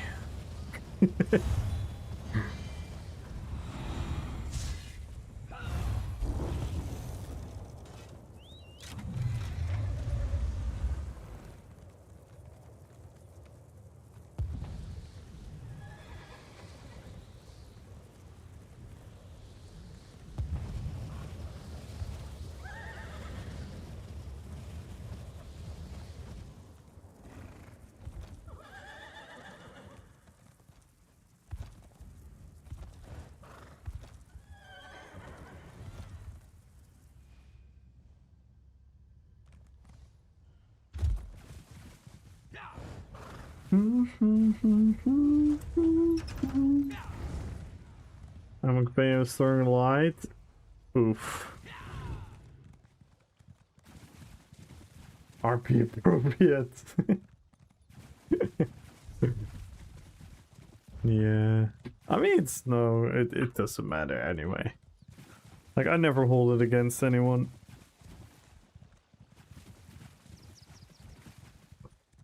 It's just boring. Boring.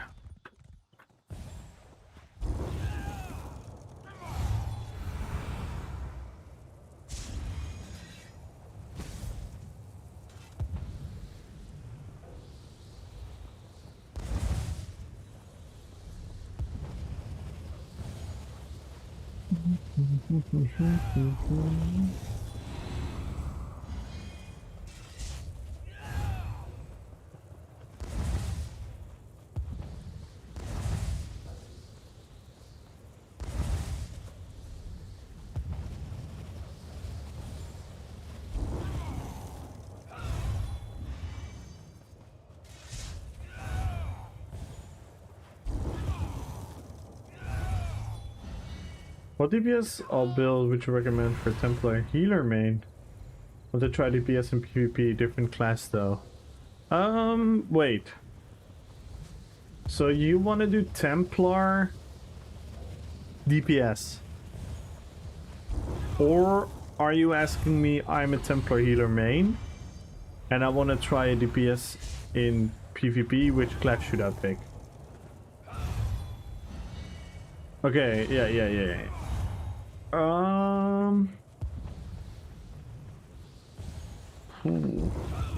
Do you want to...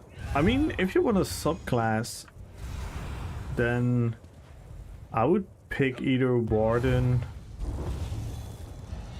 or Sork or something as a main. Probably fine.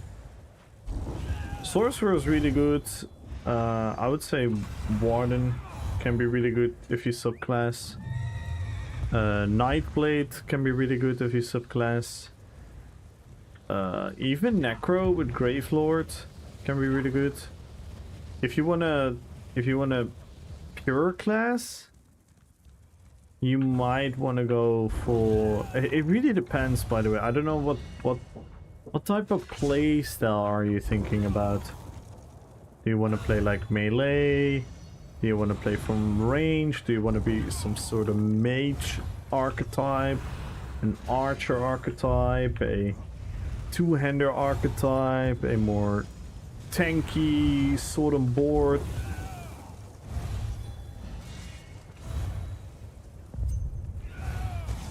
The short answer, it really doesn't matter. It all matters about what you want to do. Because you can make everything work.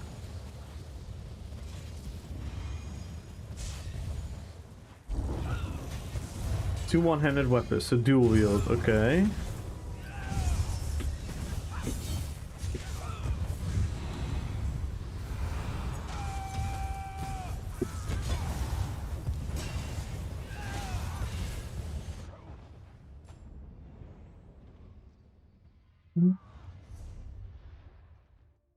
Not started that fight well. If I did my combo with Dawnbreaker, that was an easy kill.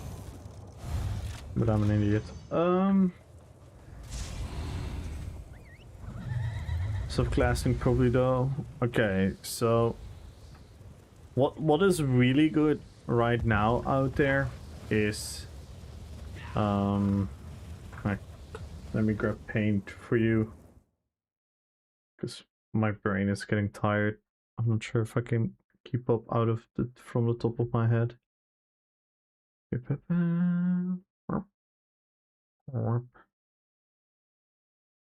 So you can pick if we look at skill lines. So you have Nightblade and then yeah, I'm gonna call it ass because that's funny. From Necro, you want to go Grave Lord. From Warden, you want to go Animal Companion. You can still subclass Templar. From Templar, you want Restoring Light or Adric Spear. They're both really good. From DK, you want Ardent Flame. I don't know why I just did AF. So Ardent Flame. From DK, and from Sork, you want Storm Calling. And then who do we missing? Arcanist. Arcanist, you want... What's it called again?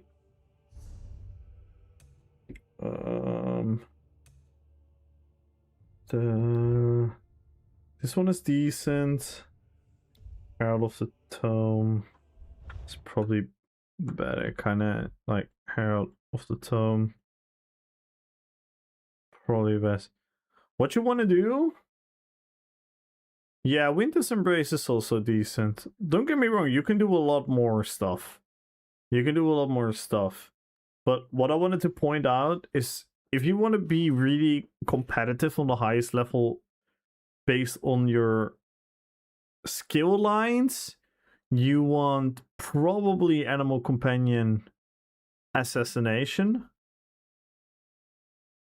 You probably want these two. You probably want these two. And then as a third one, Restoring Light is going to give you the best survivability. Ajax Spear is going to give you more offense. Storm Calling is going to give you a lot. Grave Lord is going to give you a lot. So maybe I should... So, the Assassination is really important.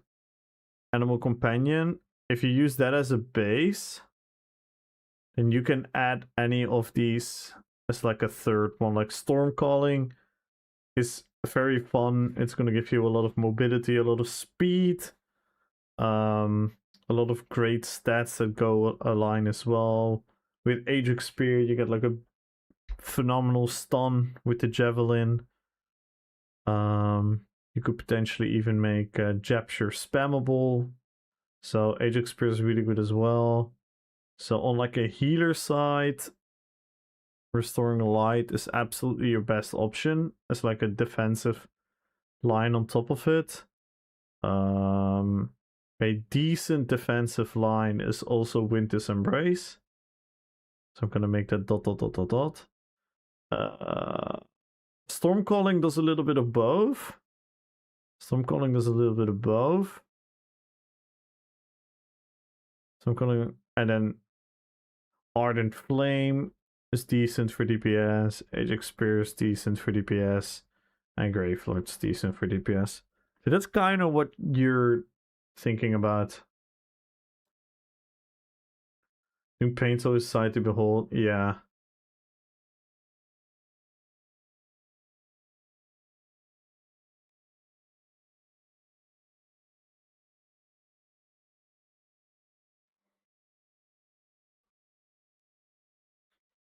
And then for sets, maybe we can get into that as well.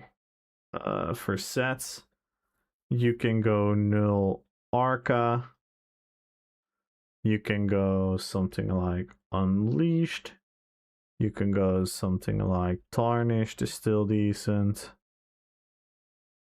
Tarnished. Oak Fodder is still decent. Are we calling Rallying? Let's call Rallying Cry defensive sets. So Rallying Cry, Mara's Balm is really good. These are just some sets you can pick from. There are way more sets that are fun, but these are like very common sets. Wretched Vitality, of course. So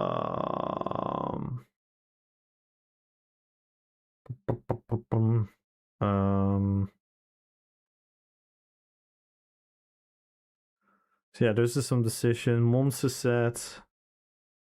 Monster set, you can go Balorg, Bloodspawn, Nibene, The Blind, and for Mythic, I mean, Monomyth is probably your go-to in most scenarios. So if you combine a bunch of this, you always have like a good, decent build. This is if you want to be like at the highest level competitive gear-wise. So just build-wise, you probably want to pick one of these. But is it something that I would advise? I would genuinely advise trying to find what you like, trying to find what you think is fun. Yeah, Roxa is a good one as well. There, like I said, there's so many more. This is not all there is. There's so many more great sets. So many more great sets. Like for example, Essence Thief is really good. Firebrand, if you're a DK, it's really good. Soul Cleaver can be really good if you're Nightblade. Orders Red is decent. There's a lot of good sets out there. But yeah, the closer you want to go to the meta, the closer it's probably gonna be like if you do Null Arca and you do either Reg Vitality or Radiant Cry on the back bar, Monomyth, Balork, you have all the fucking damage in the world, and then you can just build for Assassination, Animal Companions, and then if you add like Restoring Light to give yourself more healing and tankiness, you have a super well-performing, well-rounded build. But yeah. Black Giant Monster, yeah, that's a good set as well. And Helmer, also really good. Yeah. Also really good. There's so many good sets, like Rush of Agony serves its purpose. Dark Convergence can be extremely good if you want to bomb. There's a lot of options out there. Yeah, Reliquin. Like, sometimes people say, oh, there's only like 5 sets everyone uses. That is a bit disingenuous. It's the same as, you know, us saying like, oh, everyone runs the same build. Because technically they don't. Technically there is some varieties, but it is like the overarching meta is very similar to each other, where people run a combination of these things that we just pointed out, and the whole play style is, you know, pretty much the same.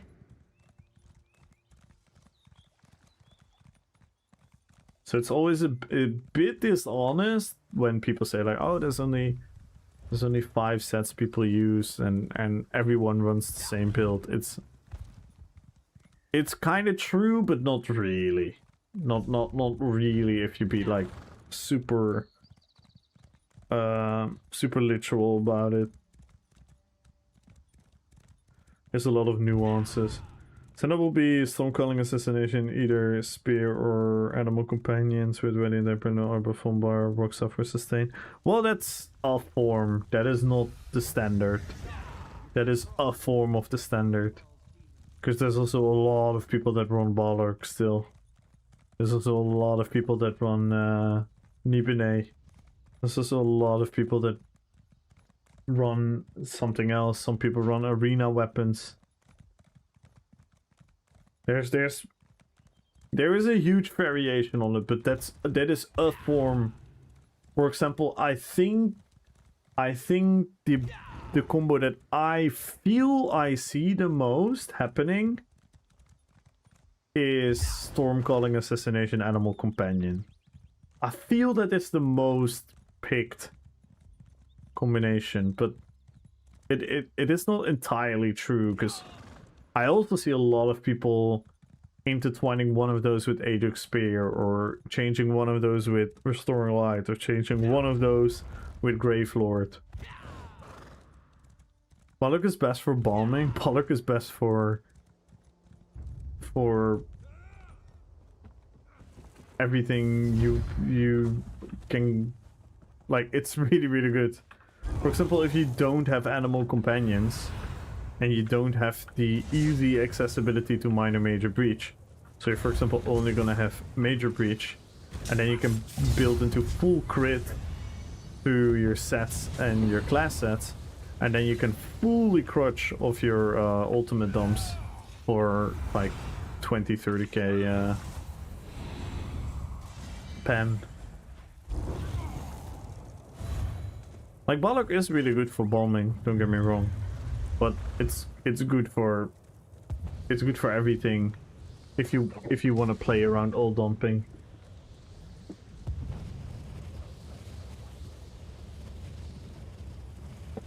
Because it's just gonna give you like, you pretty much become like a Super Saiyan for a couple seconds. So if you time it right with an unblockable stun, the damage output you're doing is mad. It's crazy. It's crazy out there.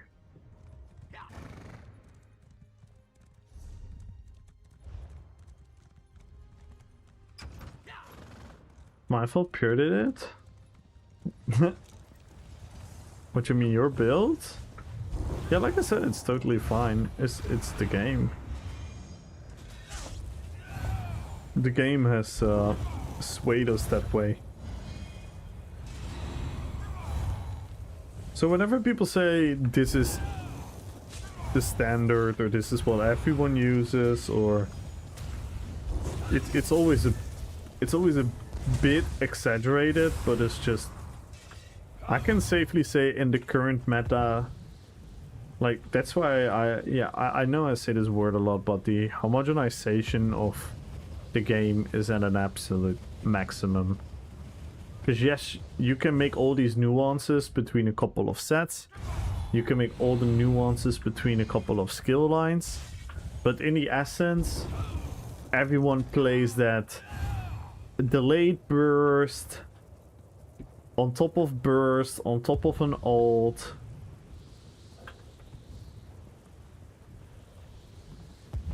And just plays around the whole, being super tanky, staying alive, having a lot of sustain, and then find their moment for their crazy burst combo, and then if you do it well, you probably one-shot everyone. I have Streak now, I feel such shame. Streak is a lot of fun though. That's the you know what I said this early on when subclassing happened. You know what one of the big bad side effects is from subclassing? Is that there's a lot of cool things in the game that we now hate on. Obviously Streak always got a little bit of hate, but on the other hand, like, it was fine, right? It was fine that that one class had Streak. That was their thing. And now you get like a amplified hate because so many people are running it. Like, when you're trying to play a stealth class in a BG and you're just chilling, the chances are so big that you just get a random Streak in your face because people are just zooming all over the place. Not so bad for Broke Nightblade, a subclass assassination out of my Nightblade build. Yeah, but that's the thing, like, I think bow proc is actually a cool skill, and I think assassination is a super cool skill line. But we now associate it with, like, you know, negative emotion. The same for Animal Companion. Like, Animal Companions, like, realistically, obviously Warden was not like a super unpopular class. But there were not a lot of people that were really screaming about, oh my god, Animal Companion skill line, it's so fucking OP. Because when a lot of people talked about Warden, a lot of people talked about, like, you know, more individual things like, oh, Netch is too OP, or oh, Polar Wind is too OP, it's too easy to stack health, all these things. That's kind of where people always were talking about. But now with subclassing, everyone is like, oh my god, Animal Companion, it's so broken, they need to nerf it. Burp, burp, burp, burp, burp.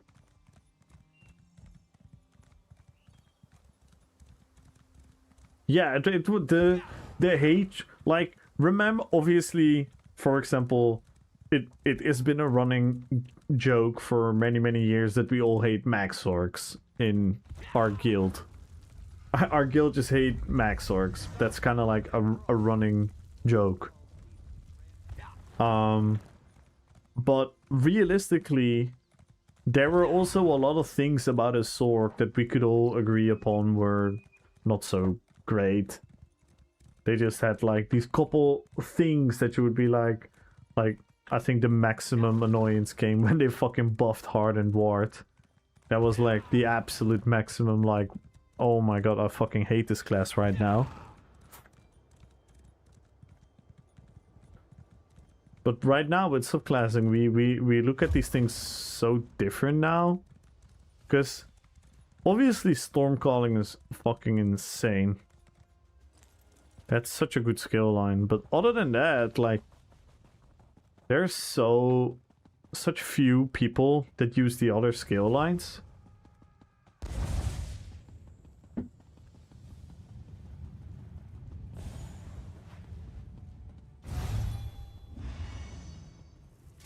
And she's just 3 words for no cost. It's also a cleanse. It's also a cleanse. So it's really good.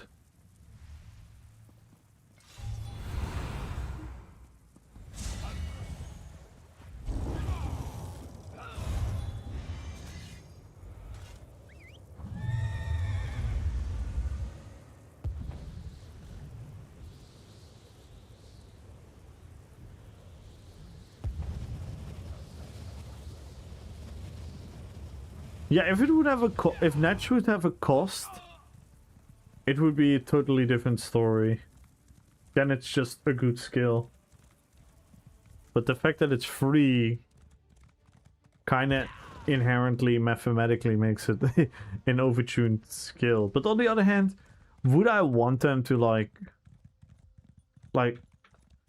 it's I think I said it back then to Reds as well. Like, there's so much stuff going on that that's also not something they should really focus on. But yeah.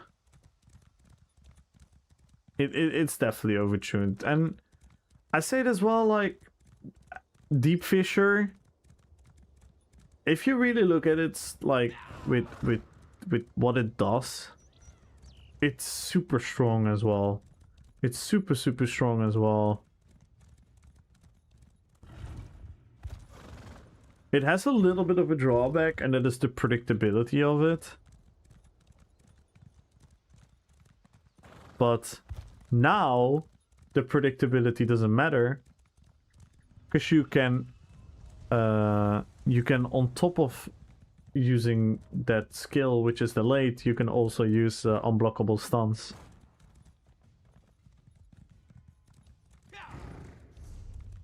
And that's when it starts becoming really powerful. The skinny did as well, my suggestion was that Nat clinks when its duration ends and removes a number of effect based on how long it lasted, so you can recast it. You need it for the clans, but you don't just get the clans. Yeah, that would have been a very interesting change here. I would have to think about it a little bit more, but on the surface right now, reading it, that seems like a fun change. Yeah, just do delay damage, then streak in stun on proc and people explode. Yeah, it's crazy. It's crazy. It's super boring as well, because there is a predictability, but there's not much you can do.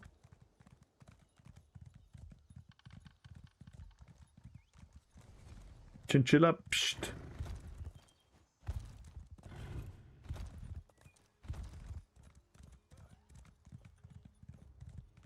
Yo, Shapeless! But yeah, like, those, don't get me wrong, it is really fun to theory craft how we could make skills more interesting and fun. I'm definitely not, you know, unwilling to partake in these conversations. I think they're fun. But yeah, it's inherently, the issue is a lot bigger. The issue is a lot bigger. That's why That's why I'm still like, I'm not like, you know, I don't think it's impossible or something, but how do you say it? It's I'm a bit skeptical of like, even if they do these class reworks, what is that going to mean? What is that all going to mean? If there's still no downside to subclassing, you will still see crazy combos. Because from what I've seen now so far, obviously it's a process in the making, but from what I've seen, what they're gonna do to DK, that doesn't particularly really, it doesn't scream like, oh, you have to play pure DK now because it's going to be so much more powerful. Like I'm still skeptical on that regard. And I'm also really afraid, because they're gonna do it class by class, that they might make DK really strong. And then everyone wants to play DK. And then they're all gonna play the next class a couple months after, which is that really something? Is that really something that's fun for the game? Because I get it, everyone wants to test DK, everyone wants to give feedback on the DK, everyone wants to check it out, wants to see what's up. So you can only expect so many people playing DK in that period, but then it's also gonna skew the data, skew the balancing. That's why this whole approach is very weird to me.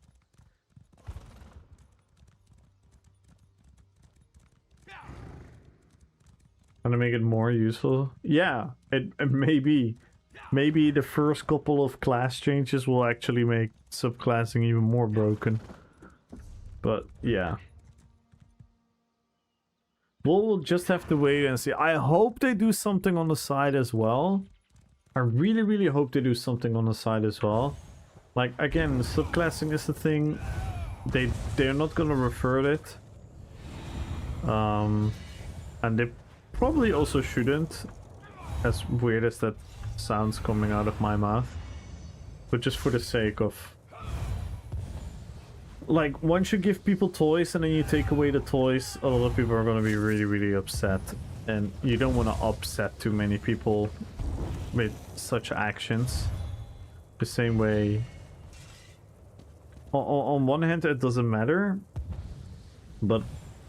yeah, I can see like an absolute crazy storm of, you know, nonsense going on if they would do that. So I kind of get it, but they have to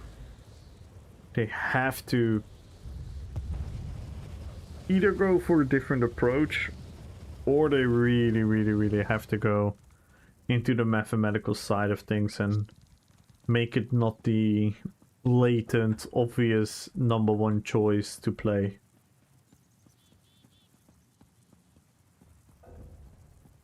Which makes DK skill lines more attractive for other classes. Less attractive for DKs. Yeah. So on the short term, it's not gonna do anything, basically, unless they also do something else. Yeah.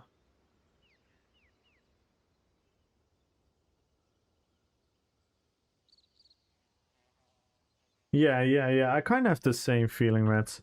But yeah, from like all the points that we've talked about in the last couple of months,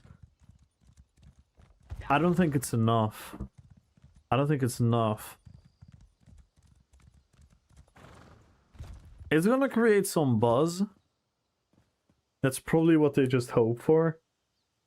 They probably just want to create some boss and want to present it in like a really cool way, and they're gonna really like, oh, the new Dragon Knight 2025 edition. Roar. Epic music, new visuals, new effects, new everything. Powerful, yeah. And that people are gonna be like, oh, I want to check it out. Because then they can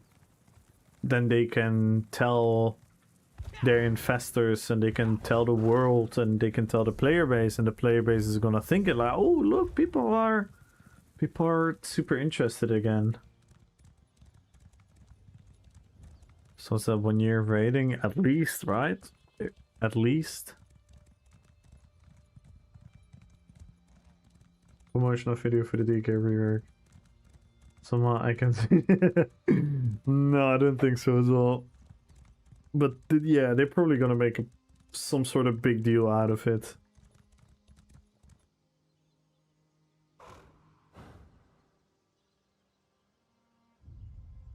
Doesn't mean we're not gonna get a new.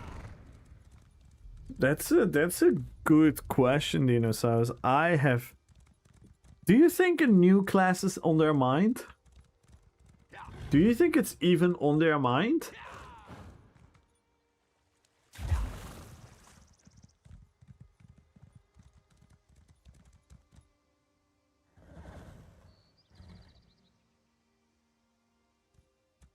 As a volunteer. Will Arcanus Beam be nerfed at the rework?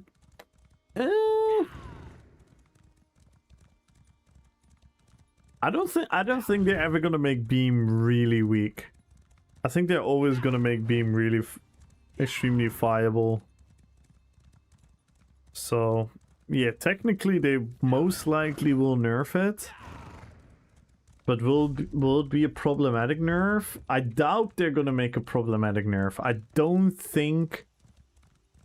If you think PvPers have been salty and angry in the last couple of months, just imagine the wave of angry mobs around the world if they really make Beam super shite.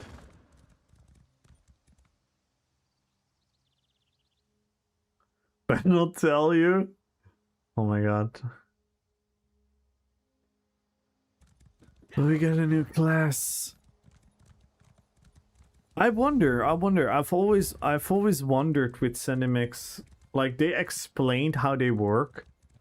Like with the 10-year anniversary in Amsterdam, they explained how their development cycle works. So they're now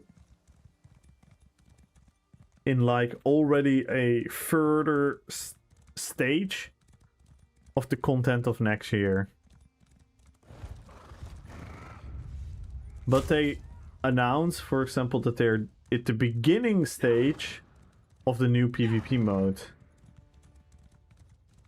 And what they explained in Amsterdam is, for example, if there's a new zone and, for example, the chapter launches, the moment one chapter launches, the team has already started working on the next zone. So in that regard, like, I don't know how all these timelines line up, because there are people working on Vengeance, there are people working on the new mid-size, there are people working on the class rework. So I'm really curious to see what next year is going to be like. Really curious.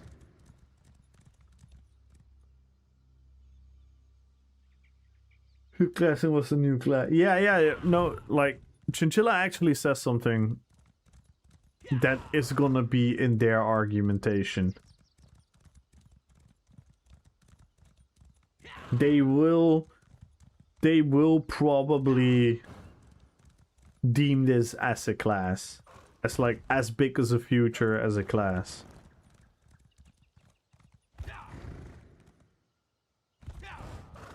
they will probably sell it that way.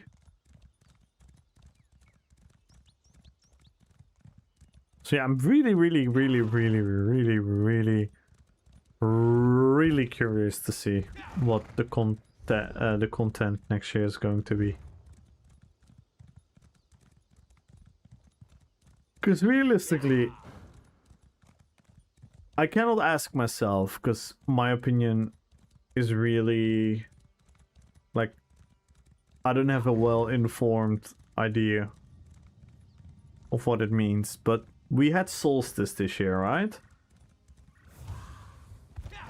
So this is for the people that played the Solstice story and played, like, the stuff that is going on there, the world events, the world bosses, the questing, the... Let's include the trial. Let's maybe include the trial as well. Not particularly veteran +3 hard mode. Just the trial as a whole. And let's add the dungeons as well. So, Solstice, the dungeons, and the trial that we had.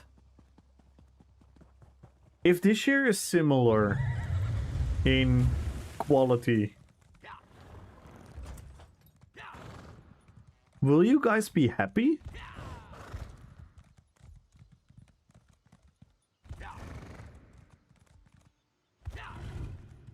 Does that question make sense? So, like, this year we had, like, a level of content release, right? I'm taking away the Writhing Wall event because... I don't know, but just on, like, the hard content that we had. Would you guys be happy with a similar level of content?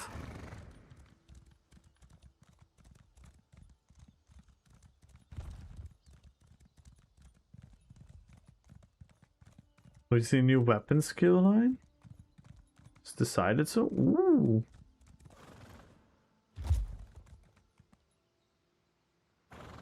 No, is there no one willing to answer that?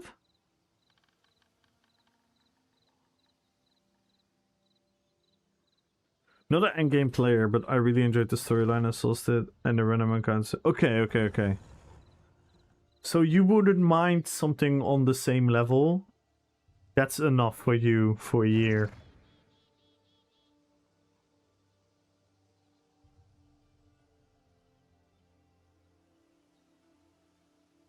So I have nothing to say? Yeah, that, like... I don't understand the question. Well, this year we had content, right? Which was Solstice, and then we're gonna judge the quests and stuff. Then we had dungeons. Then we had a trial. So that is the content that has been given to us. If we get something similar on, like, the same level as that, are we content with that? Are we happy with that? Or do we want more? I will not be happy. I'm not too disappointed. I would say it's okay. Like a passing rate. Yeah, okay.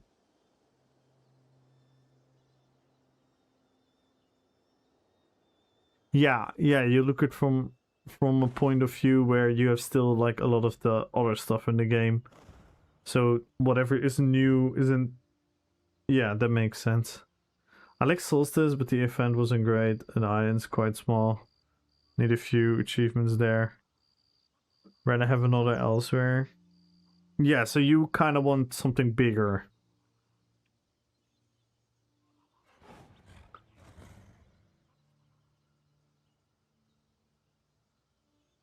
Better content for me is the one created by... True. That has been my attitude with most MMORPGs. I always see myself as the content. Honestly, I would rather have a year off of new content and get fixed for what's already there. Yeah, I've been saying that for a long time as well. That's why I'm asking this question. Because I kind of agree with Petrified War there. I've said this for years. But that is easy for me to say.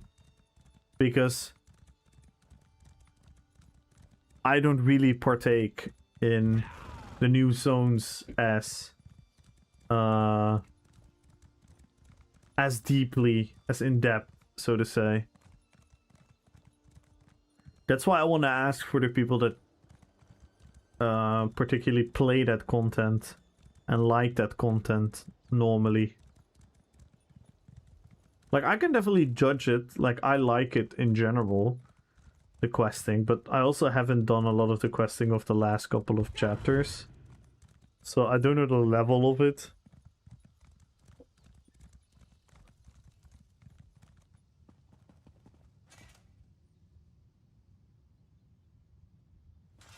And so it was Necrom? Yeah, because what I'm kind of afraid of is that we've talked about this very often, and more people have talked about it, like pleasing people, right? As the game devs, they want to please people. So I think their number one priority of pleasing people over the course of ESO was giving them new shit every year, right? And I think you can almost objectively say that over the time we got like less per year.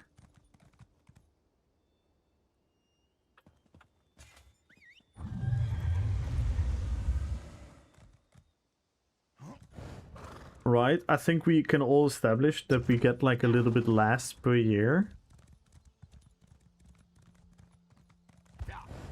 And then we also feel that a lot of systems and things that we have in the game are also neglected.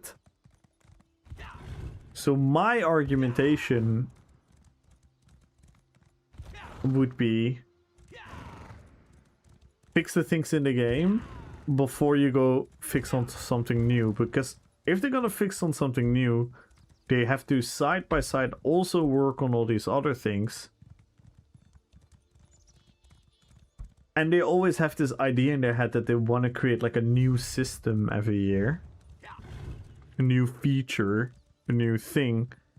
And because they always feel forced to do these things, and because they have whatever reason, less resources for it, less money for it, less effort for it, less will, less enthusiasm, whatever the fuck you want to call it. So that's just gonna become less and less and less. And what you kind of then create is like that the issue is everywhere. Because for example, why I'm asking these questions to you guys, we're only getting, yeah, but the seasonal shit is the same as a chapter. It's just a different jacket. They're not doing the actual seasonal content we see in other games. They just, instead of doing big things at once, they do it spread out over longer periods of time. That's kind of the... So yeah, technically it is seasonal, it is a content pass. And they might have more of these things like the Rithing Wall coming back, probably. They're probably gonna emphasize a lot of stuff towards that as well. But why I was asking this question and what I'm trying to get at is, as a PvPer,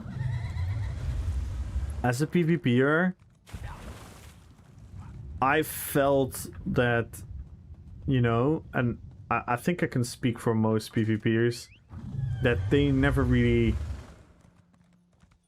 cared about it. I do think they care, but it comes across. It comes across that they absolutely don't care. I do think they care a little bit. But it comes across that they don't care. And then the argument that people always had is like, yeah, but that's because they're focusing on PvE. So they're just doing the PvE thing. But I would say in the last year specifically, and it already started happening the year before, is where I've started to see a lot of people also complain about like the decrease in content, so less content. Yo, Archie! Yo, thank you so much for the raid. Thank you, thank you, thank you. So, the feeling that PvPers have had for many, many, many, many years, it now starts to feel that the endgame PvEers also have gone through these moments of absolute like, what the fuck is the game doing to us? But it now feels almost for the first time that I see a lot of people that I would pretty much estimate it that they would just continue to play on the game because they always do their thing, they always just do the roaming around, the questing, the dailies and all these things. But it feels like even for those people, there is not enough now. They're not giving enough. And that's what I'm interested about, like how because they must know that, they must feel that, they must sense that. Thank you so much for the raid, Archie. How was your stream? I saw you were streaming with Corellia. That is, I hope you guys had fun. Corellia told me you guys would do some PvE together. How did that go? And everyone go follow Archie.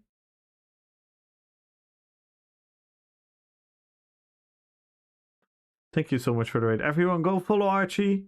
Go, go, go, go, go. Yeah, I was in the middle of a little bit of like a philosophical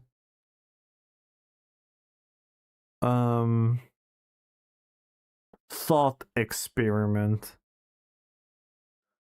to figure out where the player base kind of stands right now. Then in a mini house, dude. Damn.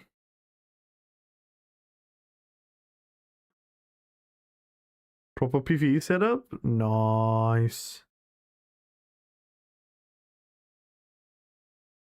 This was the scene where he was close to firing up paint.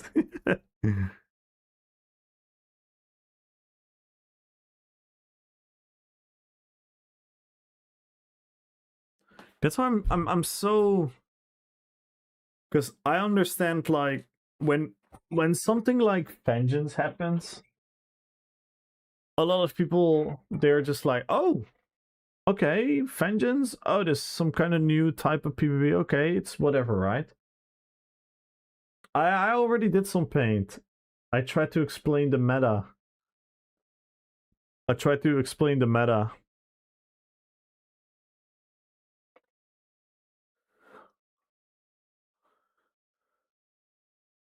Steam. Nice. Where's RP PvP? Well, that was not this. This is anti-RP PvP. Yeah.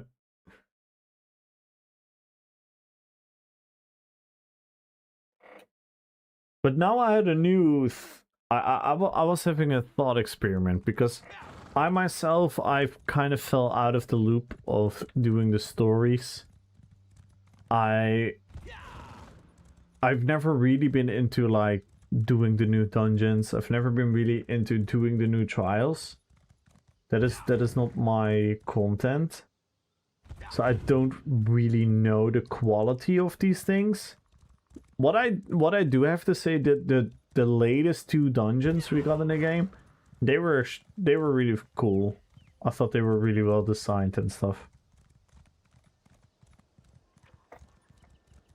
So I was trying to figure out like how does the average people from the player base think about the content.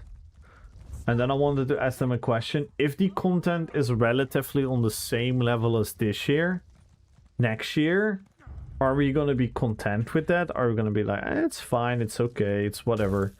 Or are we going to be like, no, it has to be better, it has to be bigger, it has to be, you know, more, so to say? Because if that's the case, then I can see, and again, I don't want to doom, but then I can see like a scenario where they do have a lot of good intentions, where they do want to rework the classes to make them function better. They do want to potentially even, you know, help the PvP community by give them a new excited PvP mode and all these things. So they want to do all these things, but if the overall feeling towards the content release is not there,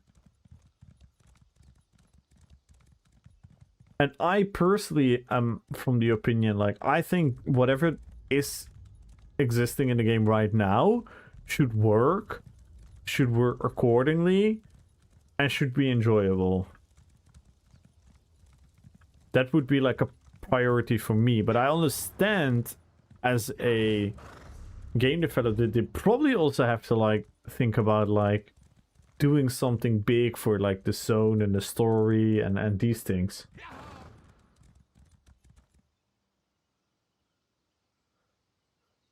Basically, it's also trying anything to see what sticks to keep the players happy. If I had to get, it's the after effect of Black Moon and High Isle. They worked on features that are completely pointless and weren't successful. Then the pandemic ended, the financial situation became suddenly tough, and the people working on new features that failed got laid off. We got infinite archive and scribing, but the team can't keep up with the demands, which is why infinite archive scribing feel abandoned now. Yeah. Yeah, I kind of get what you're saying. Like, that the timeline is definitely there. I definitely think those were very impactful years. I know it's not an excuse, because it should never be an excuse, but I am under the impression that if the pandemic didn't happen, the hardware updates would have been done a lot sooner, which would have then led into like a sooner conclusion about like the state of the things. So that would have been like a net positive across the board. And I also think that during the pandemic they were limited in working on the game. This is from what I understand. It might be an absolute excuse, it might be a lie, but this is from what I understood, and people that have a lot of knowledge about this kind of confirmed that this is the case. That because of the lockdown situation, the smoothness of the processes that they were working on normally together kind of got like disrupted, and it was a lot harder for them. And that's why the first year of the pandemic you didn't feel that, because that was the content that was made before the pandemic, and that's why High Isle and Blackwood felt the way they did.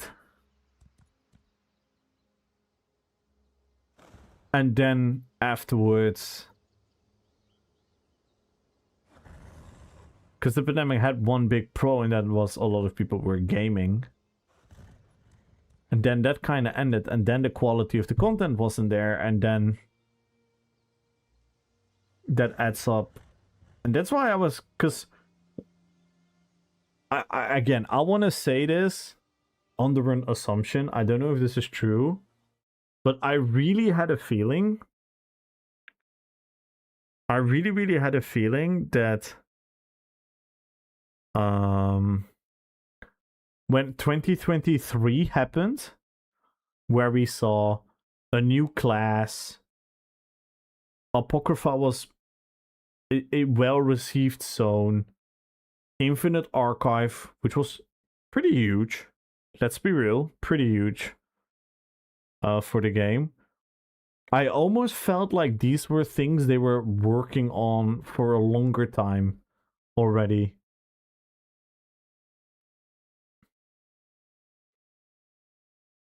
And that they probably had to like scoop their timeline a little bit around. And that's why they could deliver pretty big. And that was maybe like an unrealistic upwards trend for the time.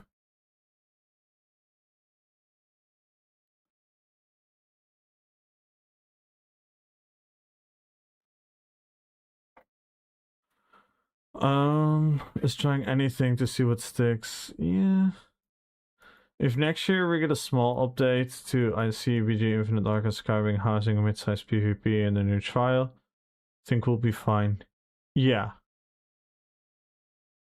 I would agree. I would say that is really good. I would say that would be really good. So this is something big planned next year, and I'm just dying to read revealed. You think so? Yeah, maybe.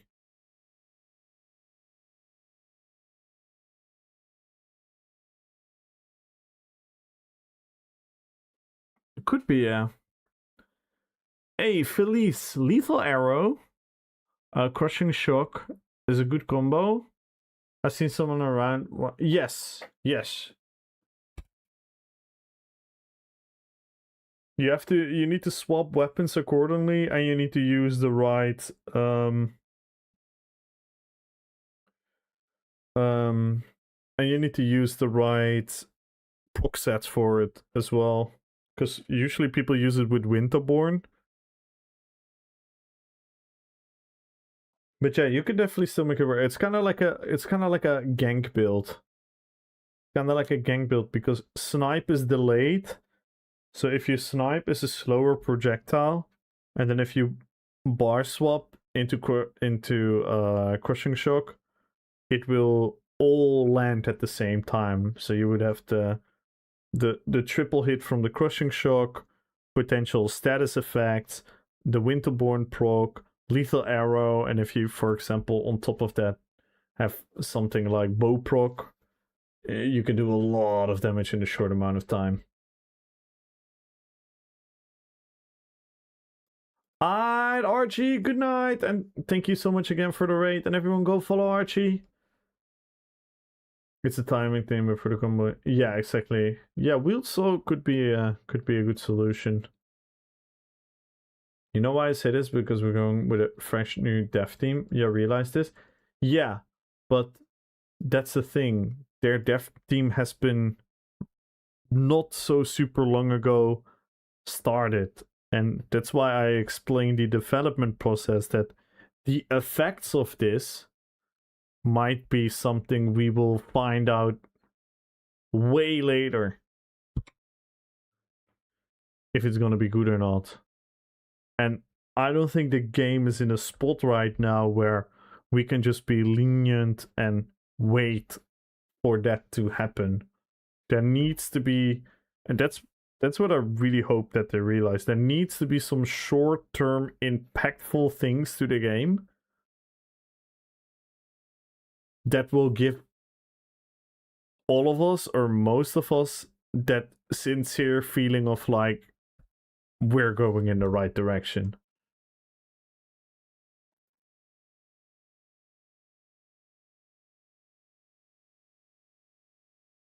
Yeah, but that new direction is far away. Yeah, they usually use Winterborn. Winterborn is a 5-piece set, yeah. Gazette uses that build a lot. I don't know if he's online.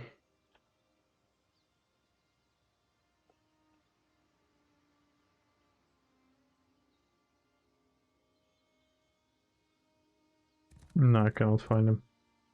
And the other set? That's a good question. That's a good session. I don't know the exact build, but I know their damage is coming from Winterborn, but you can probably add something like Oak Father.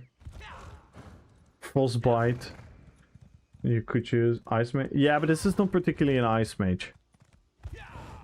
This is a bow dasher stuff ganker.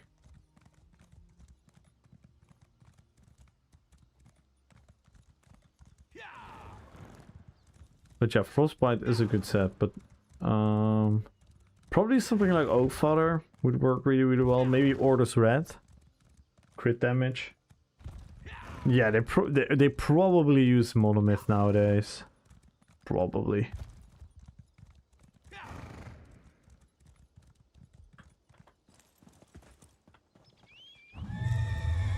I'm not really sure. Maybe Victor knows?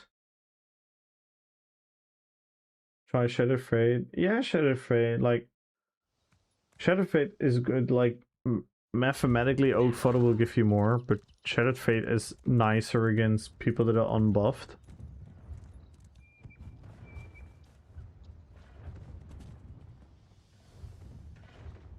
Yeah, no, that work. That will work. Yeah, Shadow Fate will be good. Especially, that will be more reliable in a way. Oak Father will give you more potential against, like, if people are buffed up.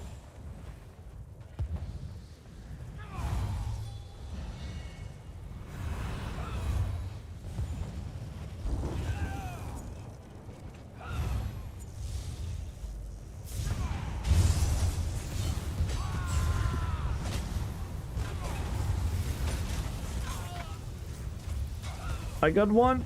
Yeah.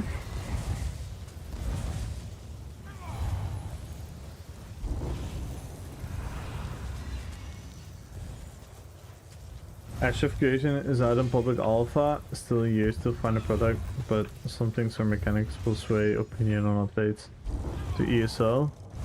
Oh yeah, like I never really believe in like, oh, this game is like an ESO killer or a WoW killer or whatnot. But yeah, if ESO wants to maintain more players, they have to take Ashes of Creation very, very seriously. And have to see what makes people want to play that game, what makes people excited for that game.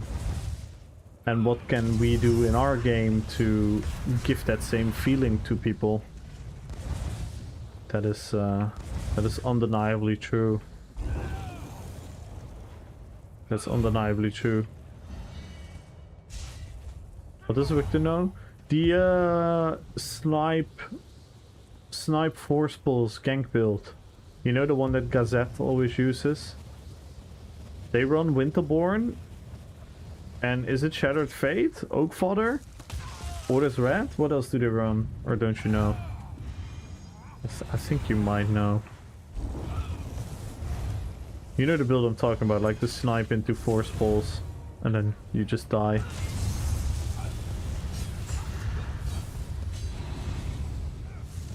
I don't remember that one. Fair enough. I think it's good. Yeah, it might be. It might also be, by the way, now I think about it, it might also be, this one would also be a good option. Archer's Mind.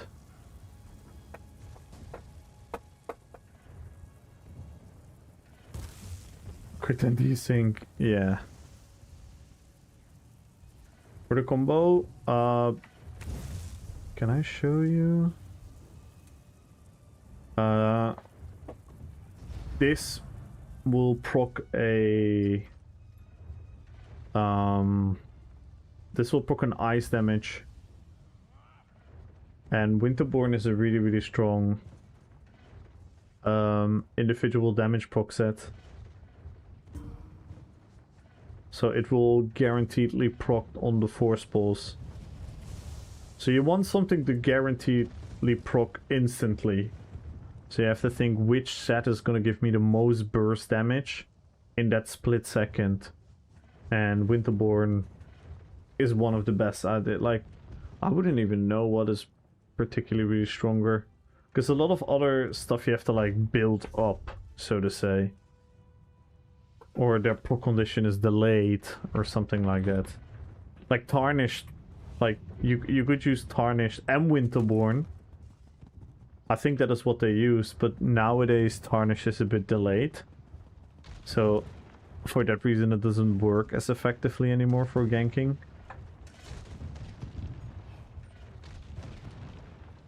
So that's why Winterborn is really good. Winterborn is like one of the strongest instant damage proc sets. Like the tooltip is 6k, it's instant, no delay. No delay, no nothing. It just guaranteedly proc on the frost damage from the force pulse. Which Decimus build would you recommend? It really depends on you. Really depends on you, Derry. I know this sounds like an incomplete answer, but it really depends on you, Derry, what you want to play. Because he has builds with a lot of different playstyles, and with a Decimus build, one thing is guaranteed. The build is really good, really strong, and it works. Because he proves it every single day. He is one of the best kill-death ratios of any player in this game. His track record is absolutely phenomenal. Obviously also because he's a ridiculously good player, but also because he makes builds that just work. So you really have to pick for yourself, like, what type of play style do you see yourself playing? So if you want to do something range, if you want to do something melee, if you want to do something dual wield, two-hander, he's got a build for everything. Like, I have builds for pretty much all the playstyles as well. But yeah, I have a different insensitive. I find role-playing extremely important.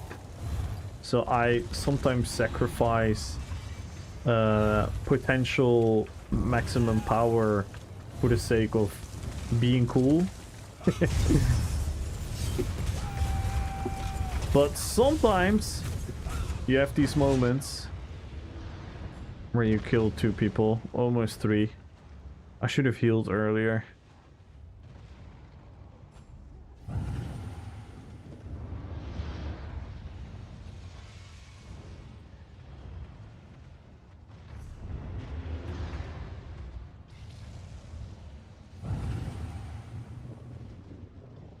Just gonna get interrupted over and over again.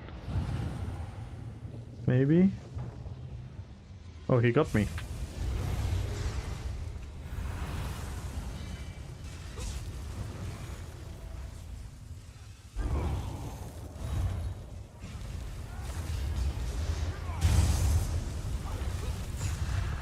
Nice.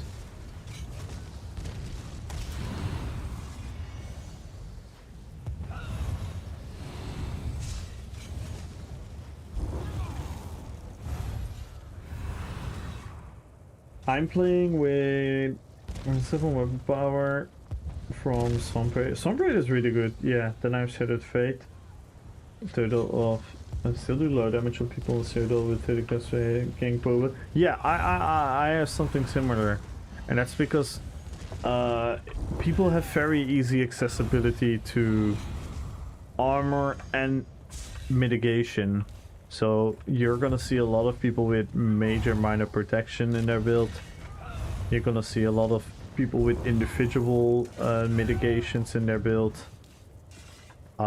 So it's a combination of everything, plus healing, plus the fact that snipe is still pretty good, but it's not as good as like bow proc. So I don't know which class you're running. I assume a Nightblade. I have a Nightblade bow build. I actually run Shattered Fate and Swamp Raider. And nowadays I run Monomyth and the two-hander. I could play that for a bit.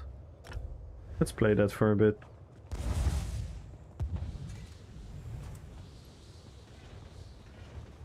Because like if you have bow proc and you have your stun, then you can do some really nasty things. But the thing is, yeah, people are just inherently tanky and have a lot of healing. So if they're like, what, like, it's really hard to gank a good PvPer. That's something you have to take in account as well. I'm not saying that all the people that you hit were insane PvPers, but if the PvPer is a good player, they will probably have the reaction time to counter your gank. Especially with bow ganking.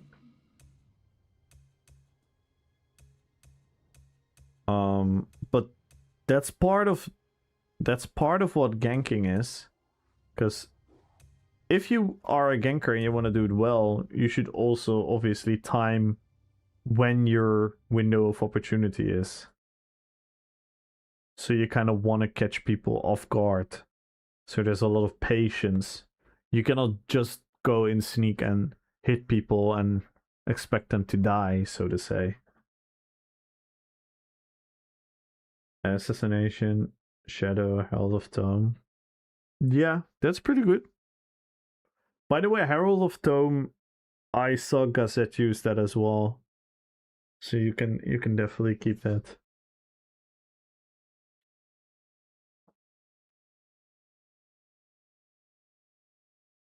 Herald of Tome is a good one.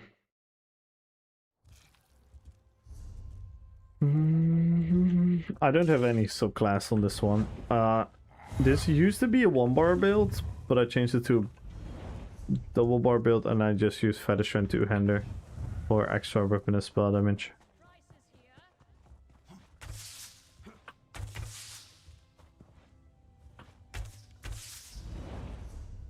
Oh, it does that thing again. It does that thing, guys. That thing. Which is an action reminder. Pop-up alerts off. On.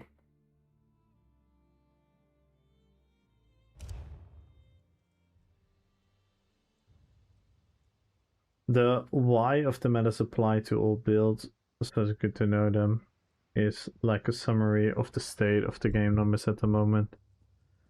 You should ask or read all these game boards, you visualize yourself playing your favorite positioning. That's your yeah.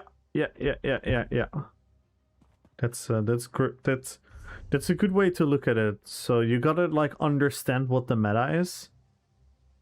That's what you're saying, right? You gotta understand what the meta is, and then within LOL, I just realized this character name, Starbrina Carpenter.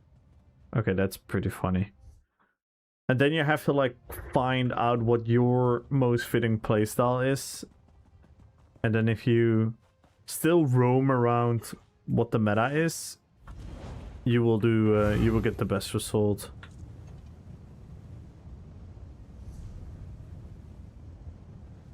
This build I'm running is good. It feels like I miss a good spam skill between my lethal arrow. Yeah, technically your lethal arrow is just spammable, but it's also not the greatest spammable. Sometimes like poison arrow can be really good.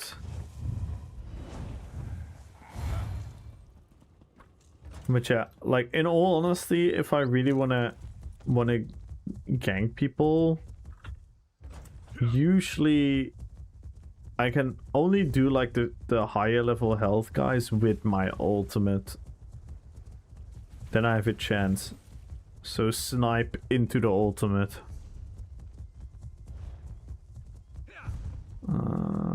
Is there anything? Let's go south.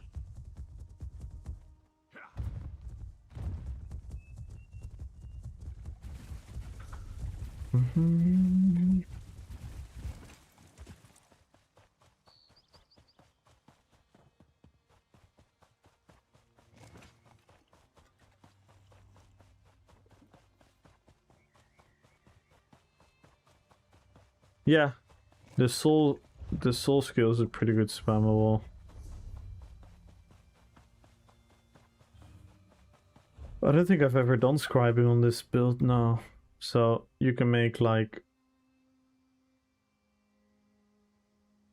So you could, for example, you can, for example, still use Winterborn and use the Frost one.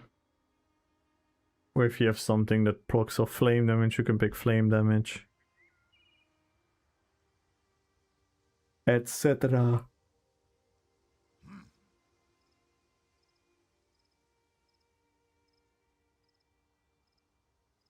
Oblivion Dot is always nasty.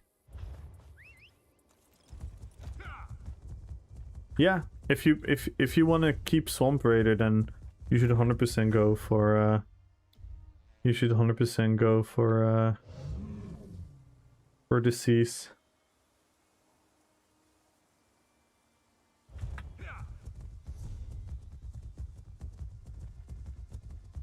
It is gonna skill upwards. I think it's kind of empty here right now. I'm not sure if I'm gonna find people.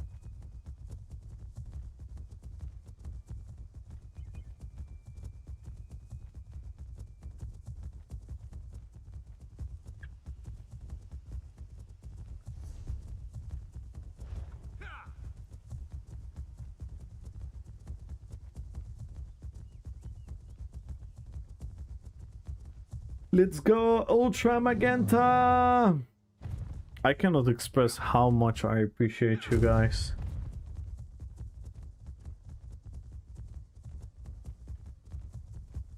Always hyping up the chat. Thank you guys so much for that. Really makes me feel good.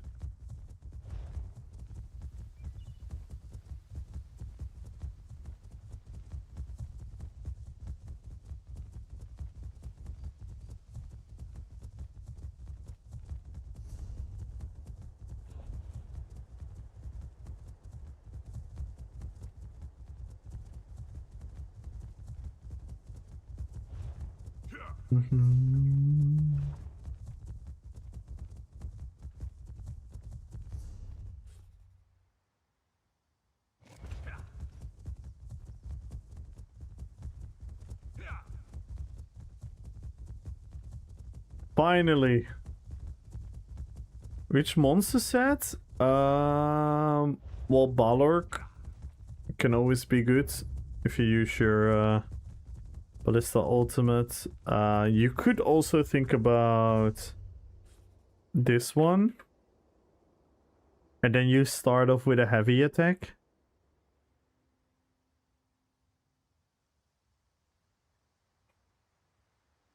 If you heavy attack with this into snipe,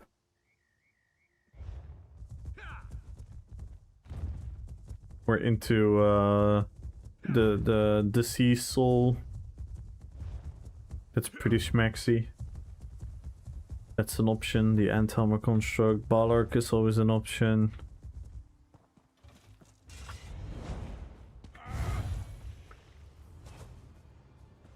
You can also try,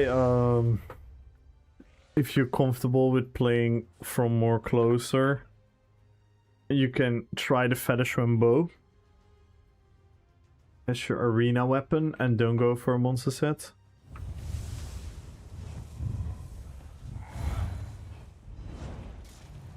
There are some options.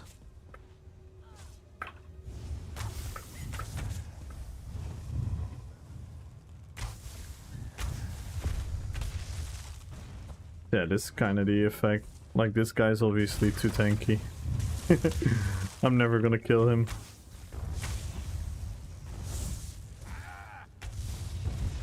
But we can knock him back.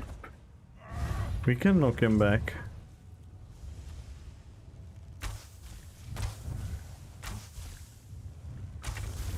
Alright, let's just build light attacks. We're gonna pretend we're kind of bad. It's kind of the move here. We're gonna kind of pretend that we're bad. Oh, now he has friends.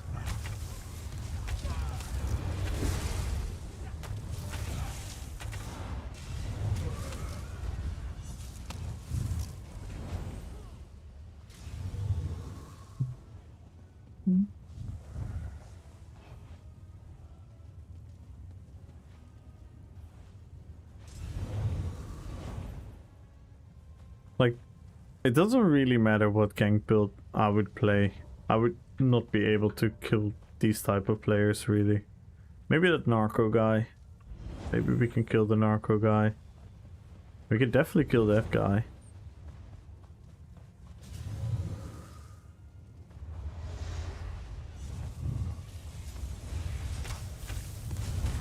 Oh!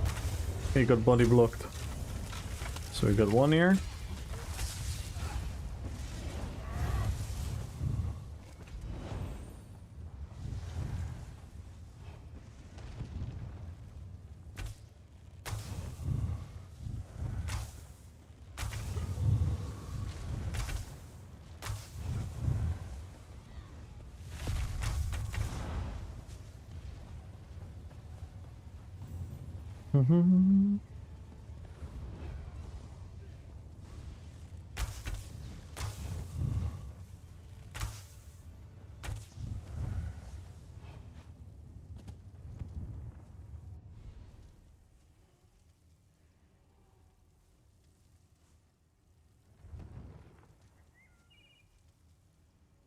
Yeah, Blackjack Monstrosity is pretty good. But don't think... Do I have? I don't think I have her. I don't think I got a piece.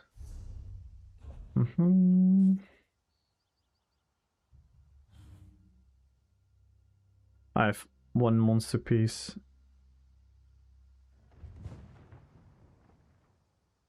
Boop, boop, boop.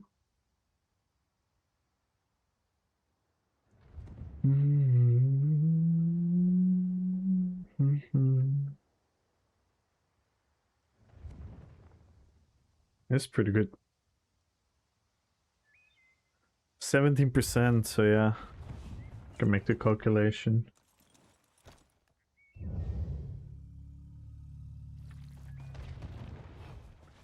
Yeah, it's not great. It's still good. It's definitely not best in slot, but it can work.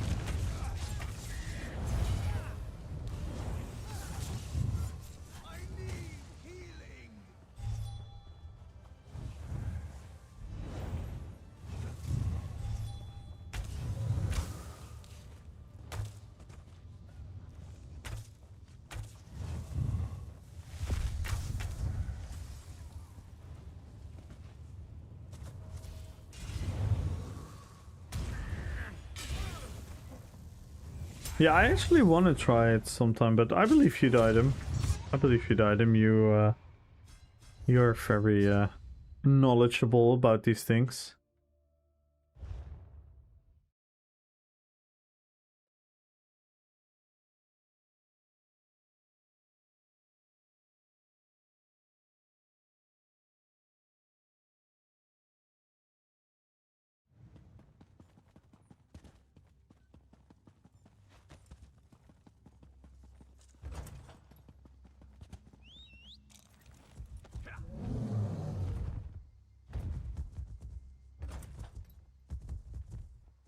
We did make some kills there, though. Hit some nice hits.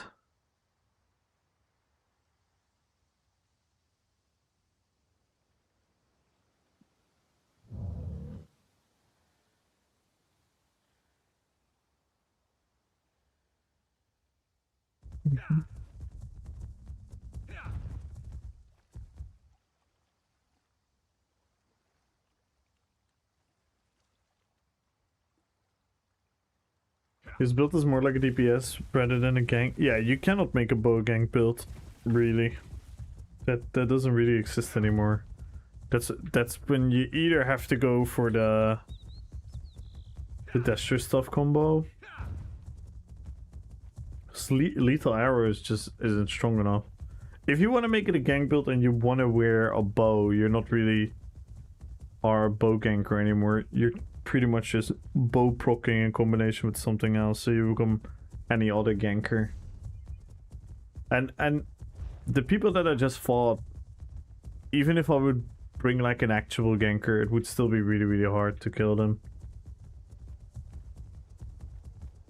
Don't use bow abilities on my bow. Yeah, so what does that mean then, right?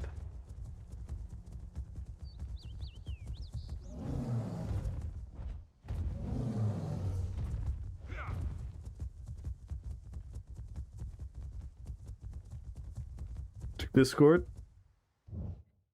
What happened?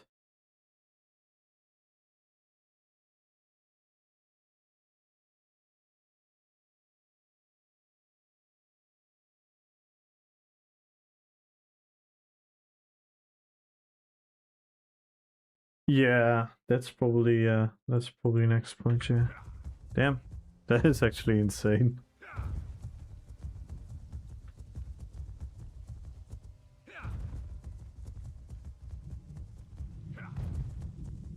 That said, I really like bow. But no, poor Boromir. Don't talk about bows around Boromir. Yeah, like, I get that. It used to be a very prominent playstyle. Like in my old bow gank videos, I would hit like easy 10k plus bow procs, but it's so hard to reach those numbers nowadays. It's so hard to reach those numbers nowadays.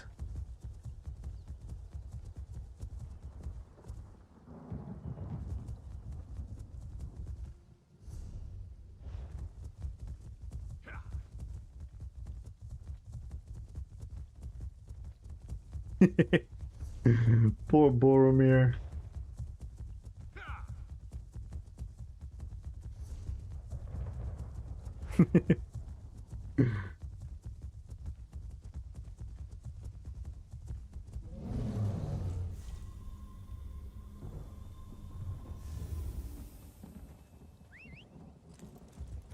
But yeah, I like bow gameplay.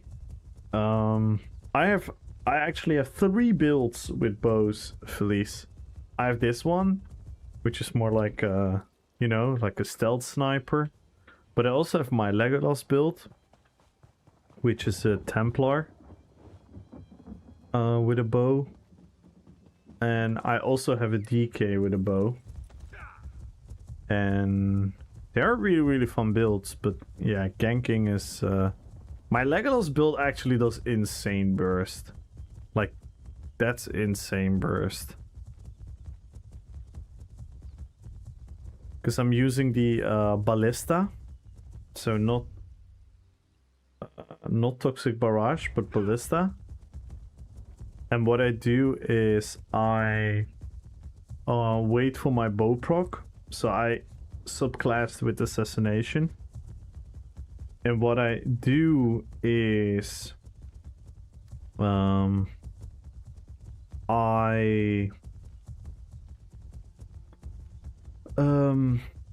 my god, I cannot think anymore. I Ballista into Javelin, into bow proc, into Killer's Blade. Because the Ballista will continue shooting, and then you can use your other skills. And you have the guaranteed stun. So they will get hit by a fuckton. You can guaranteedly hit your bow proc. And then they're most likely in execute zone. And you can just finish them off with Killer Blade.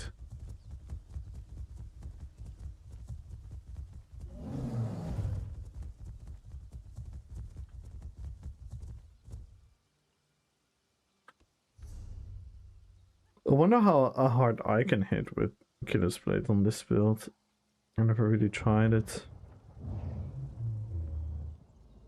Or with the Impale, by the way. I use Impale from range.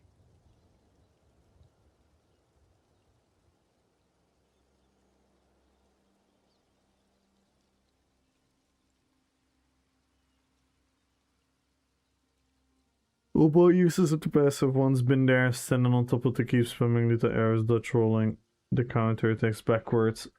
My first like months of playing this game, I was on my DK and I was just shooting my arrows, hitting people for 2k. Sometimes accidentally got a killing blow and I was like fucking happy and I was like, oh my god, fuck yeah, we killed someone. I had gear and the only thing I looked at is like, oh, this one gives health, sucks.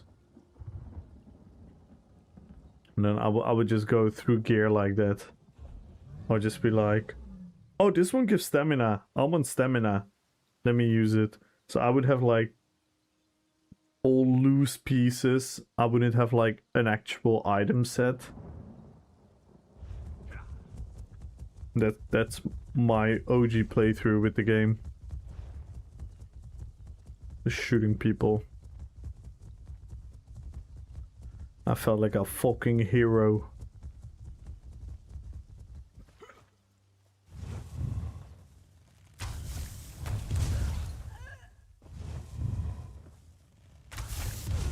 Like, I can still one-shot people, by the way, at least with this build, but yeah, not those type of players.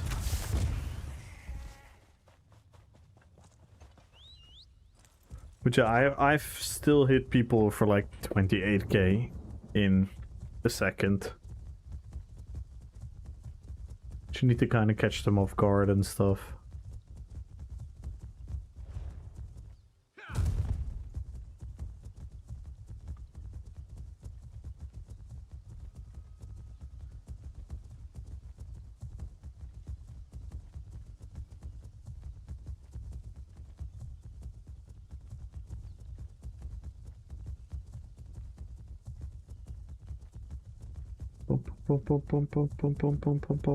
Oh, by the way, I have some what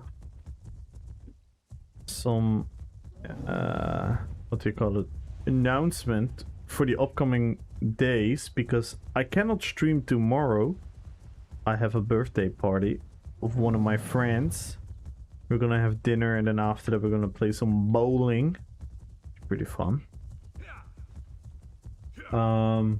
Saturday I have a pub quiz at my old football club. So Saturday I won't stream as well. So I'm planning to do like our typical Sunday stream, which is like a 10-12 hour stream. But obviously tomorrow would have been Jukebox Friday. I think I just want to... I don't think I want to do it on a Sunday. I think that would be a bit too much. So I think we're just gonna postpone it for the next Friday.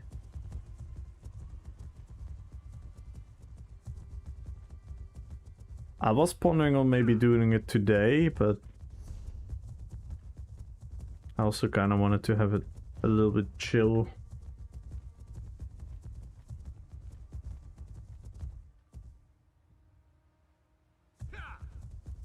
Yeah, there's not much you can do otherwise, Felice. You can go for like an actual like super min-max ganker, but then you're probably gonna end up fighting in melee.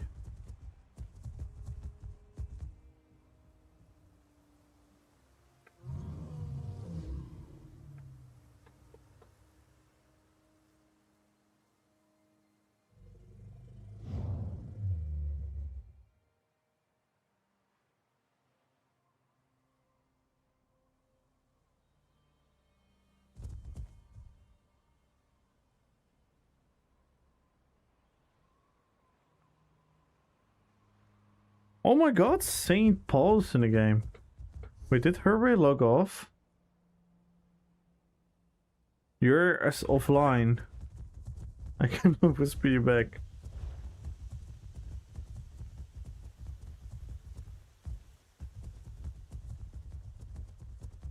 There it is.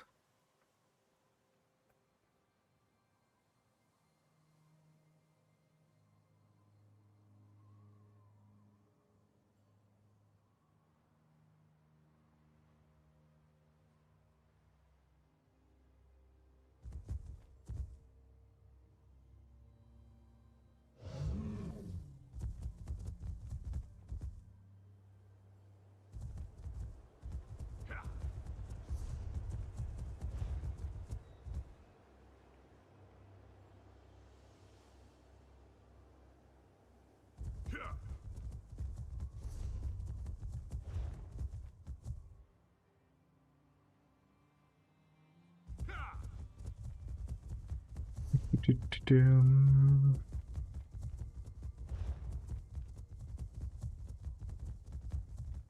Need to go and touch cards in the card shop. Ooh. Oh, you play Yu-Gi-Oh? That's cool. I used to have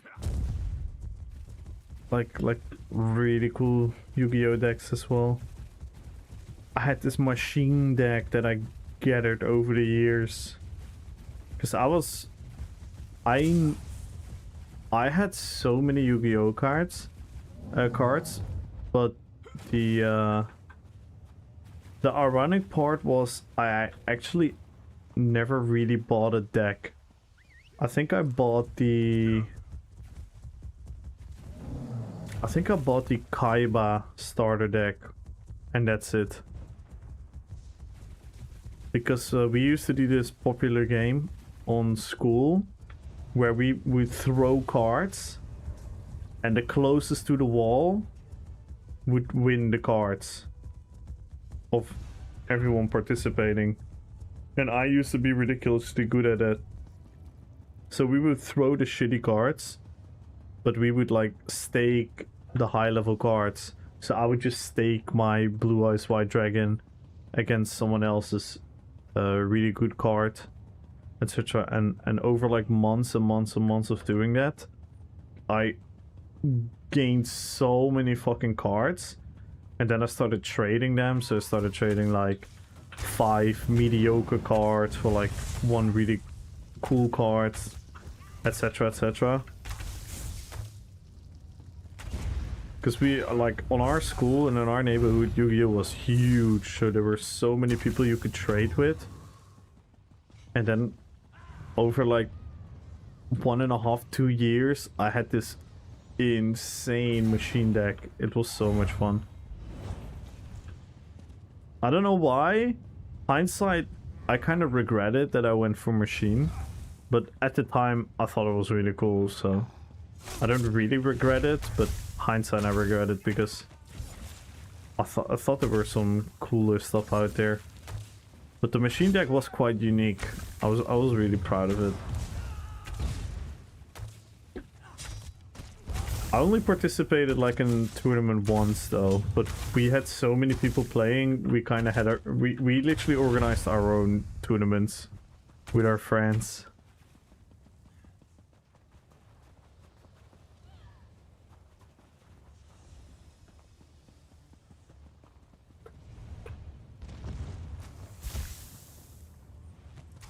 Yeah, Yu-Gi-Oh was fucking cool. And some of my friends are still really into like trading card games, like apparently the One Piece card game is really good. I never really like got in depth of it, of how everything works and what. But I hear from many of my friends that it's a really good game.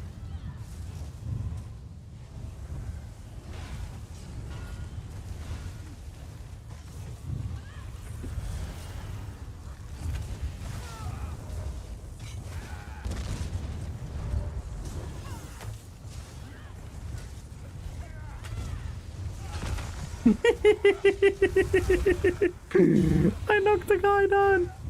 I knocked the guy down! Oh, I missed this kill.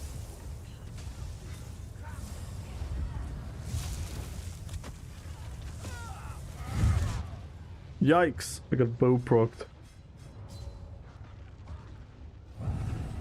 Recently thought about buying 2 decks online for me and my brother to play Yu-Gi-Oh again with modern cards. Yeah! And those modern, like, I kind of quit with Yu-Gi-Oh at a certain point. But 2 of my friends, they kept on playing a couple years more. And those more modern decks that came on, they were so cool.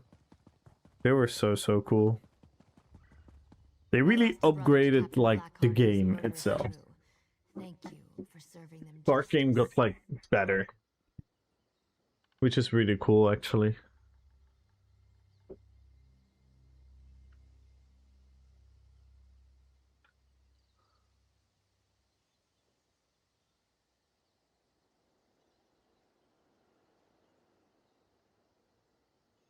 The dinosaur deck I have, or part of a modern deck. So it's really fitting if I just bought the missing cards. Yeah. Man, Yu-Gi-Oh was so cool. Yu-Gi-Oh was really cool. I want to watch it again. I want to watch it again at a certain point. I really like the series as well.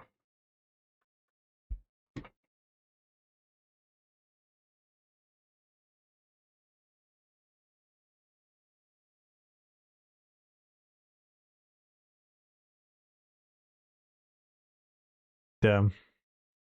I got hit by a little bit of sentimental nostalgia.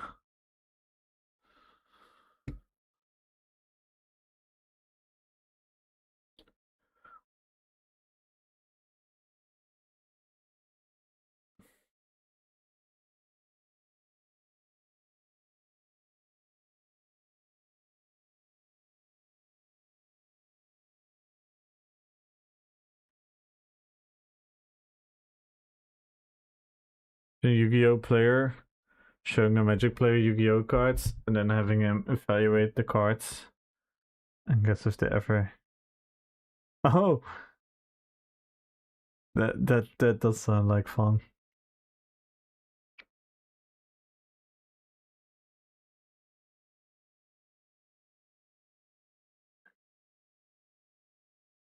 Yeah, Yu-Gi-Oh was fucking cool, man. Yu-Gi-Oh was cool. A friend of mine. Or you guys want to hear a funny story? You guys want to hear a funny story?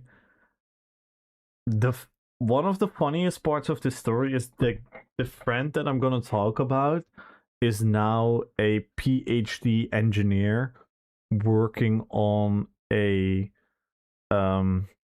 program that is shooting particles through the earth, and it's in connection with Tokyo, Toronto, and Chicago, and they're pretty much like building devices to measure the particle splitting and all these things, and all of that goes hand in hand with like the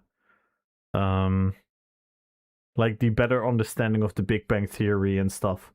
So he's really fucking smart. He's like really fucking smart. He's amazing. He's actually my best friend, so I love him to death, and he definitely wouldn't mind me telling this. But there was a time when we were young, right? We were young and ignorant, and we didn't understand. And we saw the commercial on TV. And the commercial on TV was this thing. What was it called again? Fuck. These. Remember these? This device where you could put your cords like on the thingy. And the commercial made it look like it would actually spawn the monsters. And you have to realize he's a couple years younger. So he was quite young. So he thought it had like some sort of hologram technology. He obviously didn't believe the monsters would actually be there, but he thought it had some hologram technology, that it would like, you know, do like some kind of hologram thingy. So he got the thing, and he was extremely disappointed that it didn't have it. And you know what he did? He called the toy store that he bought it at, and he demanded to speak to the person responsible for the commercial, and he wanted a refund and stuff. It was, I don't know what got into him. It was so funny. It was so funny. It was so funny. Because he did it when another friend of mine was with him, so I wasn't there. So they told me that they did that, and I was like, "What the fuck?" I was like, "What the hell do you think?" Oh, it's so funny.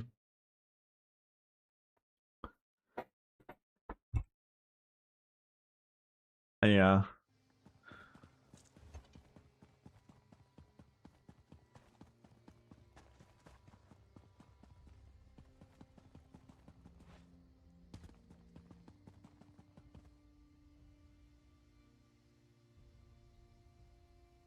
But yeah, he has he is so ridiculously smart,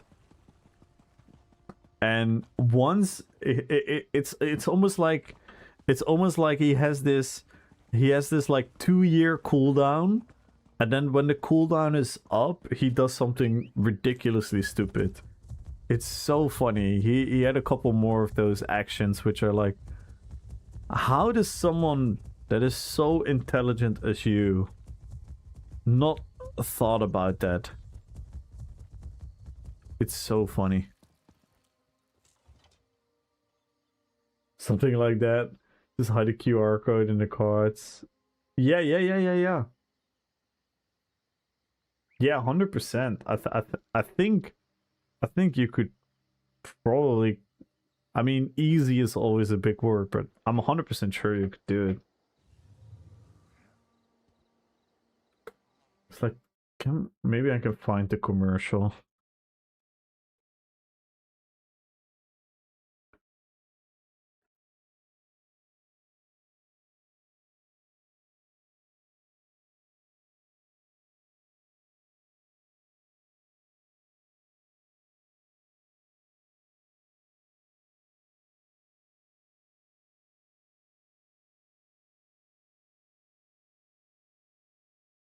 Was this it?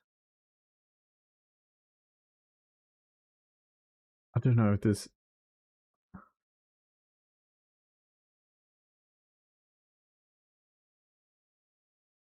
crazy quality.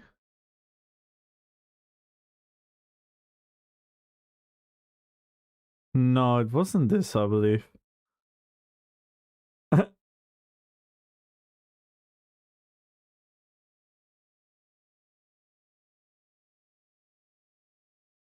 Maybe it was this. I don't know. No, I don't think it was this. These commercials from this era were so hilarious.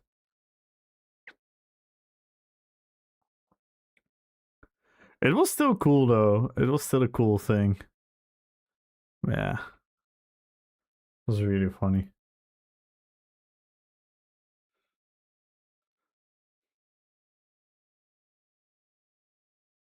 From the GX era. Oh.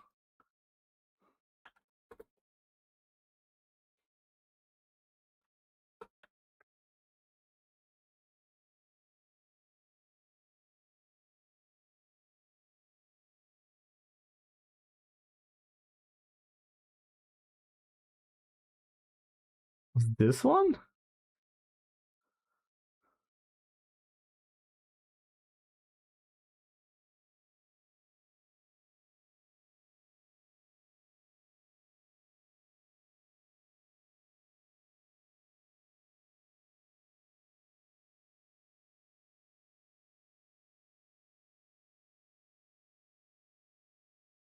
No. Power of Duelist.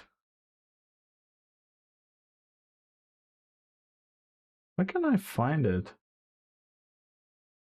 So crazy, those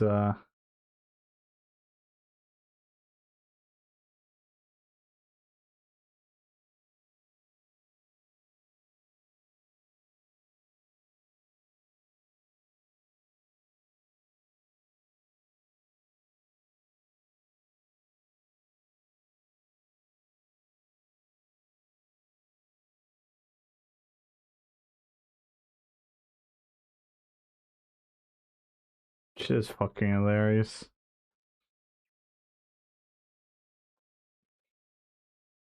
Beyblade. Yeah, Beyblades. That's what I get into after Yu-Gi-Oh. I traded a lot of my Yu-Gi-Oh cards for the Beyblade. So yeah, so this was my path.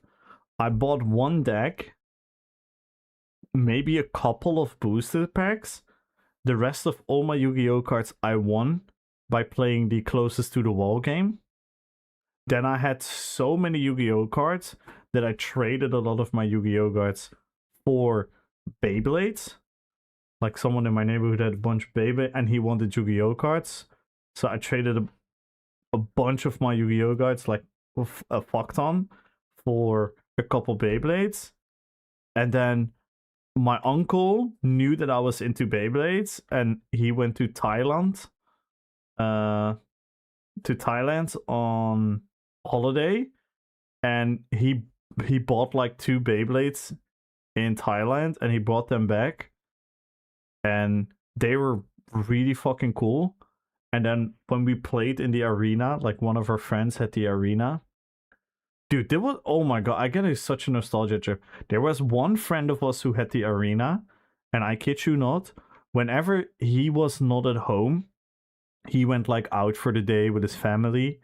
We always told him leave your arena in your backyard, and we would go into his backyard and play Beyblades in his backyard if he wasn't home.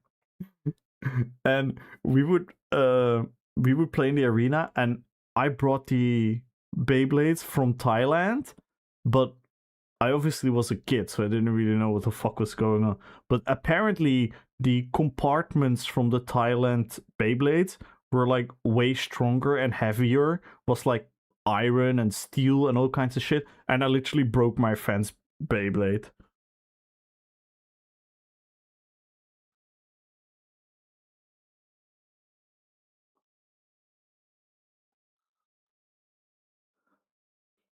Dude, I have so many nostalgic stories about this shit. I only ever got into Pokemon. I kind of skipped over Pokemon. I was there. I was 100% there. Like, a lot of my friends did it, but I never really cared. I had the cards and I did the same thing, the closest against the wall game. I did that a lot with Pokemon cards. I always enjoy that. And I like, I had like a Charizard. Like, it was like, oh, this is cool and whatnot, but I never really, really got into it. I pretty much gave all my Pokemon cards to the friend with the Beyblade arena. I think I traded like all my Pokemon cards for like 1 or 2 Beyblades. I was a much bigger fan of Yu-Gi-Oh! And Beyblades. And Metabots. Do you guys remember Metabots? Those were cool. I didn't really collect a lot of them.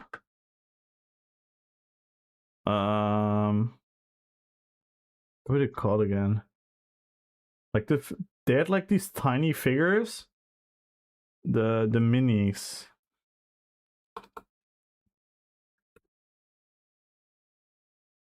Yeah, these. I had a couple of these. And you could play like a game, and you would like lose an arm if you took too much damage on the arm. Like here, you had the cards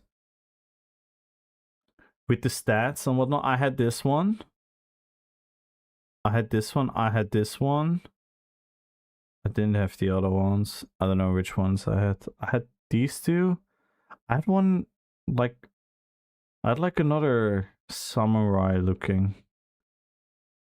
Oh, yeah, this one. I had this one as well. That was like not really, really popular, but I remember that was kind of like a thing as well. And I think that's like the last thing we like all did together, as in like toys or cards or something we bought. You know what happened then? RuneScape and World of Warcraft. Then we got into gaming, and then we were fucked. Yeah, we were gamers as well. PlayStation 1, Nintendo 64 for sure. Like the first one I had was Super Nintendo. Like I first had a Super Nintendo, then we had a N64 and a PlayStation 1. Then those were like the family devices. And then I personally got a PlayStation 2. Then we had like a Wii in the house, but I never used it. And then I myself got an Xbox 360, but I bought it from a friend for like 10 or 15 euros. He pretty much gave me like a discount for my birthday or something because he was buying a new one. And he said like, here, if you just give me a little bit, then it's fine. And I only bought like FIFA. I had Skyrim. And I had 2K, the NBA game. Oh, and I had Oblivion. Yeah, the white one. I had like the first Xbox 360, like the one that famously always broke down and shit.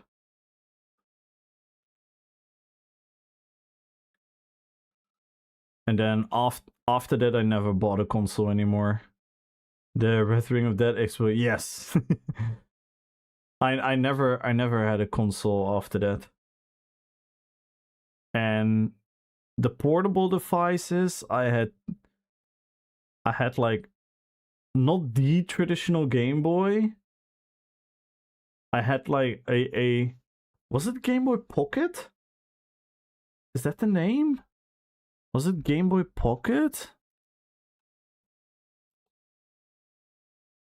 Yeah, I had the Game Boy Pocket. And then I had a Game Boy Color. And that's where it ended for me. Like my sister had a lot more. My sister had like the Advance, the SP.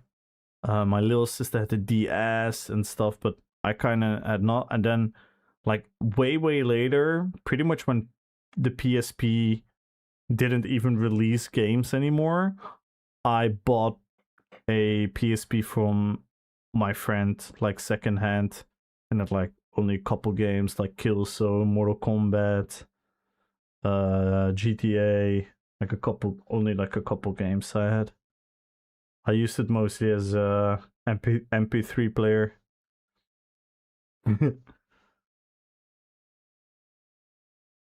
And then I just had a PC from that moment on. And then because I also never bought a TV anymore. Like the last time I bought a TV or I've gotten a TV is that must be like 21 years ago or something. When I was like 14 maybe. 13, I should say.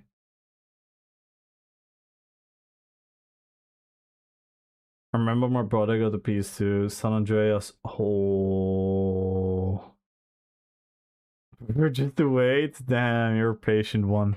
Yeah, San Andreas. Oh my god, I played the hell out of the game. Vice City, GTA 5. GTA 5 City might be one of my favorite single player games of all time. Those games were so phenomenal, like so revolutionary. That's why I like. People can say whatever the fuck they want to say, but Rockstar is so goated. Rockstar is so goated.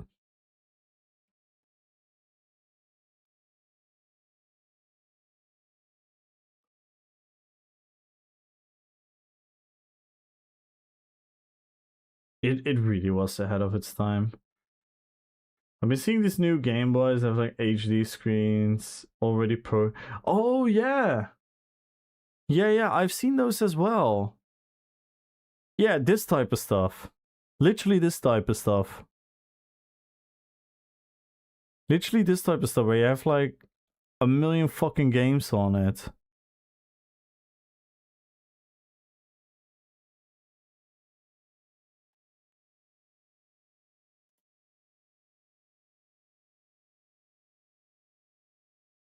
You've like all the games on it.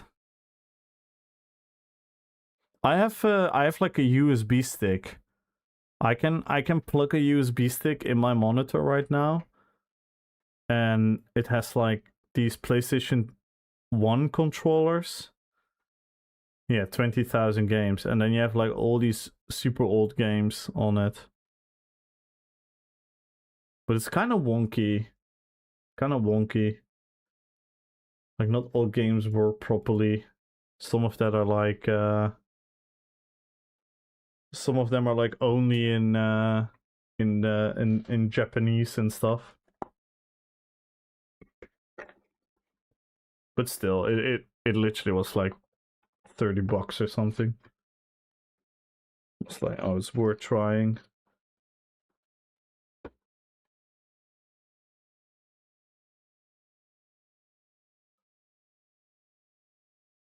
Damn, that was fun. Trip down memory lane. Oh my god, you guys made me really hit the nostalgia bone.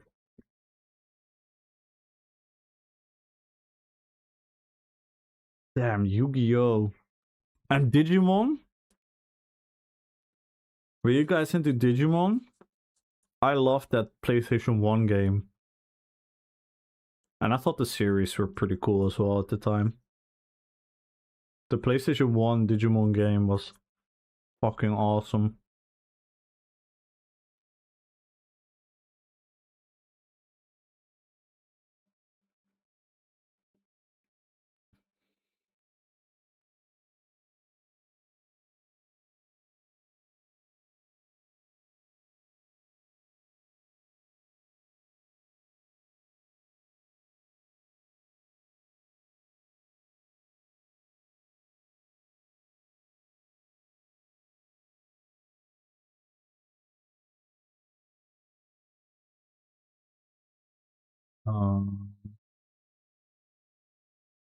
Alright.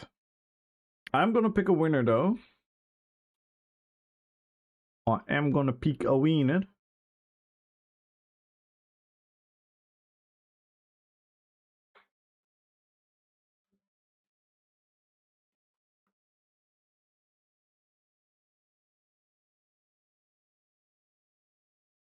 Let's first pick the YouTube winner.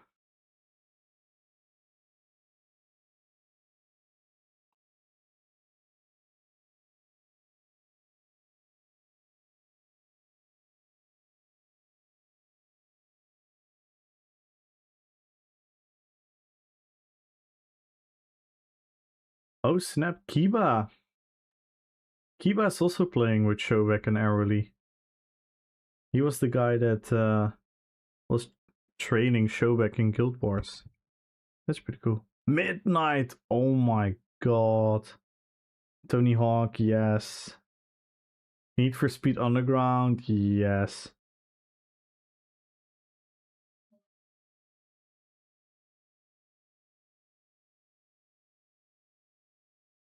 Mortal Kombat, yeah, Mortal Kombat, oh my god.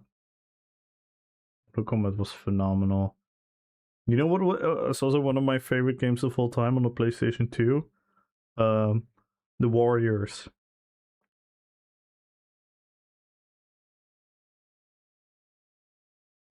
The Warriors was so good.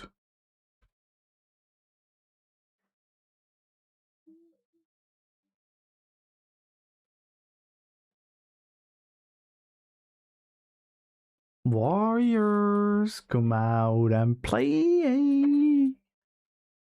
So cool.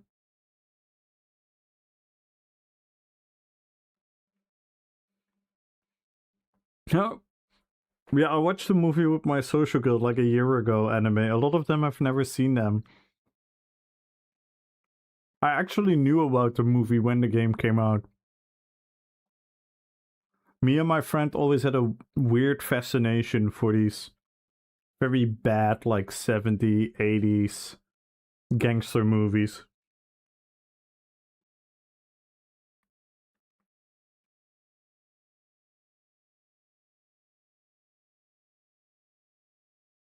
Man, I'm so nostalgic right now.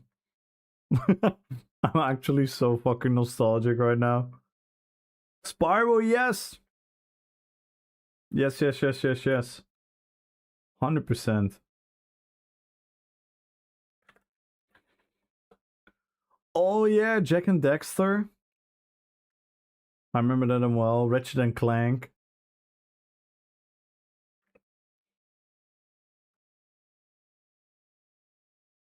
Blood in, Blood out? I think so. Yeah. 100%. 100%.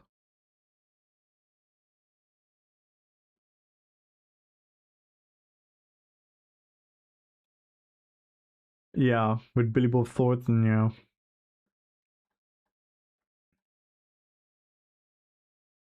What's the other one you said? American Me. Oh yeah, for sure. 100%. That's a classic.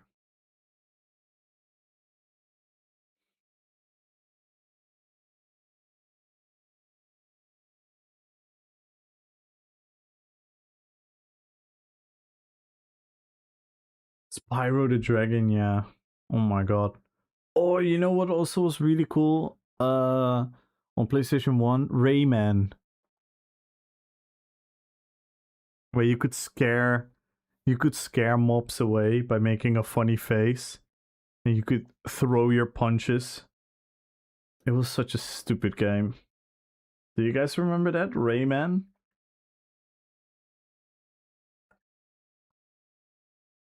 Like this guy. Oh, this is the game. Yeah, this is the game, the first Rayman. Oh my god, that was such a silly game. You could like wind up your punch, and it would like, as you can see, it's like a floating wrist, and you would just throw the wrist at them, and you can make like the funny face, like this.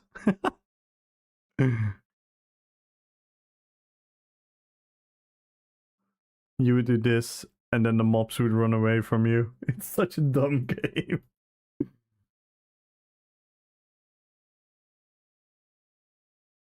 Oh, Driver!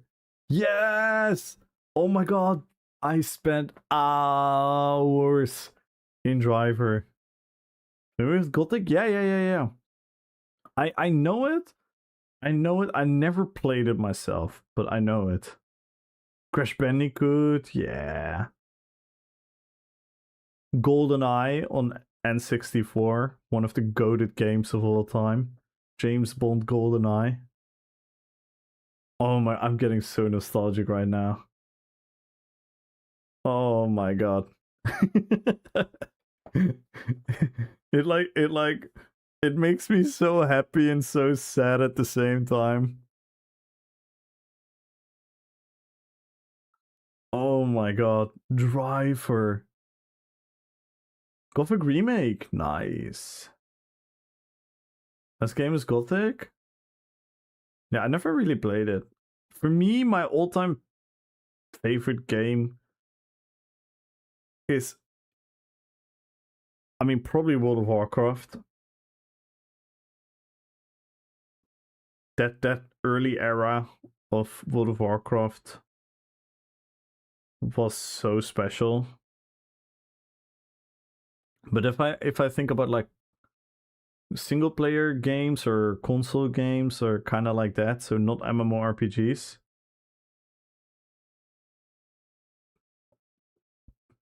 I would probably, I don't know, I love GTA Vice City. I love GTA Vice City. It might be my favorite. Those characters were so funny.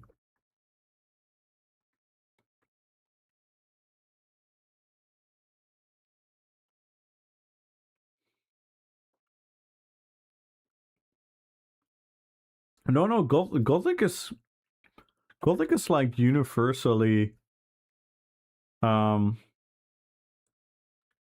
acclaimed as one of the all-time games.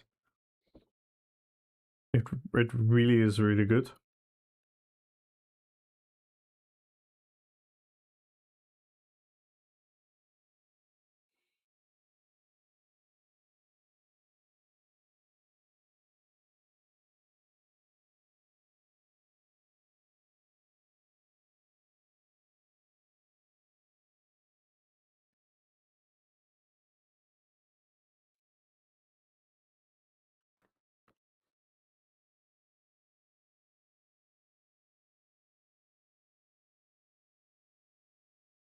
How about San Andreas? San Andreas was super goated as well.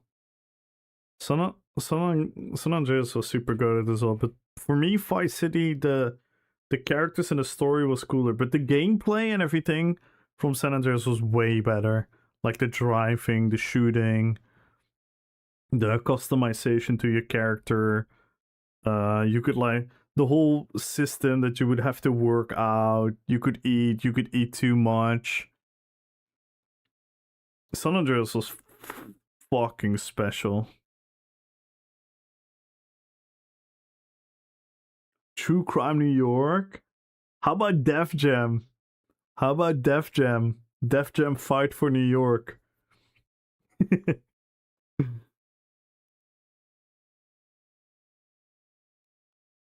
Oh, the 50 Cent can get Rich or Die Trying. Def Jam was banging. Yeah, Tekken was cool. I never got into Street Fighter. I don't know, like if I look at it now, I obviously acknowledge it as like super goated, but I never got into it myself. Tim Dog and Method Man,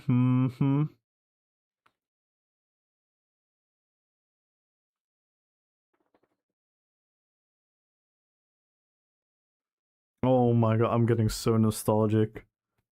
This is Moon was getting emotional. Life was different back then. Just being young and careless. The whole world ahead of you. Just losing yourself in all these silly games. What a time.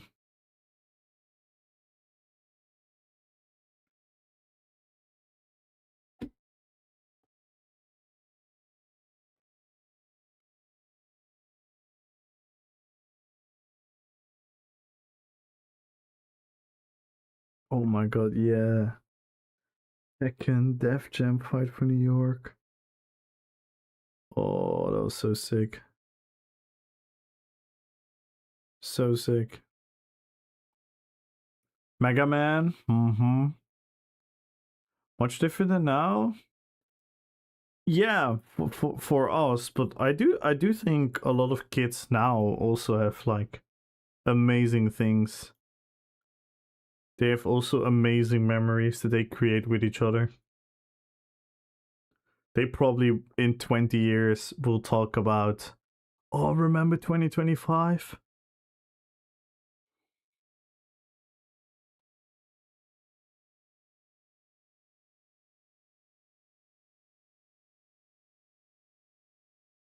Oh my god, you're way too young to be living Lost City. Oh no, I've not lost my youth, Ultra. I've definitely not lost my youth. I'm actually still the inner child. That's why I freaking roleplay PvP Lord of the Rings. Because I watched that movie for the first time when I was like 10, 11 years old. And it changed my life forever. I'm still that kid. I'm still that kid pretending to be these these Lord of the Rings characters. It's just life. Life starts happening, right? When you get like responsibilities, work, bills to pay, people to take care of. On a darker note, you're starting to lose people. People around you starting getting into relationships, buying houses, getting children, and all these things. That's obviously changing everything, right?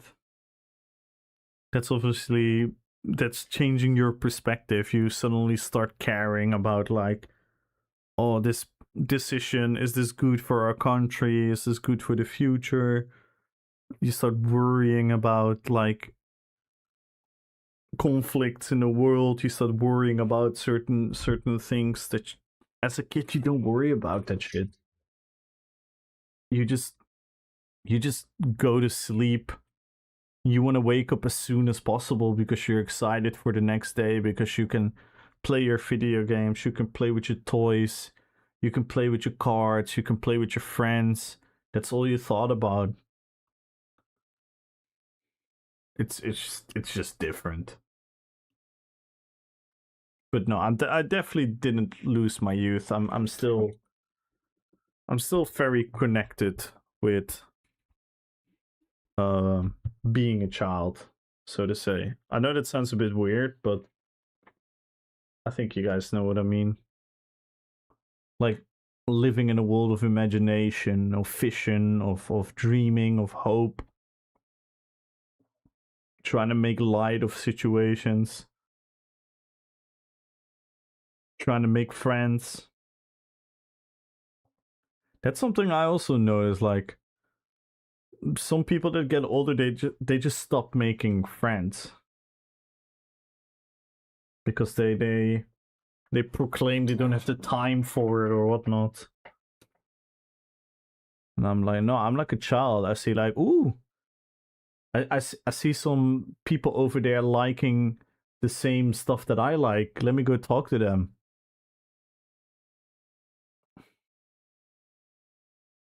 Not in that literal sense. Like I'm not that extrovert. But you know what I mean. Fortnite or Roblox are like the games for kids. They probably go for you. Yeah, and you have to admit, I was never into it. But let's be real, the Fortnite hype right before COVID and during COVID and that type of stuff, you're not gonna tell me that that wasn't fucking epic for the people that liked it. If you were into that shit, dude, that's super goated.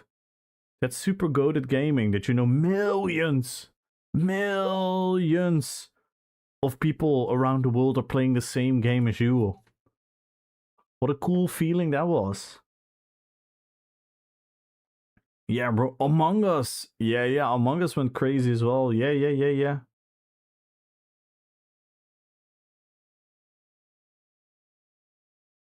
Yeah, Warzone. Warzone went big as well. Yeah, League. League was an insane hype as well, or still is. Counter Strike as well, yeah.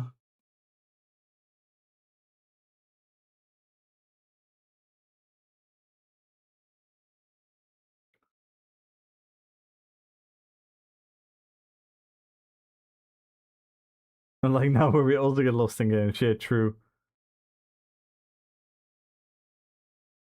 They never experienced the golden age of no, but they experienced the golden age of Fortnite. I never did. I'm sure if I was in like maybe a different stage in my life and I had different interests and I wasn't already invested in my MMORPG adventures, I might have been the biggest freaking Fortnite nerd ever.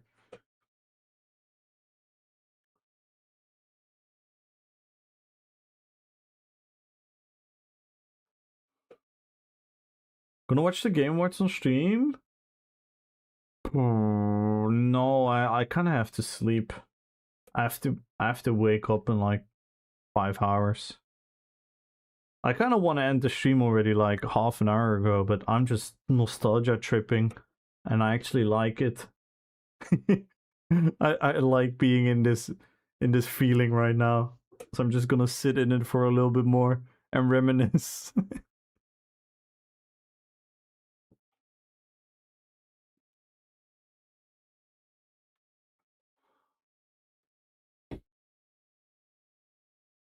Yeah, the rabbit hole's crazy. Crazy. Minecraft as well. There's some fucked up shit going on in these very innocent games where a lot of kids play. There's some genuine fucked up shit. Like if you are if you don't want to get into that stuff, don't get into it. But for the people that are interested, yeah, you should kind of like these. There's fucked up shit going on. Minecraft not nearly as bad as Roblox. No, but Minecraft as well, because it pretty much happens in places where they know a lot of vulnerable people are. But no, Roblox definitely has a more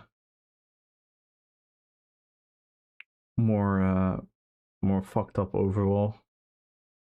But yeah, there's crazy stuff going on. Yo, Adoka! Yo, thank you so much for the raid! Thank you. I was about to pick the winners for the giveaway. So you guys are just in time. How was your stream? And what were you guys up to? Join the giveaway, guys. Follow the channel, type in RPPVP. And type in RPPVP in the YouTube chat as well.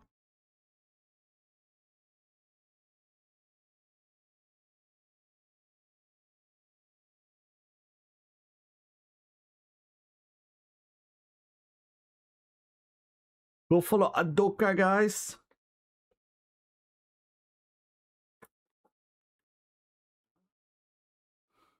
Oh, yeah, in that regard. I was more talking about, like, I don't know how much you know. You probably read stuff about it as well or watch videos about it, but there are genuine cults that how do you say it?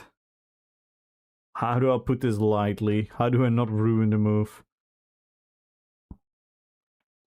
Let's just say the most fucked up shit you can imagine, and these are like cultivated within these communities. It's crazy. Hey, good evening! Brought a couple of lovely people. Thank you so much for that. How was your stream? What were you up to? Thank you so much for thinking of me. My internet went black. Now I'm here on mobile data. I died. Good night. So we were picking the winner on YouTube first, and then we're gonna pick the winner on Twitch. I hope you had a great stream. And again, thank you so much. We were doing some RP PvP ourselves. I was playing my Witch King character, and then we played a little bit of the Haradrim Archer character. So that is what I do. I make like roleplay PvP builds where I make super thematic PvP builds instead of copy pasta whatever the meta is. So we had fun with that, and but for the last like hour we've been reminiscing. We went to like super nostalgic territory, and we talked about like Nintendo 64, PlayStation 1 games, Yu-Gi-Oh cards, Beyblades. We went through a whole nostalgic trip.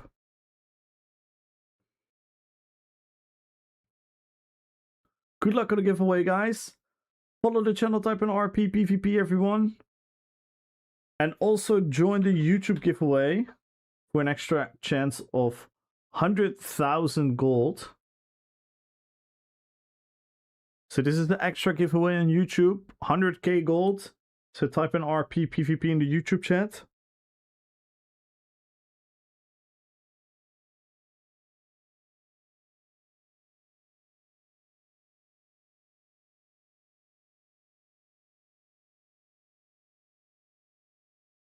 And then we're gonna pick a winner. How many languages do you speak? I speak Dutch. I speak English. I speak un petit français. I speak eine bisschen Deutsch. I speak malo srpski. And that's pretty much it.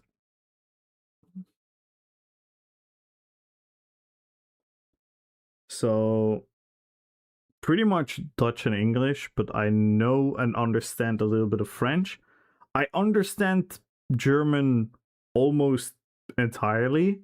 I'm not really good at speaking it myself or writing it myself, but I can read and listen to German pretty comfortably. And then I can speak a little bit of Serbian/Croatian. What about the language of mortar? No. I kind of wish I knew more. And I kind of wish, but on the other hand, like, if I would want to learn a language, I would probably want to learn an actual language. Like, I'm super interested in learning Japanese, Chinese, Spanish. But yeah, learning an entire language is pretty next time PvP should just start learning Elfish.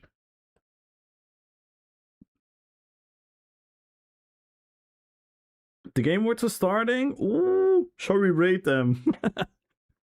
Shall we rate the game awards?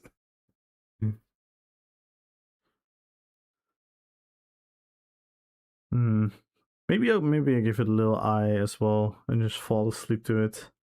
All right, let's pick the winner on YouTube in 5, 4, 3, 2, 1. And the winner is, good luck everyone, 100,000 gold goes to... Hey, that's Lazy Guru, right? I think that's Lazy Guru.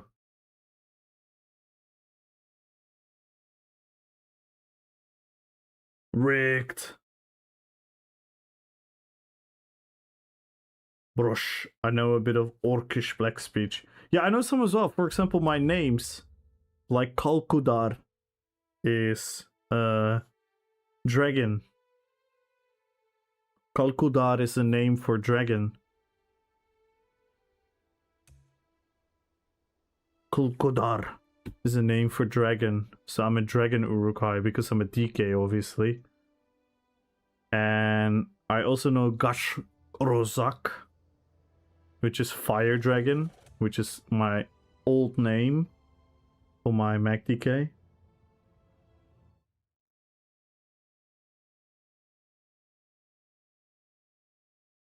Dragon stuff, yeah.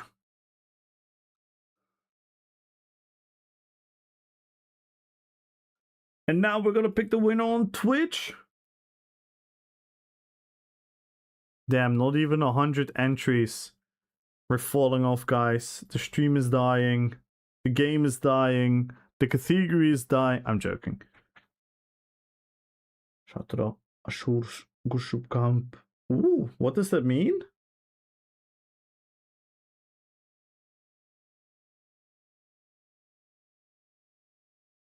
Now we're gonna pick a winner on Twitch. Should join the giveaway. The streamer is dying. No, please, no.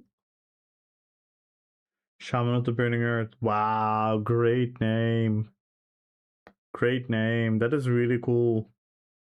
That is really cool. Great name.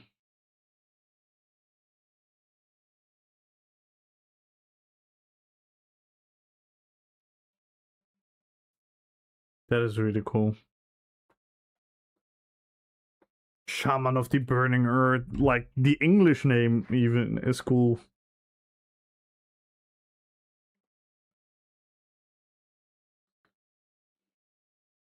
True, Lumbo. True.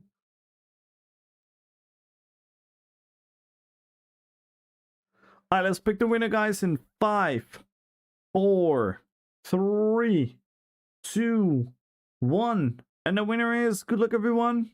1 million gold goes to Incap. Congratulations. Let me whisper.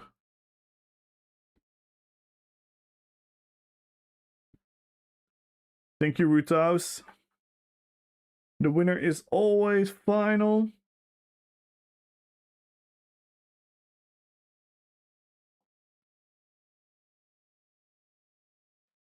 And there we go. And now let's check who we can rate. Oh my god, the category really is shit. I'm the second stream with 62 viewers.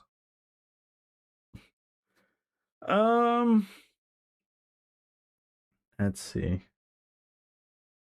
Let's see. Who do we have? I also have consistently more viewers than someone who was said to not be viewbotting. But we don't talk about that. Tracy is doing housing. Dave is gonna watch the Game Awards.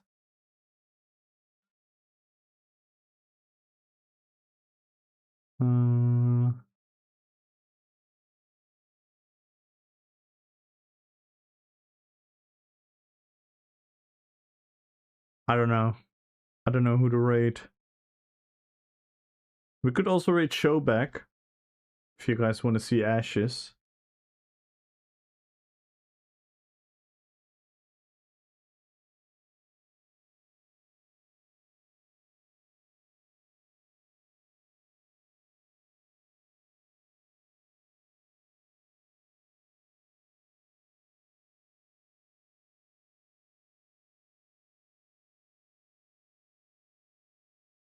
Rate the Game Awards? Nah. They're not even gonna acknowledge it.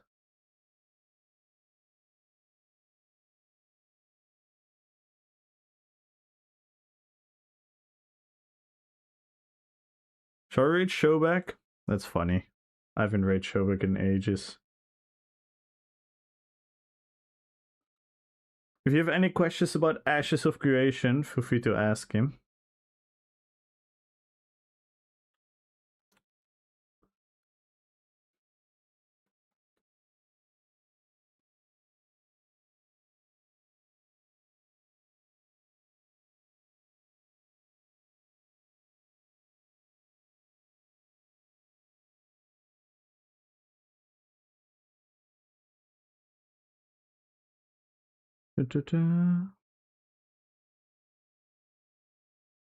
Hello?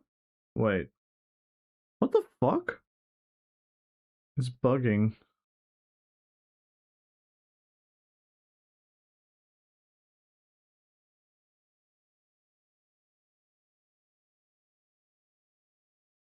Hang on. That's weird.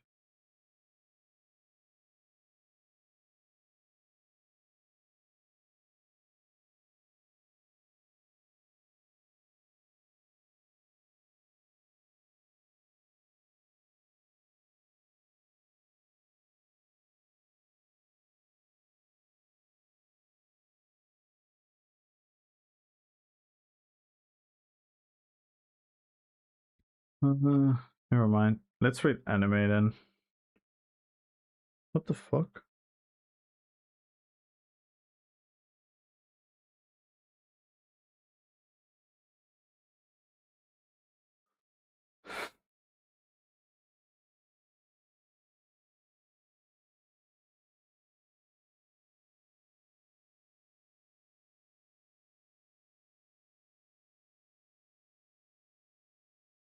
Right.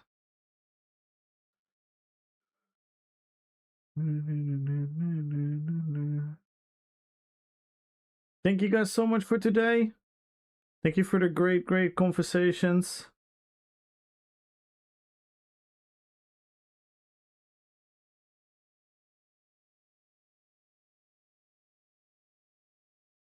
I'll see you guys Sunday. So I won't be here tomorrow and I won't be here Saturday. Saturday I'm gonna hopefully finish the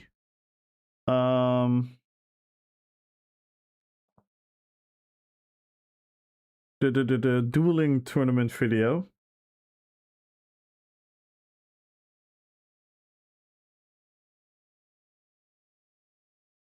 So keep an eye on that. Thank you guys so much. I love you guys. I actually had quite a lot of fun today, so that's always a good sign. Thank you guys for being a positive influence. Much love to you guys. I'm gonna see you guys Sunday. Don't forget about me. It's only gonna be 2 days, guys. Don't forget about me. I will still exist. I'll give you $5 to edit so I win. You already got through 1 round, so you're gonna look good.